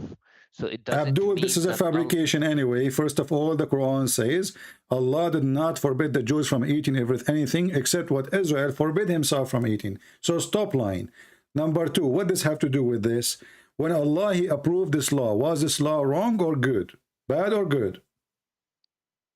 You can ask the same thing in your Old Testament. Don't change the topic. No, I asked the same thing. I did not say anything wrong. It's you who changed it. I didn't change it. And this is the same prophet. And this is a few hours after. So now Allah, he gave a law. And then the people start laughing at Allah.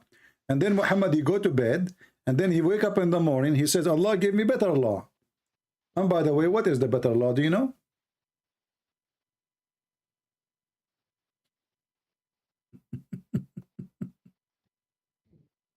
Are you there?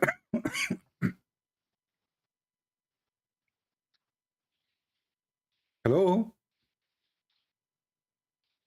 Can you hear me? Hello. Okay. How many people die wrong by this law? In the case of murder, free for free. So if a white man kill a white man will be killed. If a white man kill a black man will be killed. What kind of God this God is?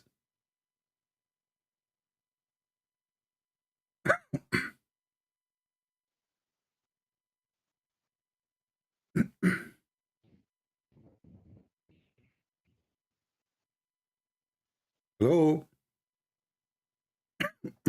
I'm losing my voice.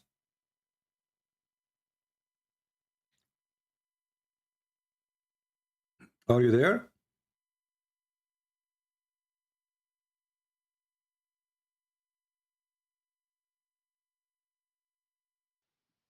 Do you hear me? Now I hear you. So was this law bad or good? This law, this verse in front of us, is it bad or good? This is I'm losing your voice. Okay, let me repeat again. Was this verse bad or good?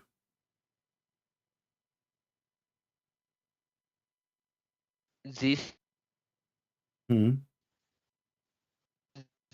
was a good. It was good. It was good. It was allowed. It was good. So is it good that if I kill your wife, you kill my wife? Is that good?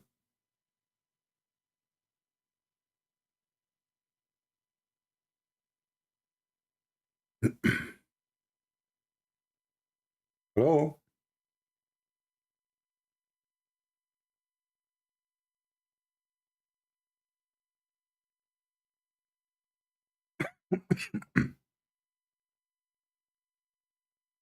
Are you there, Abdul?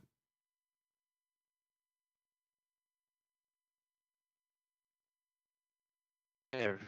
I didn't hear anything. So if I kill your wife, is that okay?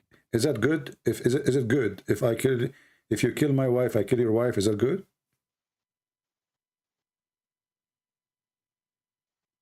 It's using the neighbor internet. It's it's good. If it's good, why Allah? It was because if it was good, why Allah he deleted then?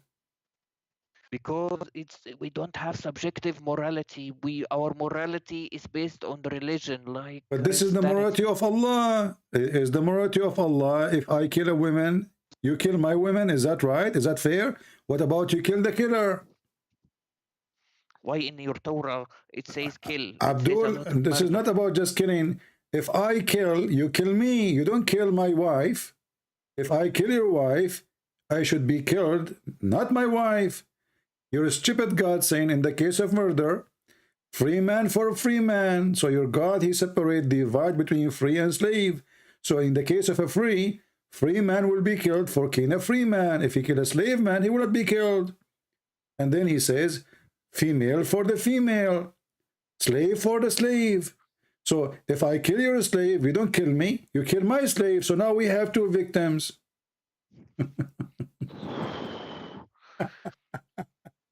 What you don't get that this is also your Old Testament has many laws that Abdul, are not acceptable today. You keep running away to my law, but you cannot answer about your law. Listen carefully.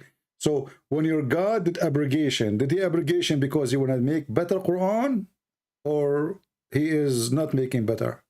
You can also say that about your book. Don't change the topic. We don't have such a thing. There's nothing changed. Okay, so you apply all the Old Testament. Yes, we apply all the Old Testament. There's nothing. But because we don't have a law, we don't have actually a government which is going to practice the Old Testament, to practice it. Moses was a king. He was a prophet. He was the ruler.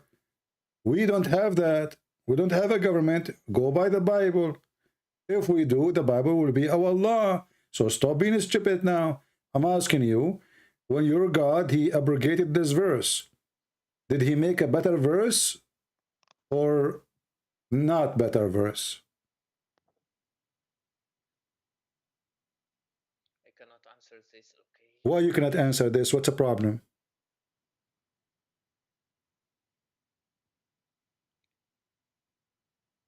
There is always a law for each time. This is not the question. When Allah he abrogate, because what's each time? This is second day. What each time? You Muslims are funny. We are talking about the second day. We're not talking about 10,000 years after. Okay, I'm asking you, when Allah he abrogated this law, did he come with better law or worse law?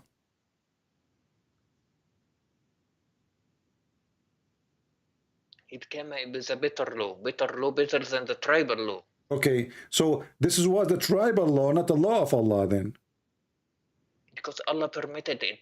Like okay, so listen carefully, guys. Allah, he accept that tribe law to be his law, and then Allah, when he went to his office for a few hours, he said to himself, this is a stupid law, I'm not going to follow the tribe law. That's what you just said. Like I said, you can also say that about Jesus abrogating. You cannot, no, you cannot. First of all, Jesus came long after Moses. Secondly, he says, I came to complete, not to destroy, so stop lying. And he did not say, I'm going to give you Quran better than the Quran. Here we have, you keep repeating this is a tribal law, which means the Muslim, they lie when they say that the Quran written in the book of Allah in the sky. Because you just say this is a tribal law, this is not the law of Allah. So if the Quran written with Allah before he gave it to us, this is what is written there. This is not the tribal law. Was this book exist? This verse was exist before mankind is exist or not? It was in the days where they had to use a specific law, and he had to. Abdul. God don't adopt. God he order. God he don't follow pagans. Those are pagans. So if your God is taking wrong decision by following the tribal law, which is racist law, obviously, that only free will be killed for a free and slave for a slave and women for a woman, Allah cannot be God then, because he is following pagan law. Is your God Allah supreme, or he is a follower of the pagan? You You can okay, when we speak about the Old Testament, Christian scholar says it is the tribal law. Abdul, I feel sorry for you because you could not answer anything. You keep jumping to Old Testament, and you stupid idiot. The Old Testament in the Quran says, in the case of murder for Moses, he says if someone he killed one innocent person as if he killed all mankind. This is from the Old Testament, and your prophet copying the Old Testament. So stop being stupid. And Jesus forbid us from killing anyone. So here you notice that in the case of murder, your prophet, he is killing the victims, more victims. He's not killing the murderer. So in the case of a free, if I kill a free man will be killed, which means equal to me. If I kill a slave man, I will not be killed. Another slave, my slave, will be killed as a penalty for me. So your prophet is not following the teaching of God. He is following tribal law, as you said. And this verse cannot be from the this verse cannot be from God then, because it is you who keep repeating this is the tribal law. That's not what I said. I meant that was permitted, like mut'a was permitted at first. And no, you see, here we go. Mut'a was permitted, and then your prophet forbid it, and then your prophet permitted, and then your prophet permitted, and then your prophet forbid it, and then your prophet permitted because he's a joker. So, hold on. No, here we go. You want to show you a reference? I bust you, okay? I busted you. You bust me, absolutely. So listen carefully. When your prophet, he permitted the mut'a, was he permitting adultery? It was forbidden. Did he permit? What do you mean forbidden? Did he permit it or he forbid it? He forbid it. He permitted it at first. I allowed it. Okay, hold on. Who is the one who gave a permission for the mut'a first? The prophet didn't, like, he said it's okay. No, it's not. It's not the prophet. It's the Quran. Is that true? In Islam, perfectly what the prophet does is what Allah told him. Okay, because the prophet is Allah. So look, guys, listen carefully. Allah, he said in the Quran, chapter 4, verse 24, you do mut'a. No, Muhammad, no. What? No, it's in the Quran. Read it. It doesn't say that, okay? Doesn't say that, okay? Okay, what do you want to challenge me? I want to challenge you, donkey. You want to show me that your prophet is donkey? Okay, go ahead. You are a donkey. Okay, let's see who's the donkey. This is a chapter 4 in the front of everybody, and you will read for me, and everybody will laugh at you, at your prophet Muhammad. Here we go. the adultery, the fornication prophet. Here we go. The fornicator Muhammad is the one who is promoting fornication and making business of pimp. You know, you get paid for sex, and you are saying to me that this is not in the Quran? We'll read it. Read it. This is about the mut'a? Which interpretation like me to show you? You want a Jalalain? You want Ibn Abbas? You want Ibn Kathir? What do you want? Right. Okay. Can I ask you something? Don't ask me something. Don't ask me something. Read it. If mut'a was permitted, why is it banned? Read it. No, you see, it's never been bad. Never. I can show you a hadith that after Muhammad's death, Umar he practiced mut'a. Abu Bakr he practiced mut'a. All the Muslims practiced mut'a, and Muhammad was dead. So how it is banned? We don't do it in our country. Listen, first of all, you don't do it in your country. You do it. You just change the name. You call it Zawaj Arfi, Zawaj Friend. You have tons of names now. You did lie. You say chapter 4:24 doesn't say anything about mut'a. Read it. Why you lie?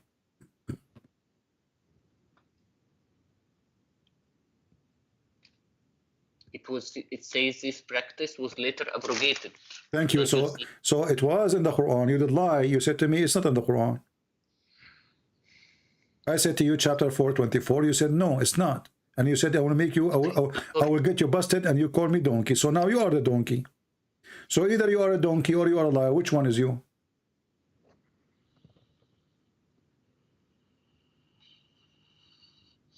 So you have a God who order you to rent women for sex. Is that true? This is a tafsir, okay? But according to him, it was. But this is the Quran. This is the Quran. In Arabic, it says, فَمَسْتَمْتَعْتُمْ بِهِنَّ بِهِ مِنْهِنَّ. So It says here, this is where the muta coming from. The word muta coming from stamtatum. So who is the one who came with this? Allah. And why it's in the tafsir? Because they are explaining the verse. And who is explaining the verse? Your scholars. Did your prophet, if a woman and a man, he said, if a man and a woman, they agree to F each other for 3 days, they can F each other for 3 days? No. Again, you want to be a donkey? Read the hadith. Here we go.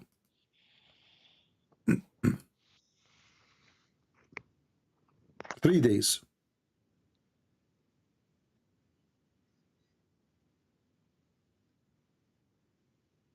Your prophet was a hippie. Muslims effing each other. Read. It's not showing on the screen yet. That's the one in the screen. Now, does it say on the screen?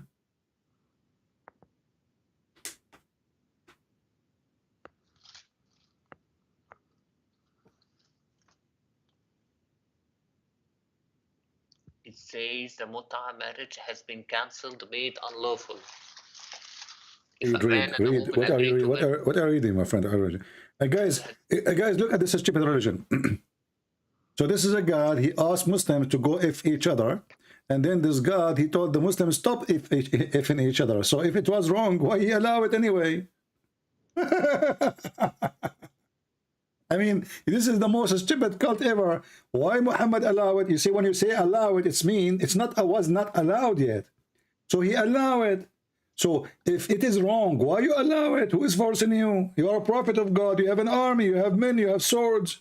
So you are making a law, and you are asking the Muslim to if each other, and then you say don't if each other. Then you make it the opposite. So the hadith says, harrama, he allowed. He forbid, he allow, he forbid, he allow, he forbid. I'm gonna bust you, okay? I'm gonna bust you, all right? Read the hadith. Read the hadith. I see. It says. Read the hadith. If a man and a woman marry temporarily, their marriage should last 3 nights, and if they like to continue, they can do so. And if they want to separate, they can do so. I do not know whether there was for other people in general, a limited career. The Prophet said the marriage has been cancelled. Okay, so it's been cancelled. Okay, that's the thing. Like it's something like alcohol. It was permitted at the start, and then it was gradually not allowed. So your prophet, he allowed fornication, and by the way, nowhere here it says marry. Does it say the word marriage? Their marriage should read for me where it says marriage. Here we go, read the Arabic. It says فعشرة أيما رجل وامرأة توافقا فعشرة ما بينهما 3 ليال. عشرة, to F each other. There's no marriage. You Muslim, you lie when you translate. So any women, any man, they like each other, they like to F each other, they agree, they can sleep together for 3 days, 3 nights. And if they like to increase, they can increase. Does it say that, or I'm making things up? It does say that. Okay, so what kind of a prophet and why he would allow you to F a woman for 3 days, 3 nights, and you have to pay her? Because it was gradually not allowed. It had to be taken at a specific time. Why it's specific time? Was it allowed in the time of Jesus? Was it allowed in the time of Moses? Did Moses says you can go and do mut'ah 3 days, 3 nights? Don't you Muslim, you claim that you are, Moses is a Muslim and Isa is a Muslim, and then you do the opposite of what Moses taught and what Isa taught, supposedly?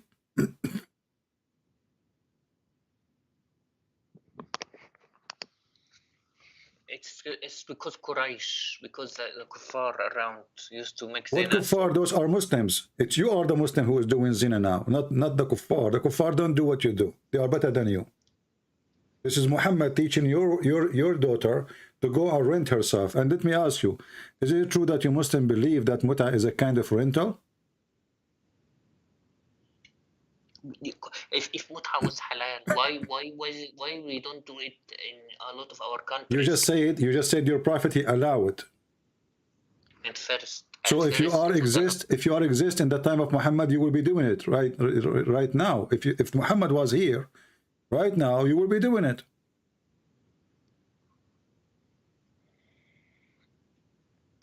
So does it matter really if it's allowed now or not? Okay, let me. I'm asking you, is it true that muta is a kind of renting, like you rent a car? Yes or no? Yes or no? Is it true?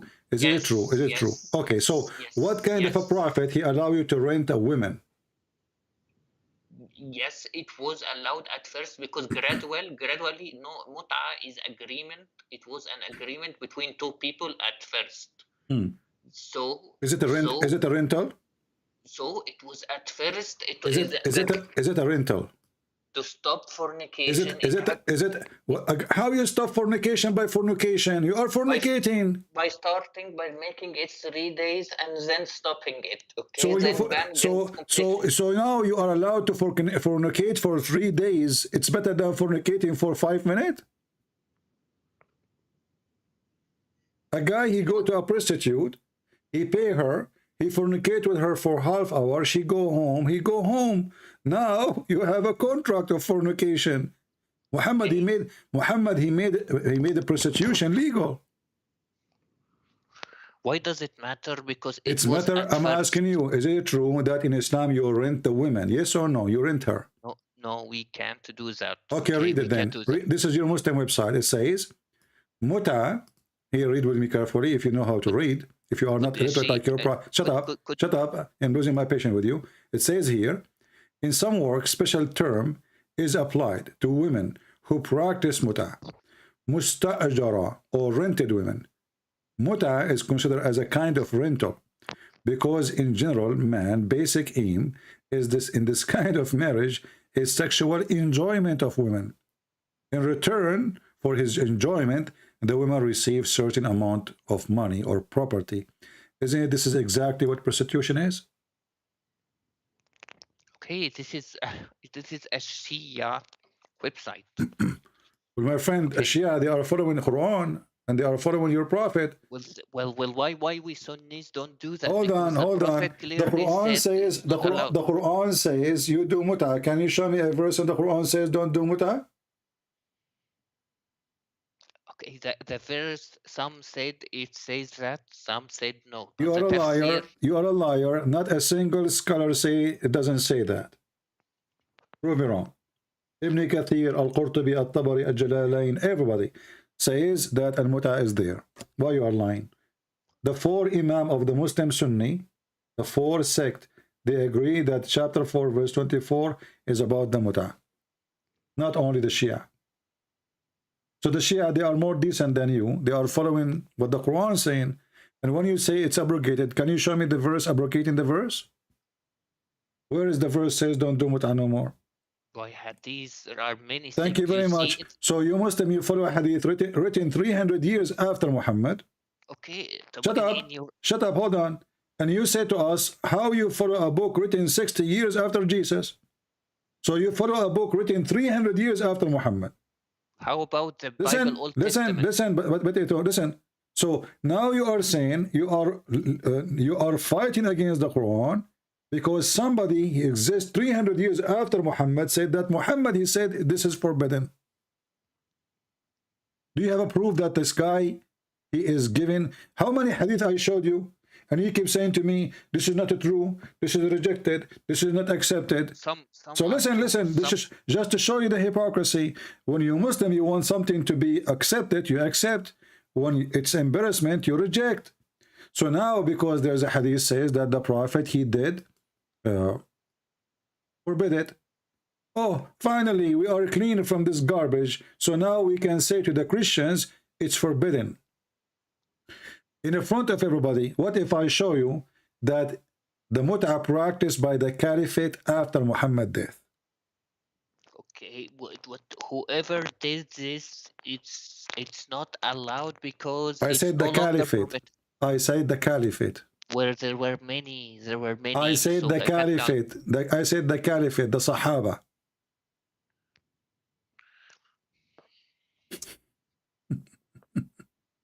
If they did, they didn't know it was become haram anyways. So hold on.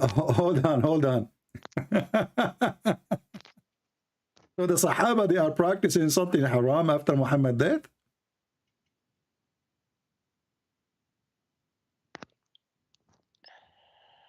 Anyways, CP. Anyway, what? Anyway, hold on. Did the Sahaba, the companion of Muhammad, did the Caliphate, the first companion of Muhammad after Muhammad's death, they still practicing mut'ah, yes or no? Even if so, even if the hadith is true, it says, you know, when they say it's false, they say, when the people that says it's true, they say he didn't know. It could be a sahabi that didn't know at first that it's been abrogated, okay? And it's been abrogated, and the evidence that we don't do zina in our countries, we don't commit mut'ah in our countries, only Shias do that. We have a clear ruling by all our shuyukh that it's not permitted for us to commit mut'ah. Okay, none of the people I know commits mut'ah. Okay. So why? If it was halal, if why Abu Bakr, who is the one who is going to practice forbidding what Muhammad forbid? Isn't it the Caliphate?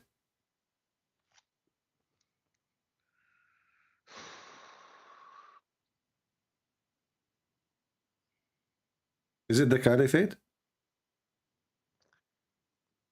The one who forbid it is a prophet. Okay. Prophet, and then as long it is the prophet who is going to forbid it after the prophet. No one can forbid it after the prophet forbid it, and no one can say it's halal. That's what I'm saying. Then if the prophet he forbid it, so then the Caliphate after that, they should forbid it too, right?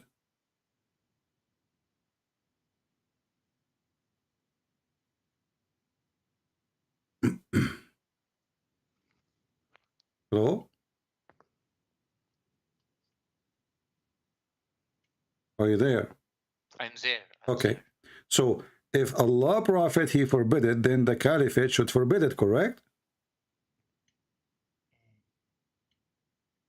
The prophet cannot forbid it, okay? But okay. let's So when the Caliphate, when Muhammad died, and it's forbidden, I mean, those are the first one in the time of Muhammad, not like Al-Bukhari who came 300 years after. So if it's forbidden, then the Caliphate is the first one, should not practice it, correct?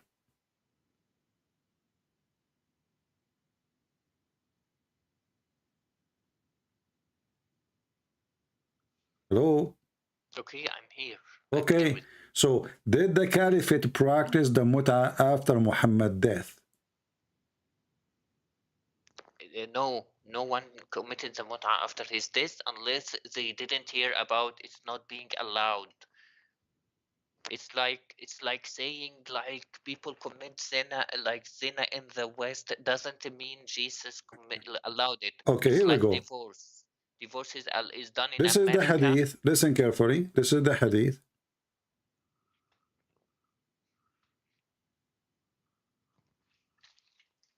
Okay, is it sahih? The mut'ah came in the book of Allah, and we did it with Rasulullah. Your prophet, he used to do mut'ah too. And no Quran came to forbid it until the prophet he died. Do you see it? And it says, this is Sahih. Al-Masdar al-Bukhari. Do you see it? Just because it's from Bukhari doesn't mean it's sahih. Oh, so now al-Bukhari is a lie too. Whatever we show you, it's a lie. No. Well, it says Sahih in front of your eyes. You claim you speak Arabic. Where does it say sahih? It's in front of you. It says Sahih. Here we go. Sahih. خلاصة الحكم Sahih. Page number 4518. Sahih. And this is the hadith in English. Al-Bukhari. Sahih. Can you zoom out? Can you show me the hadith again? Here we go.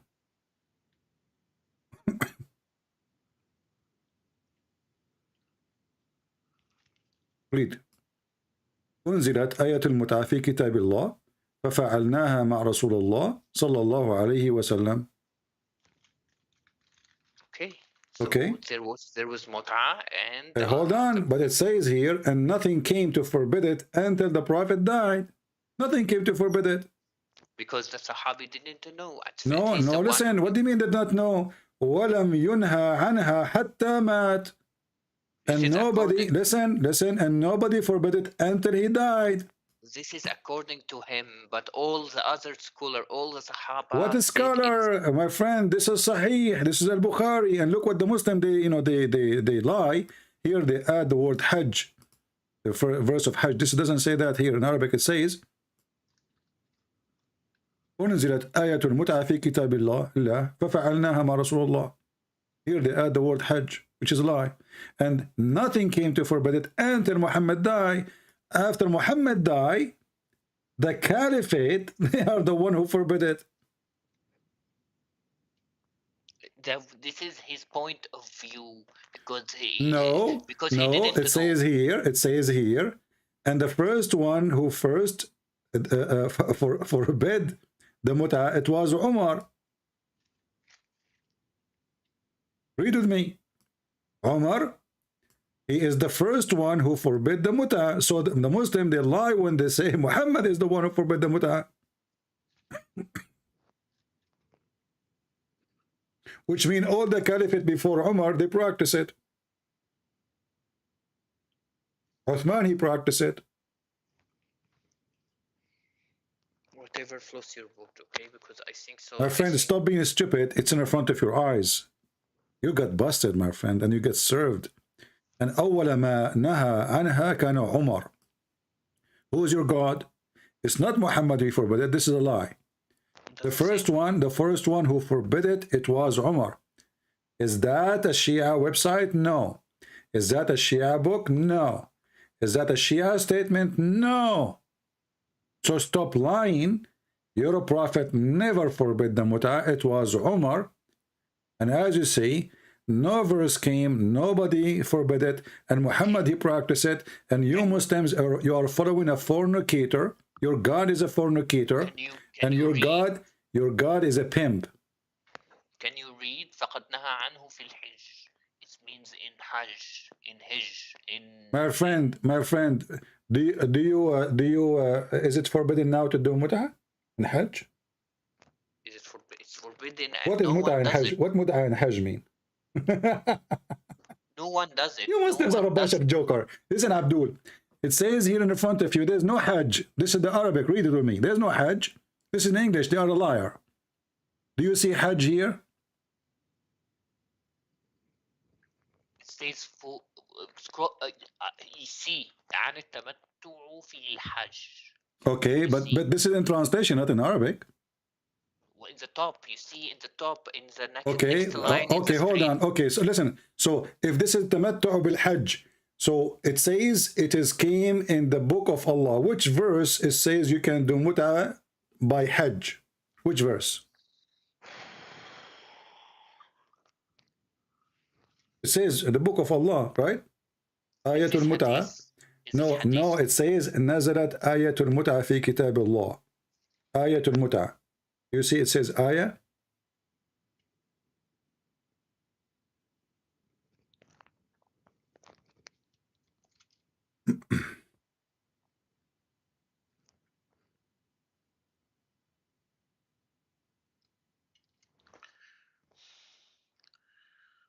What Muslim they do? What the Muslims do in the Hajj mut'ah? What does that mean? All I could say is that we don't do mut'ah in our country. Why you don't do mut'ah in your country? How come? You do zawaj friend. Zawaj is not mut'ah. The zawaj friend is mut'ah. You Muslims, it's a contract. It's a contract for sex. No, it's contract for everything, not just sex. No, it says temporarily. There's no marriage in Islam. In Christianity, why do you do that? In Christianity, even you cannot divorce unless she do or he do, cheat. So that's it. So listen. Because in Christianity there is a real marriage, divorce is extremely hard. In Islam there is no divorce because there is no marriage. And let me ask you, in the case of mut'ah, there is a divorce? Okay, let me ask you, is there anything If there you is a say that if there is a divorce if you are doing muta. in Islam there is divorce? No, There there is is an no divorce. You are a liar. there is a surah called the talaq. A surah called the divorce. Talaq. Okay, but divorce is an end of contract, not an end of marriage. Because nikah does not mean marriage. Surah Talaq, Surah 65. Okay, Surah al-Talaq. But how you do talaq? You say just one word, correct? And the contract is ended. Okay, that's mean there's no marriage. It's just one word. You see, marriage, hold on, marriage is between two people, correct? With the agreement of the father of the person. No, you're a prophet. He can, if anyone without agreement of father. Is that true? He have a privilege. His penis is special.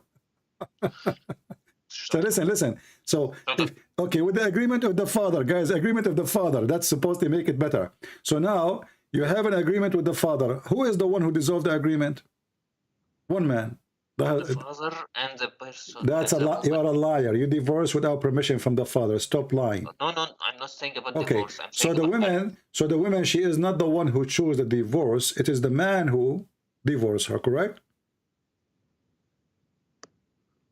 How it's contract? How is it? It's a contract between two, but only one he make decision.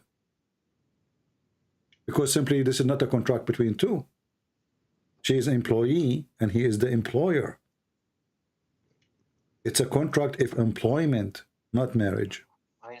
So he can fire her anytime he want, to the point that Muslim today they can even divorce their wife by text message, correct? So you're saying divorce is bad?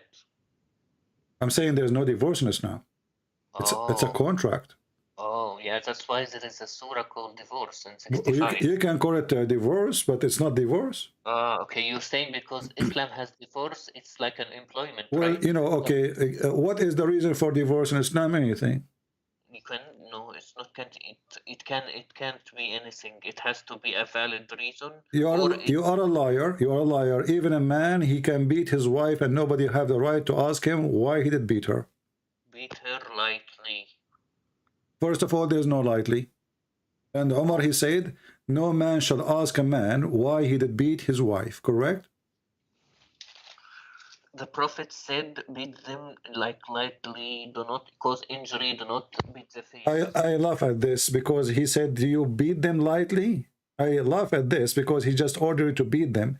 Secondly, he said, don't break their bones. That is lightly. Secondly, read with me. It says that Umar reported that the Prophet of Allah saying, a man will not be asked about why he beat his wife. Same about his marriage, divorce. So she is his wife. She became his, his dog. Why a man cannot ask? Why even the father cannot ask why you are beating my daughter? Why? I'm not sure about this hadith. Is it true? Like I said, everything has to be corrected. Sahih or not. You see, what we learn from you, that you Muslims are a bunch of liars, and your books are not trustworthy. The Prophet said, just shut up, because everything I show you, either you say it's a lie, either you say it is I cannot answer it, or you say who said that hadith, how we can confirm it, can you prove it to me? So you yourself, you have the book, you publish the book, you translate the book, you preserve the book century after century, and then when you read your book for you wash your hands from the book, because all of you are a bunch of liars. You play games. There's no honesty. If I ask you right now, if I want to learn about Muhammad, to which book I should go? Okay, like these things, like okay, so because it's divorce, it's employment. Abdul, okay, listen to me. Answer the question. If I want to learn about Muhammad, which book I should read? You should read Sahih, any hadith. I just showed you Sahih al-Bukhari, you refuse it. No, I showed you Sahih Muslim, you refuse it. No, I show you all kind of Sahih, you refuse it. Some stuff are Sahih, I admit. Okay, so I'm asking you for the last time, as long the Sahih book, authentic book, is not accepted by you. So which book will teach me about Muhammad? If all your books is a scam. It's about each report is sahih or not sahih, but So you are saying to me, you are saying, but what is reported for you, according to you, is not correct. Other scholars agree it's correct. So you Muslim, you play games. So listen carefully. What we learn from you, that in Islam there's nothing correct. All the stories Muslims they have about Muhammad, it might be false. I admit that a lot of what you said is sahih, but there are several parts that are not sahih, and those are sahih, they are wrongly interpreted by you, like mut'a. Mut'a is abrogated, that's why we don't comment it in our countries. When you say to me it's abrogated, show me where the abrogation. Secondly, if you abrogate it or not, that will not change anything. Your prophet, he is promoting fornication and promoting prostitution. And by the way, there's a verse in the Quran giving license for prostitution. Like in the Bible is Old Testament. It was allowed. Many things were allowed. No, that's a lie. That's a lie. That's a lie. That is a lie. That's a lie. When a woman she was doing prostitution or fornication, the Jews they were chasing her to stone her. Right? Jesus he did not say don't stone her. Did not say don't practice the law of Moses, but he showed them that they are a bunch of hypocrites because they are chasing the women. Where is the man? And all of them they are sinners, and he knew their sin, so they are not qualified to judge the women. I'm asking you now, when your prophet he promote prostitution, what was the purpose? Because muta is prostitution. What was the reason for that? It's gradually banning zina. Why gradually? If he allowed it, it was not allowed. He is the one who allowed. Those are Muslims. They were doing it, and he allowed it. No, because if they are doing it, he did not need to allow it anyway. He waited until he forbid it, but he allowed it. He says any man, any woman would like to share the bed together for 3 days. He even tell them how many days. Okay. So why your prophet? He allowed prostitution. He doesn't allow prostitution. That's first. Second of all, Abdul, you are a liar. When your prophet says 3 days, 3 nights, isn't this is prostitution? You pay her money. Do you pay her money or not? We don't do that today. No so you see how hypocrite you are. You are washing your hand from it, obviously, because it is ugly. We don't do that today, Christian Prince. We don't do that today. Why? Because simply it's evil. So now you claim that you are a good person. We don't do that today, but your prophet, he did it. The companion, they did it. All his followers, they did it. And now you don't want to do it. So you are saying to me, you are cleaner than Muhammad. Muhammad was filthy. Abu Bakr was filthy. Umar was filthy. Today, we are not filthy like them. This is what you are saying. Thank you very much.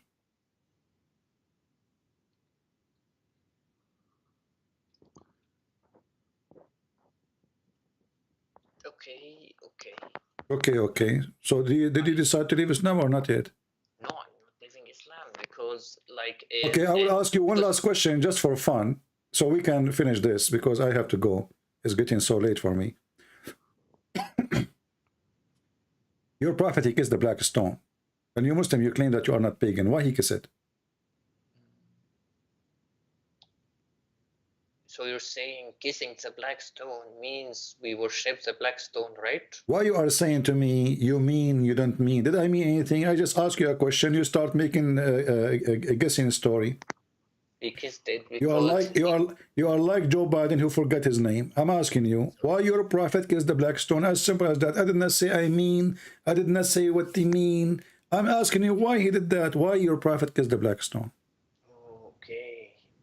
So he kissed it because it's important because because Abraham used this stone to stone the shaitan. So it's a memorial. So this big stone, he stoned the shaitan with it? Yes. But this is mean the shaitan was touched by the stone. So you are Muslim kissing the stone which touched the shaitan?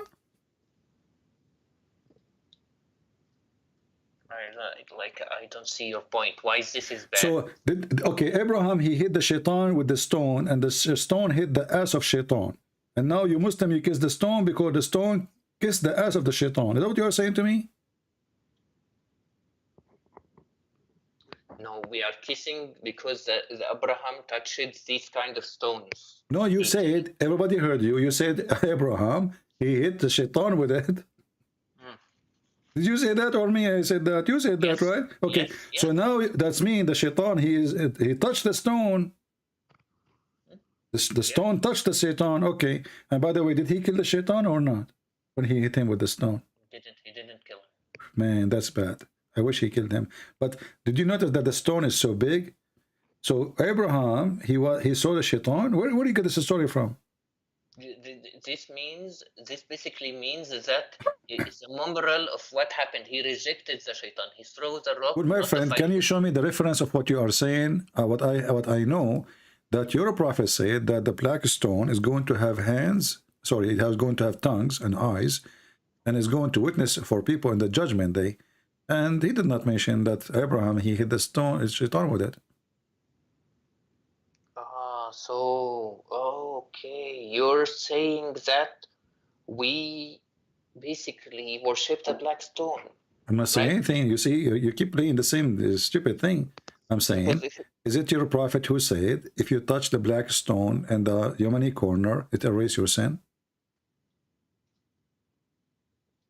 Yeah, it will erase the sin, not the stone itself. We will erase it. Allah will erase the sin. No, it says whoever touched them, it erased his sin. It doesn't say Allah will erase his sin.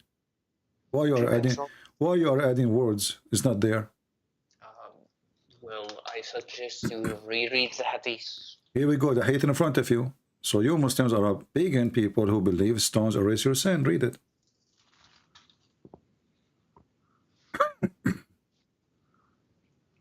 It's just like doing something that will erase your sin. Just okay. like doing something, but that thing is touching a stone. It's like good. It's good. Why touching stone? Why touching stone erase your sin? It's with good intentions. Like when you do a good thing, it's a stone. Doesn't matter. I'm asking you. You see, when I said to you, why your prophet he kissed the stone? You said to me, Abraham he hit the stone with the shaitan. And this is a stupid reason to kiss a stone. So if Abraham, he sat one day in this stone and his ass was on it, you Muslim, you kiss the ass of Abraham too? It's a stone. Why you are kissing the stone? You give me a funny answer. And now we find that if you touch the stone, it's erase your sin. Is it true that the stone is the right hand of Allah? No. Okay, what if I show the reference? Okay, I didn't see such hadith, but there is a hadith that says so. Then it must mean figuratively speaking, CP. I need you to just understand that if we kiss the stone, we worship the stones, and anyone who kisses his dog or his cat worships his cat. Well, if the cat is a living being, and maybe you love her, you know, she is your cat, no problem. But why you kiss a stone? It's a stone. It's not even like present anyone. It's a stone. When you kiss. Is it true that the stone was the vagina and present the god of fertility? No. What if I show you that from the book of Tafsir? That Muslim women or women before Islam, they used to put their hand over their vagina when they have their period, because obviously they don't have babies, they can't have babies, or they wish to have a baby. And because now they have their period, obviously they are not carrying a child. So what they do, they touch their vagina and they put their hand inside the black stone, which is in the shape of a vagina. CP, kissing someone doesn't mean you worship. My friend, why you are ignoring what I said to you? Is it true that the black stone, according to your books of tafsir, was the fertility stone, and people, they put their hand inside it, touching their vagina with the blood?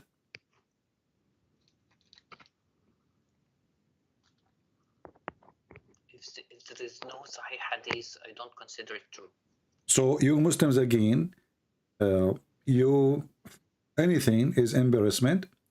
You say this is not Sahih, it's not true. This is how you answer anything I will say to you. When you search, do search for each hadith. We every word you say, we search for the reference.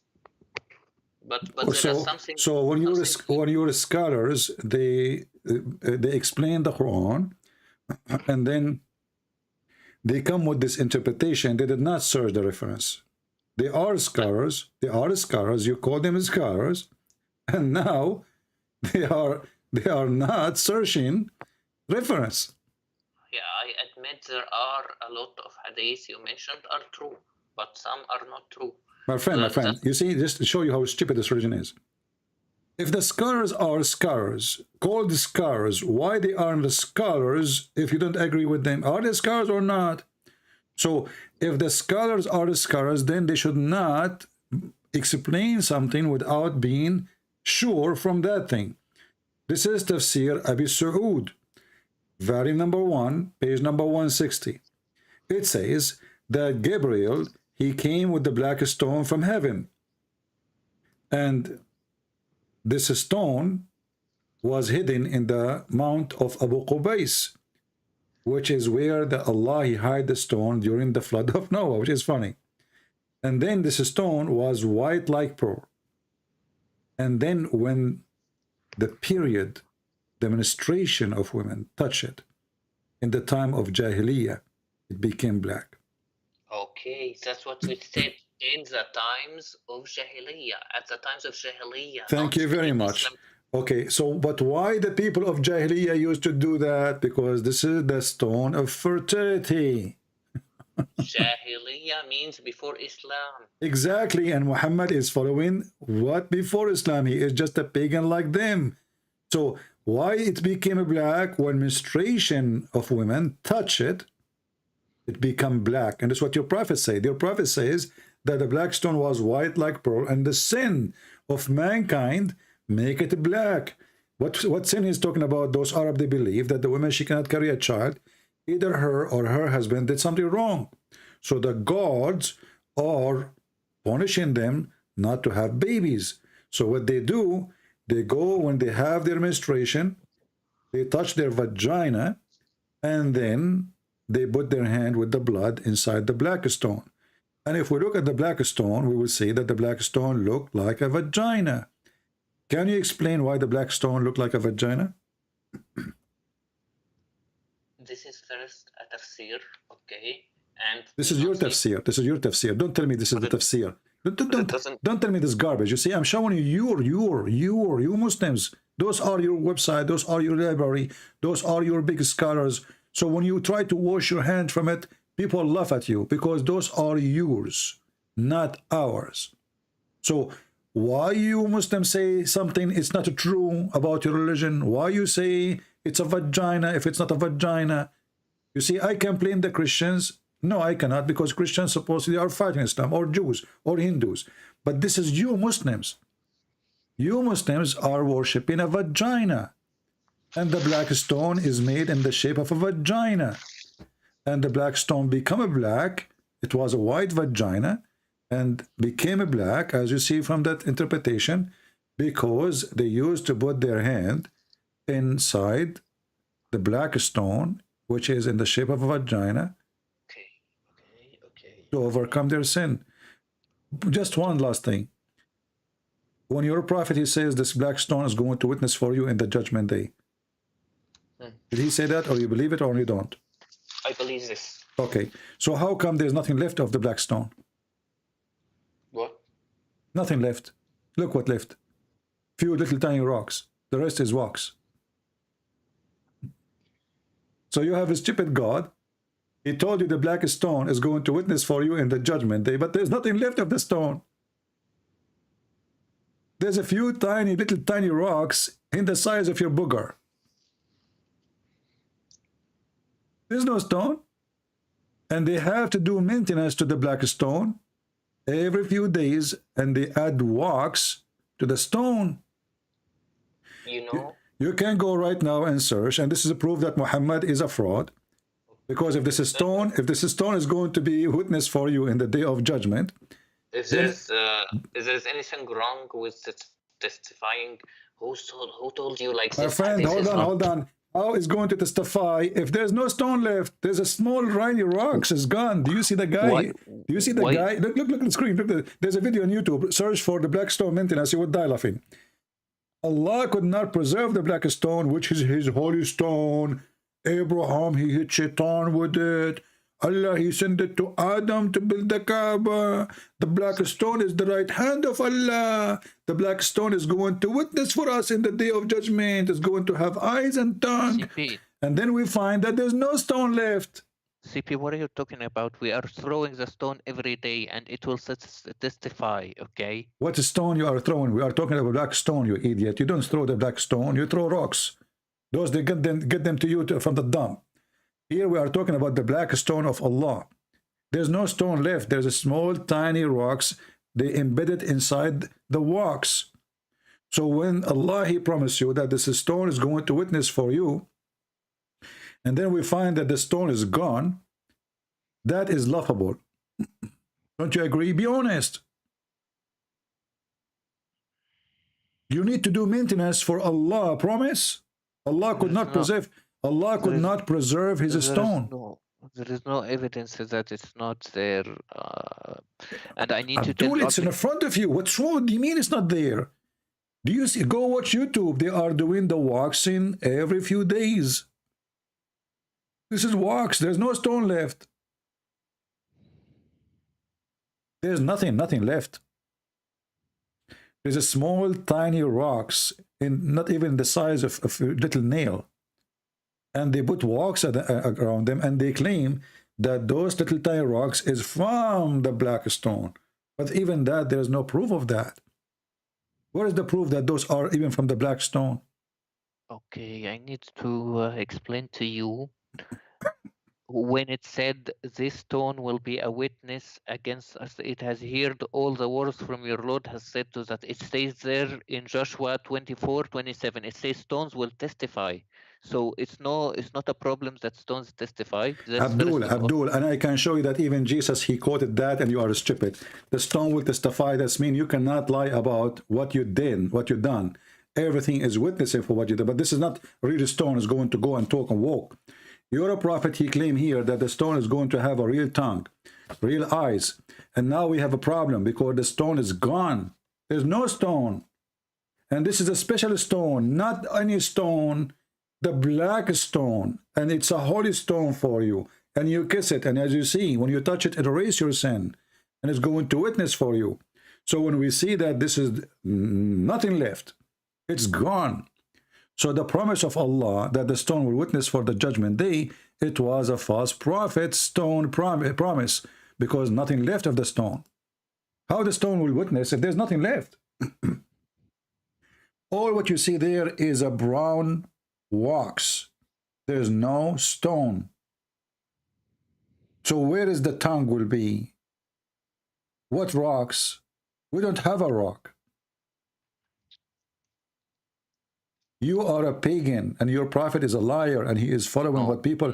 Okay, let me ask you, is it true that before Islam, people, they look for a stone, if they find a better stone than the stone they have, they throw the previous one?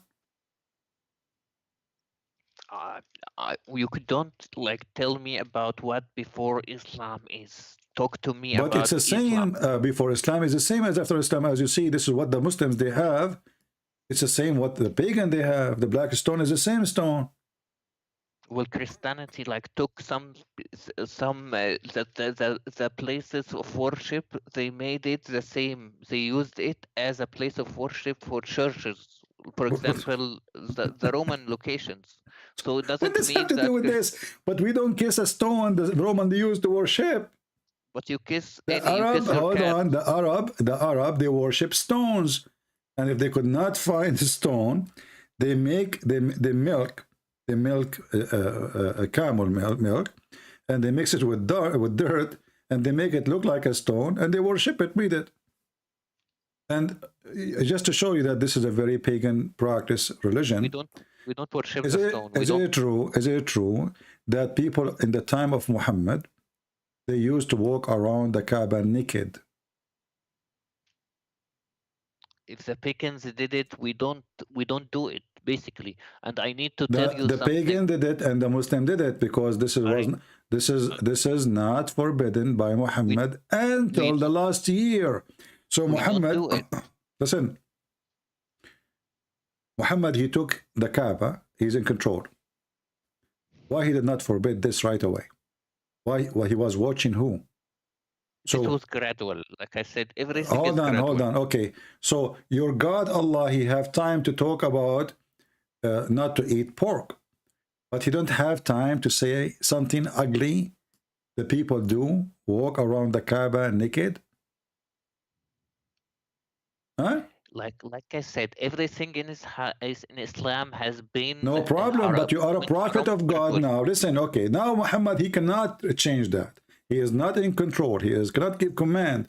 But shouldn't Muhammad scream, says, shame on you to walk naked around the Kaaba, the house of Allah. He is not in charge now, but he can to change society. You need to change it gradually. You can't do everything.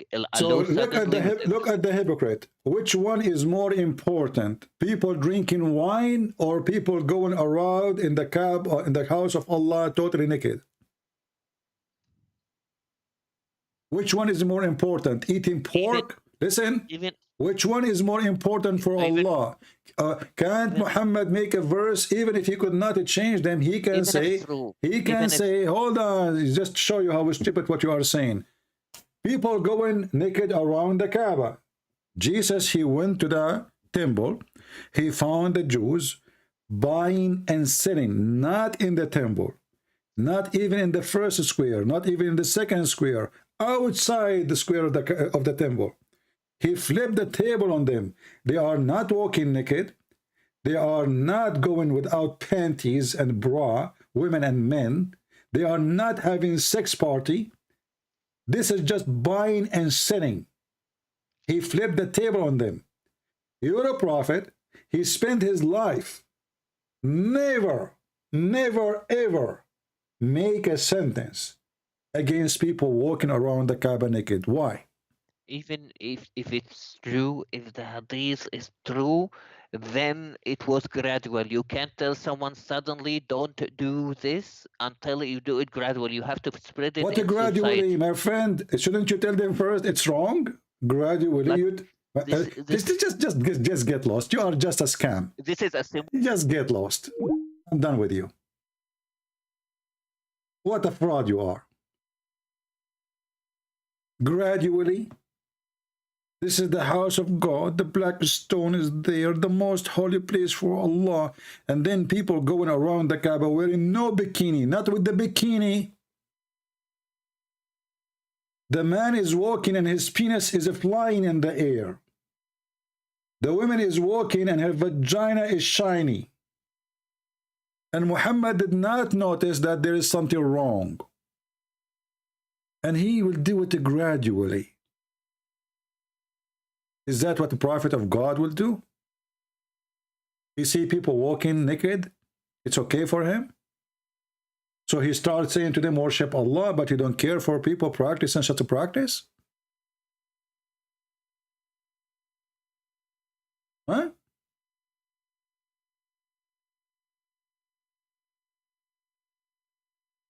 This is telling us, and not only that, if you read my book, Sex and Allah, you will find that Muhammad, when he saw a woman, he liked her, he wanted to sleep with her. She was singing, this is what we show, and it's not available. Obviously, she is saying that to Muhammad, because he was staring at her ass and her vagina.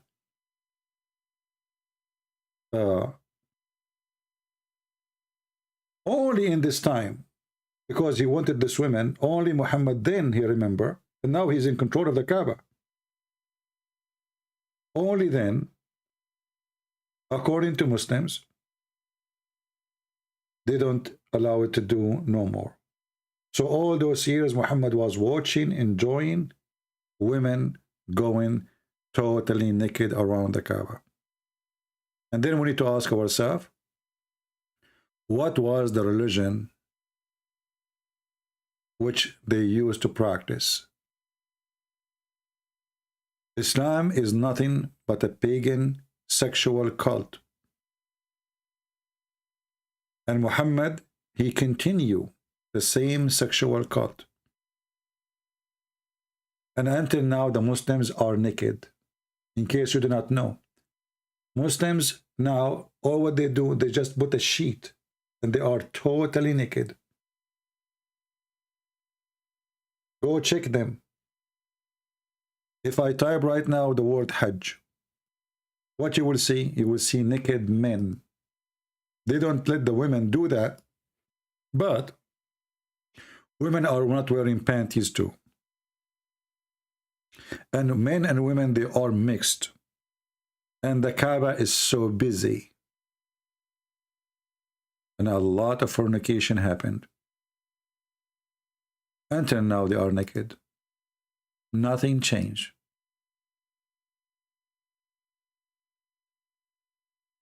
When you look at the Kaaba today, when they do Hajj, you think this is Hindus. They dress like Hindus. They shave like the Hindus. Everybody naked. Everybody. No clothing is allowed.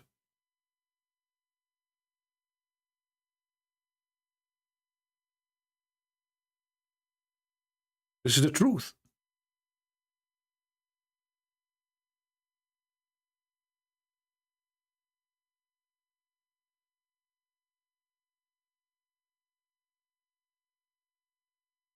When the Kaaba is busy, you will find all the youth of Mecca, they go to the Kaaba. Why? Because this is where they can touch women, they can molest women, and nobody can get them busted. The place gets so busy, women and men are going around the Kaaba. Sometimes even there is no space even to move. A man, he attached himself behind a woman and he molest her. Sometimes even the women, she asked the guy to meet her there so they can touch each other and nobody even notice because the place is so busy.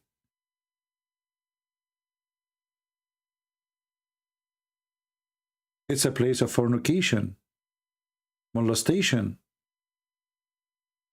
and nakedness. And one of the irony and the stupid things about this cult, that Allah and Shaitan, they live in the same town. So Shaitan, he have a town, he have a house, which is a column, and the Muslim, they go throw rocks on the Shaitan. And Shaitan is there, you know. Go throw rocks at the Shaitan. I mean, look at the stupid religion. Who is the real Shaitan? Is Muhammad, who made you kill so he can thrive with his sex, pleasure, money, power. This is the true Shaitan. There's no more evil than Muhammad. Child molester, fornicator, thief, liar, cheater. Even his own son, wife, she was not saved from his penis. And the funny, they call him the trustworthy. Imagine your son, you have a wife, you go to visit your son, you flirt with the wife, and later you take her. And they call him the trustworthy. And then they say to us that if the prophet eyes fall into a woman, her husband must divorce her so the prophet can have her. And they come to us and they want to tell us that Muhammad was really a good man. And they call him as-Sadiq al-Amin, which means the trustworthy. My friend, the only trustworthy is God. That is Jesus, our Lord. There's nobody is trustworthy. For every man is a sinner. But Muhammad is the sin itself. He is not a sinner. He is the sin. For he promotes fornication. He make it coming from God. He ordered the wrong to be the right. He claimed that he is against adultery, but he is the biggest adulteress ever. He claimed that he is a person who wants people to be truthful, but he ordered a Muslim to lie. Even you can lie to your wife, and wife can lie to her husband. If the major structure of the community, which is the family, is based on lies, what is going to happen to the community?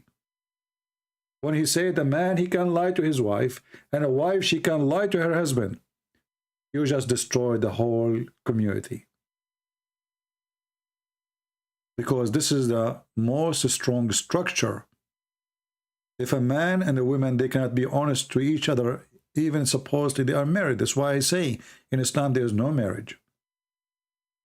There's no marriage. You see, when a man, he lied to his wife, obviously he's doing something wrong. And when a wife, she is lying to her husband, obviously she is doing something wrong. Generally speaking, we lie because we try to hide the wrong we do. But when somebody make you believe that lying is okay and this is God teaching, that is the devil. And this is totally the opposite of what Jesus said. Satan is the father of all lies, and he forbid us even from taking oath, either yea, yea, or nay, nay. Muhammad, even he allow you to take false oath, and he said, Allah will not take you accountable for your false oath. He will judge you by the intention of your heart. But then ask yourself, well, the intention of my heart is not what I am saying in my mouth, but this is what evil is about? I say something, I do something else. Correct? So Muhammad is teaching us to be hypocrite. You take oath in the name of God, lying, it's okay, because God will judge you by what is in your heart. Can you believe it?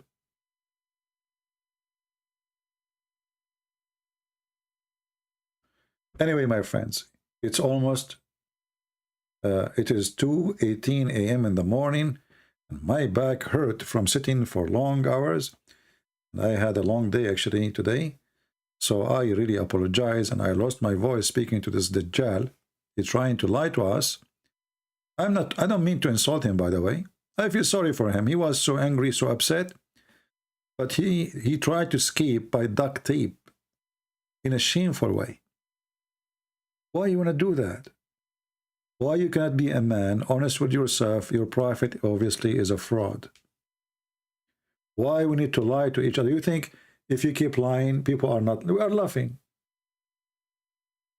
A prophet, he order a command of a murder. Second day in the morning, he changed it.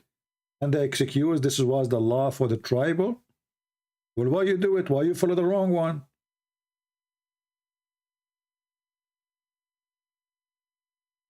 What kind of a prophet he is? Why you allow prostitution? Did Moses allow prostitution?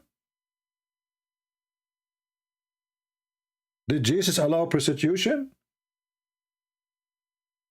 Jesus did not have an army, and he is not the governor, and he is not in the charge of the police.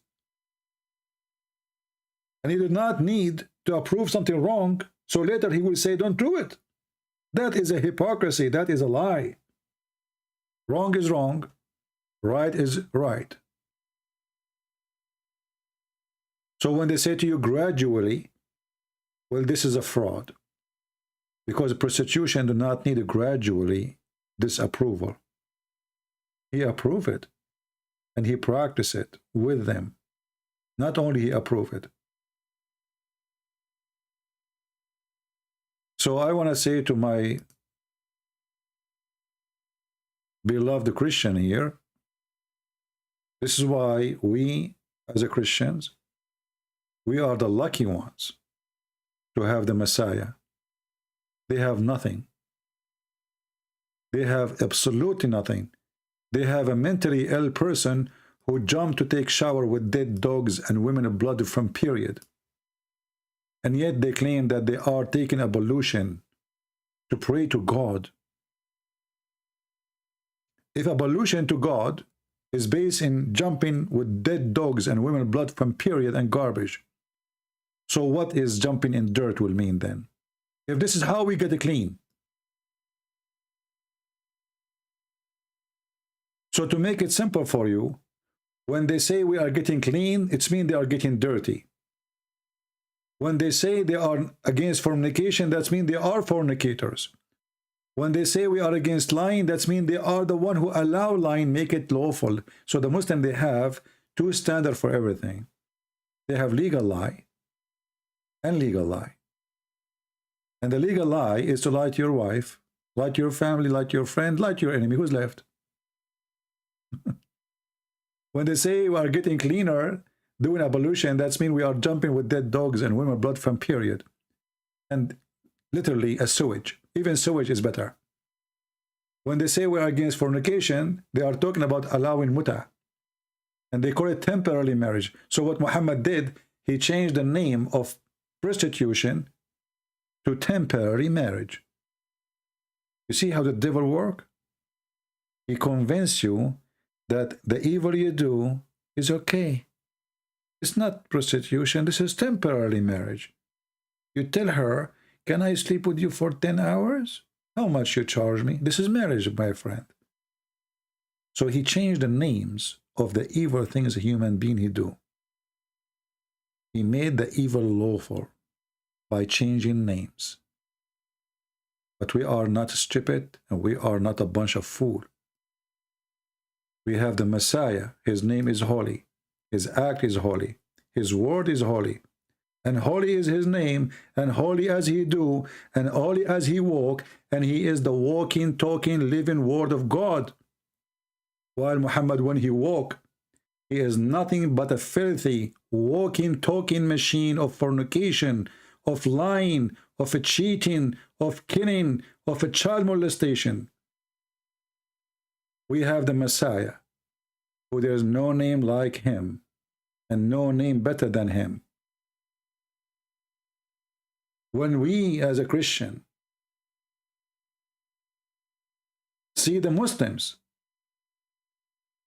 even the devil Muhammad, we have to admit that the Messiah, the Christ, is the one who is coming in the day of judgment. It's not even Muhammad. It's not even Allah. Ask yourself why. When the Muslim, they agree that the shaitan is the antichrist, that is telling you that Christ is God, for Satan is anti-God. He's not anti a man. Satan, he want to be the king of kings against the king of kings. Satan, he challenged God, not a man. The antichrist is telling us who is God. Shaitan is not anti-Muhammad. Actually, Muhammad, he said Shaitan, he commanded him to do good. So we have the Messiah, who Satan dreamed to defeat, but he cannot. And Satan will come to you from every window he can. He could not come to you from atheism, he come to you from Islam. He could not come to you from Islam, he will come to you from Jehovah's Witnesses. He will come to you in any way. He will come to you. And the only one can protect you is to stay with the Lord. Not with a church name.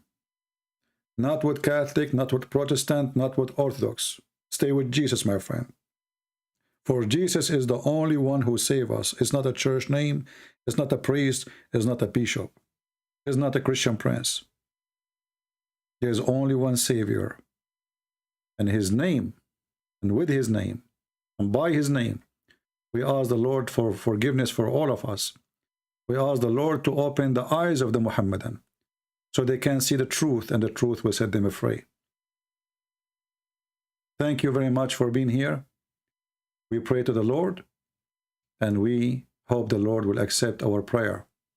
And we say to him, Ameen. Thank you. God bless you, and until we see you soon again. Christ is Lord. Islam is false. Take care. And remember, I will be back again when we have more than 20,000. Just make it happen. Take care.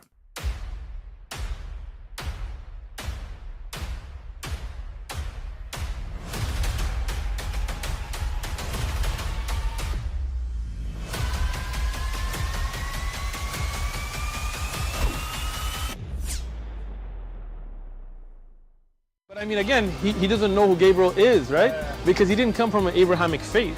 The people of Mecca were pagan. The Quran is mentioned, if this book was from other than God, they would have found in it many contradictions. If a book is without contradictions, that has no bearing on whether it comes from God or not. I've had phone books that are inerrant, but I certainly don't think God gave them. That we believe without understanding. The brother asked a very important question, that most of the scholars say that listening to music, watching movies, and most of the television programs, they're haram. So how can we have fun?